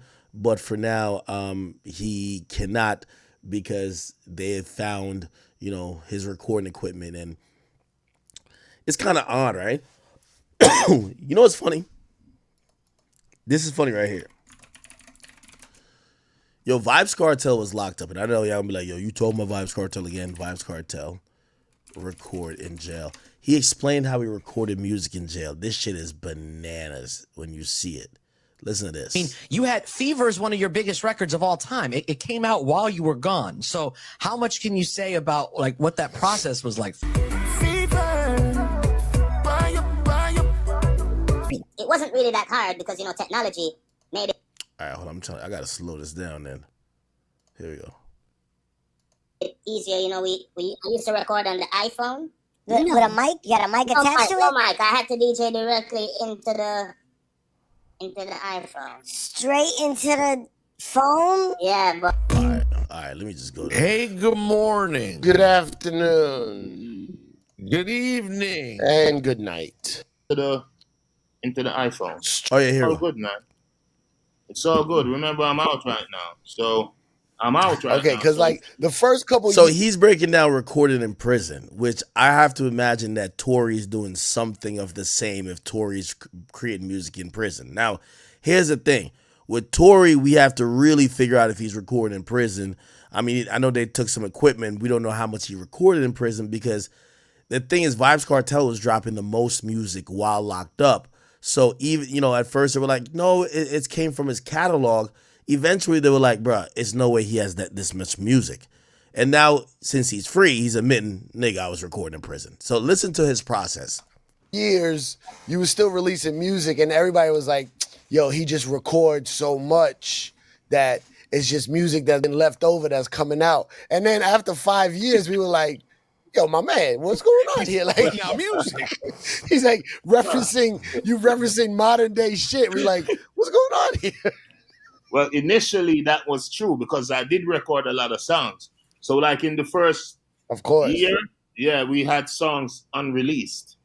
But then, you know what I mean? Yeah. The songs ran out and we had to do what we had to do. So that's when I started recording like behind bars, which was, I mean, it wasn't really that hard because, you know, technology made it easier. You know, I used to record on the iPhone 6. Yeah, because it has an amazing, not the 6, the 5 Plus. Or the 5, what's it, the 5, baby? R5S, something like that. But it has an amazing sound Yeah. quality. Yeah, so Fever, all those songs Right. were recorded on that little iPhone. With a mic. Yo, that's crazy. He recorded all, like, if you listen to some of his music, like, it sounded like he got a studio in there. You got a mic attached to No it? mic. I had to DJ directly into the iPhone. Straight into the phone? Yeah, but I used my on the bunk. They gave you a mattress, right? So I used the mattress to imitate the padding in the studio. Now, granted, you gotta remember this guy right here, Vibes Cartel, the world boss. There's rumors that, again, remember this is Jamaica. There's rumors that, at nighttime he was allowed to leave the jail cell whenever he wanted to. He's not confirming that. So, a lot of people used to believe that he would leave the jail to go to a studio and record. Right now, he's saying he didn't leave the jail and he was just recorded in the jail. He's telling you how. So I had to. Yeah. I had the phone like 3 feet away from my face, and I wrapped the mattress around my head and recorded. Yo, it was crazy, man. On my knees too. And you have the beat. It was crazy, bro. You have the beat in the headphones? Yes, I had the beat in a separate. Yeah, exactly. So the beat was in the headphones in a separate phone, and the iPhone or on my iPad, and then I record directly into the iPhone. So it went into the iPhone as a cappella, and then we had to send it to the studio and the engineer. Yeah. Of course. You must have an amazing engineer or a set of engineers. A set of them. Big up Dunwell and big up Red Boom. Yeah, man. Trust me. Man, that is and then crazy. So let me like, what time of day would you record? Like, was it people watching you record? No, most of the time we had to record like at night, but sometimes it had to be like at 12 o'clock when most of the officers would be like on lunch break. Holy shit. Yeah, so for like, and I would still have to be watching. So I'd be like, Fever, and then I had to get up and look. You know what I mean? So it was crazy. It was line by line. Like, it was crazy. You know what I mean? But it had to be. So they didn't, so you just record all your vocals, all the different parts, all the different sets, and then send it to the studio and they would put it together, piece it together. Dunwell would piece it together. But after I'd recorded, then I would make a demo. So I would play the rhythm loud and then DJ. So like a demo so they knew what to follow. Yeah.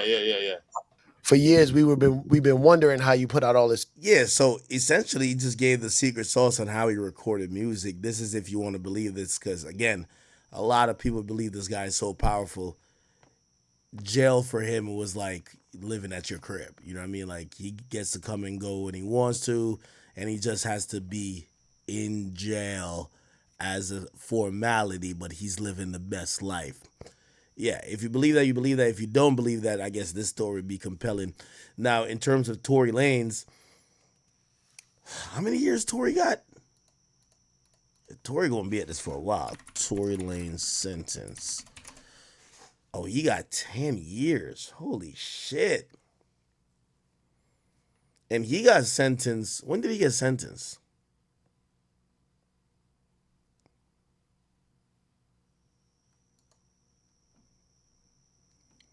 Yeah, he got sentenced in what year? I don't know why it says September 2023. I feel like he's been in for like 2 years now. It's only been 1 year? Yeah, it looks like it's been about a year since his sentencing, but he was locked up before sentencing. He was remanded after the verdict came down, which was, I believe, like in December. So he's been locked up for like a year and a half or so. Wow. Tough shit for Tory, man.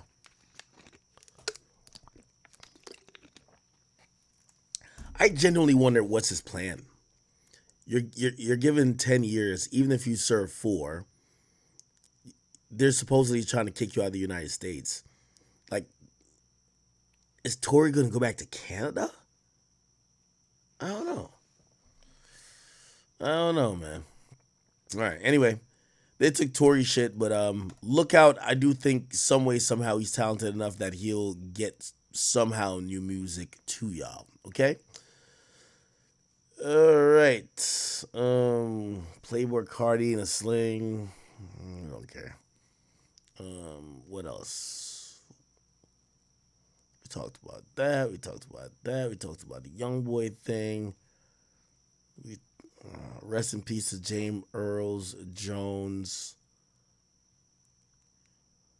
Talked about Nicki and Jay-Z. Nicki Minaj beef. Yeah, Nicki has this really interesting beef with the Rock Nation shit. That's shit. What we've been asking about, strict memory. As the years go on. Nah, I don't want to watch that. Yeah, I'm over the Nicki shit now. Nicki Minaj doubles down. We've seen that already.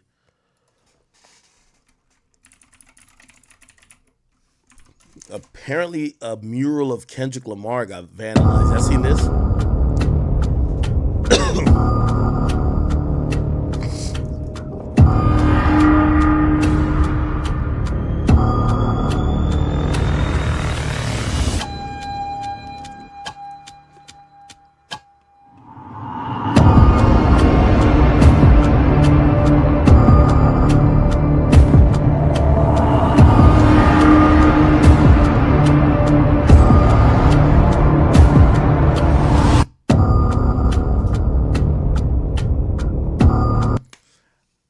I don't get what this is. And again, I think the West Coast should be very proud of Kendrick. He's made it where there's a possibility that right now the number one rapper is on the West Coast. So fuck it. Yeah, who did this on the West Coast, man, get out of y'all feelings. Kendrick is y'all niggas Jesus. Get the fuck over it. And he's not giving none of y'all niggas a verse. All y'all niggas gonna flop. We gonna laugh at the rest of y'all for doing like 3,000 records sold, but Kendrick, when he drops, he gonna do 700K. That's how it is, bro. So don't vandalize his goddamn statue. What you should do is kneel in front of it and beg this nigga. Hopefully he'll bring you to the Pop Out Part 2. Okay. Somebody just sent a donation talking about, you heard me talking about Trump and you're asking me about what? Yeah, give me a second. Yeah, me and Destiny was supposed to meet up a few times. So we were supposed to meet up, not necessarily debate, but just do some content. Let me see. Yes, I heard you talk about Trump last time. When will you talk to Destiny? He's super knowledgeable and intelligent on that topic. He streams almost every day.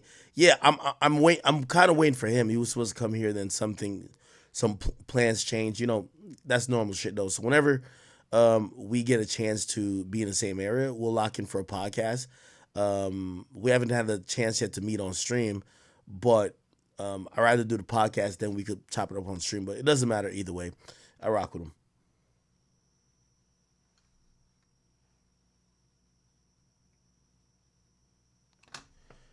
The Tupac case? What do you mean the Tupac case? There's not much about the Tupac case happening, Chad. Like, literally, they're about to take. Remember, Keefe D's the only person that's remaining alive. They're trying to take him to trial. His lawyers are trying to like delay that as much as possible, trying to get him out on bond, that he could, start paying some of the bills of the legal fees by doing interviews or whatever you have it. And that case won't be decided for another year and a half. And I'm gonna be honest with you, I do believe that if your high hopes is that Keefe D will be found guilty, I actually don't know. It's been 30 years. No one has really kept the greatest of evidence that could help prosecute this guy. So really, Keefe D's situation is going off his own words, and they're going to use his own words saying, well, you said this, you said that. And I mean, he could still try to pull the YSL Woody by saying, yo, no, I lied or this and third. But we don't know. We don't know. Right?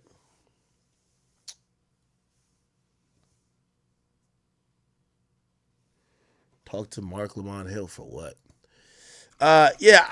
And I guess I'll touch on this. Yo, I'm gonna be honest with you, man. Tyrese is so confusing to me. Every time I hear Tyrese talking, to me, Tyrese is just an eloquent NBA young boy. Okay. I heard him talk about Joe and said that Joe didn't, Joe hasn't gotten married. But like, bro, I'm gonna be honest with you. I'm sick and tired of being involved in Tyrese's situation or even knowing about it. I don't think Tyrese is really getting taken advantage of that much. Tyrese, you're a really successful actor.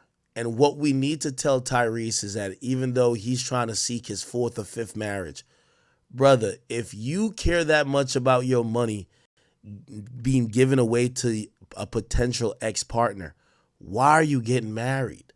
That's the number one reason why wealthy people or men with money don't get married, because they don't want to get in a situation where the love dries up, but the money got to still flow. Either that or get a prenup.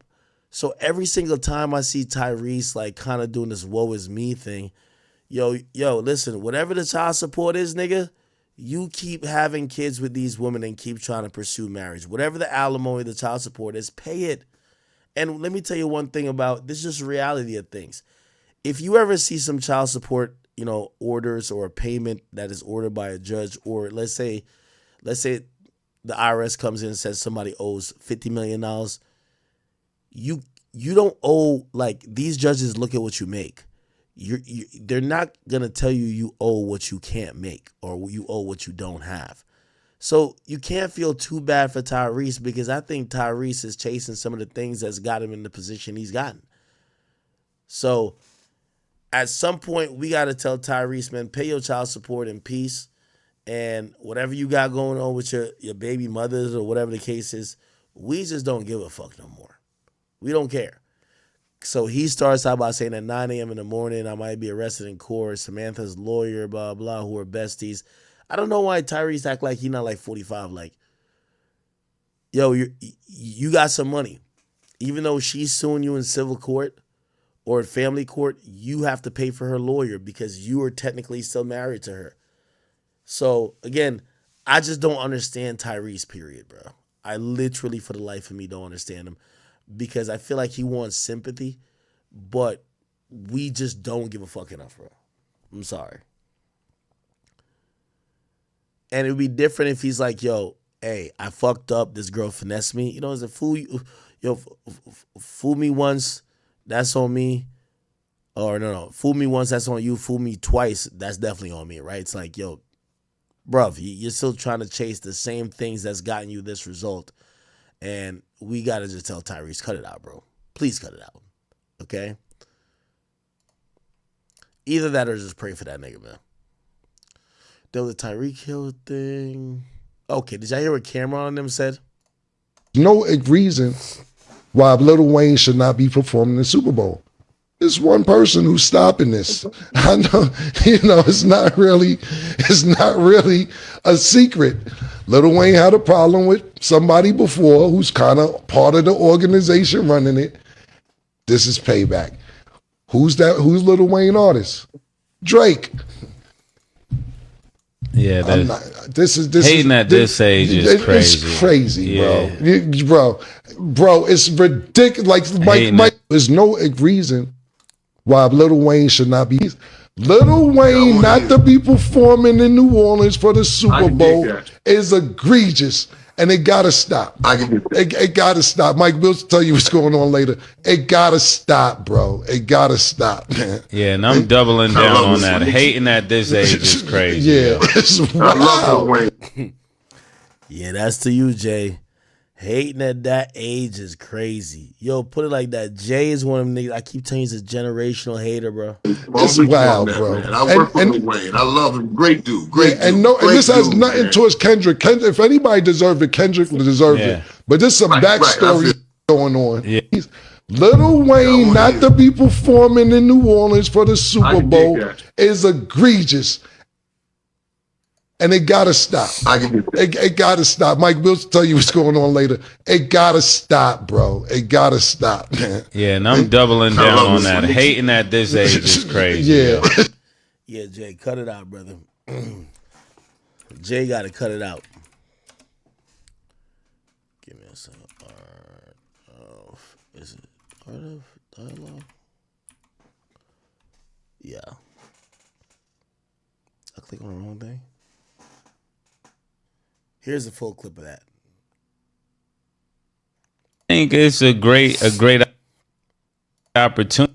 Not just Hot Boys, Cash Money, all the songs Lil Wayne's done, whether it's Blink 182, there's no reason why Lil Wayne should not be performing in the Super Bowl.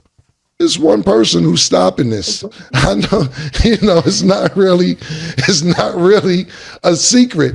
Lil Wayne had a problem with somebody before who's kind of part of the organization running it. This is payback. Who's that? Who's Lil Wayne artist? Drake. Yeah, this hating at this age is crazy. It's crazy, bro. It's ridiculous. Like Mike, there's some hip hop shit that you probably don't know what's going on. To be totally honest with you, so we'll school you behind the scenes.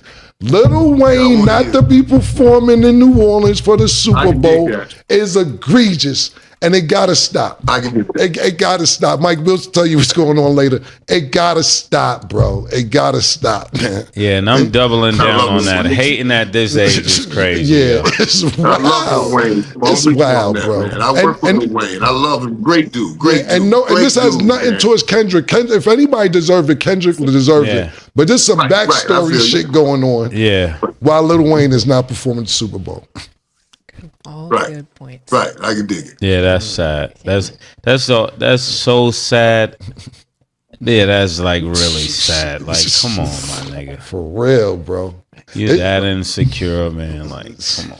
It's crazy. It's crazy. Me and you were supposed to be at Fanatics.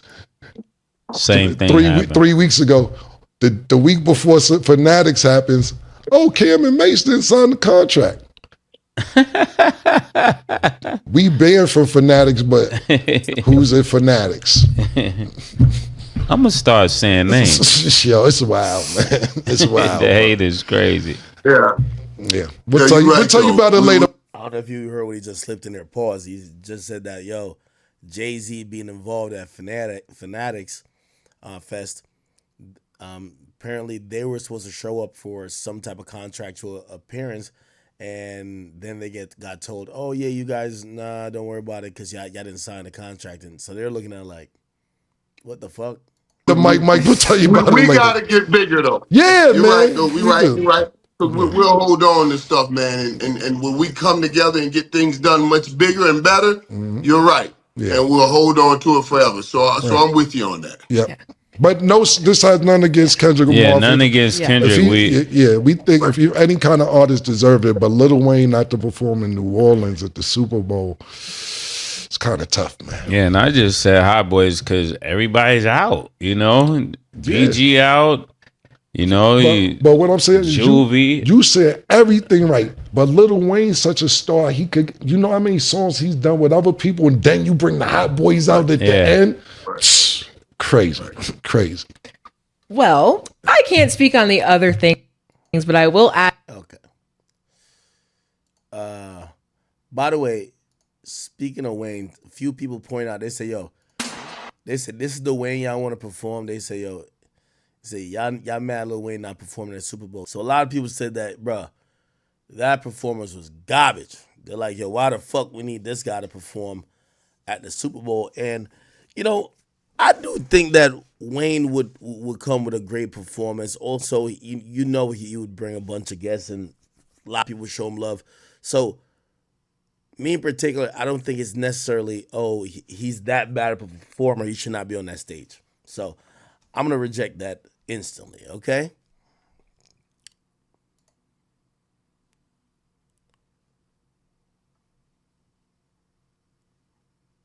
Travis Scott. I got my name on the plate. Hey, yeah, that, yeah. Fuck around and put the boy brains on the gate. Hey, up, nigga, fuck him, let him play. Where I'm from, you see a fucking dead body. Hey, fuck it. Yeah, even Travis Scott fucking with it. Down constantly. I respect him for that. Yeah. Do you make that phone call to Drake every now and then? The phone call say, yo, thanks, bro, for continuing to put out the records. Hey, bro, we have a mutual respect for one another. We used to talk a real lot about what he doing right now. He had a vision, and he focused, and he stayed on his vision and completing his mission. Drake is the biggest artist in the world. And the only artist that I think could be as big as Drake is Lil Wayne. And you know, Nicki right on the side. You know, Shorty, to me, Nicki is the best female ever in hip hop history to me. She put in a lot of work. And her numbers don't lie. And she got numbers. She took rap, where you could put Nicki with the B's, the Rees, the Katie's. Yeah. That's never been done before. Yeah. Kim took it far, Missy took it far. They took it, but not to that level. Yeah. Not that level. Missy went a little further than Kim, but not the level where even shout out to Birdman, man.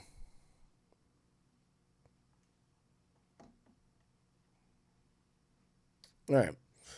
Anyway, chat, I'm getting fuck off of here, man. I'll be back on tomorrow. I might be doing some IRL shit tomorrow, so please watch out. So if I'm doing an IRL stream tomorrow, there's a couple things going on that I gotta like schedule to do. So we have the presidential debate. I know some of y'all don't give a fuck, but I think I would stream watching that. Obviously our hip hop topics, so that will be that stream. But I'm supposed to. I don't know. I got to go check on my nigga Silky, but Silky was supposed to come to New York. I was gonna IRL stream with him tomorrow, so we'll figure it out. I might have 2 streams for y'all tomorrow. 1 IRL and 1 regular hip hop shit, and then we're gonna watch the debate. All right. So chat, I'm getting off here for now. Save my voice a little bit for tomorrow to make sure I'm good. But appreciate you guys coming in, come checking me out. I appreciate you guys for watching anytime, and I will see y'all tomorrow. All right? Love y'all.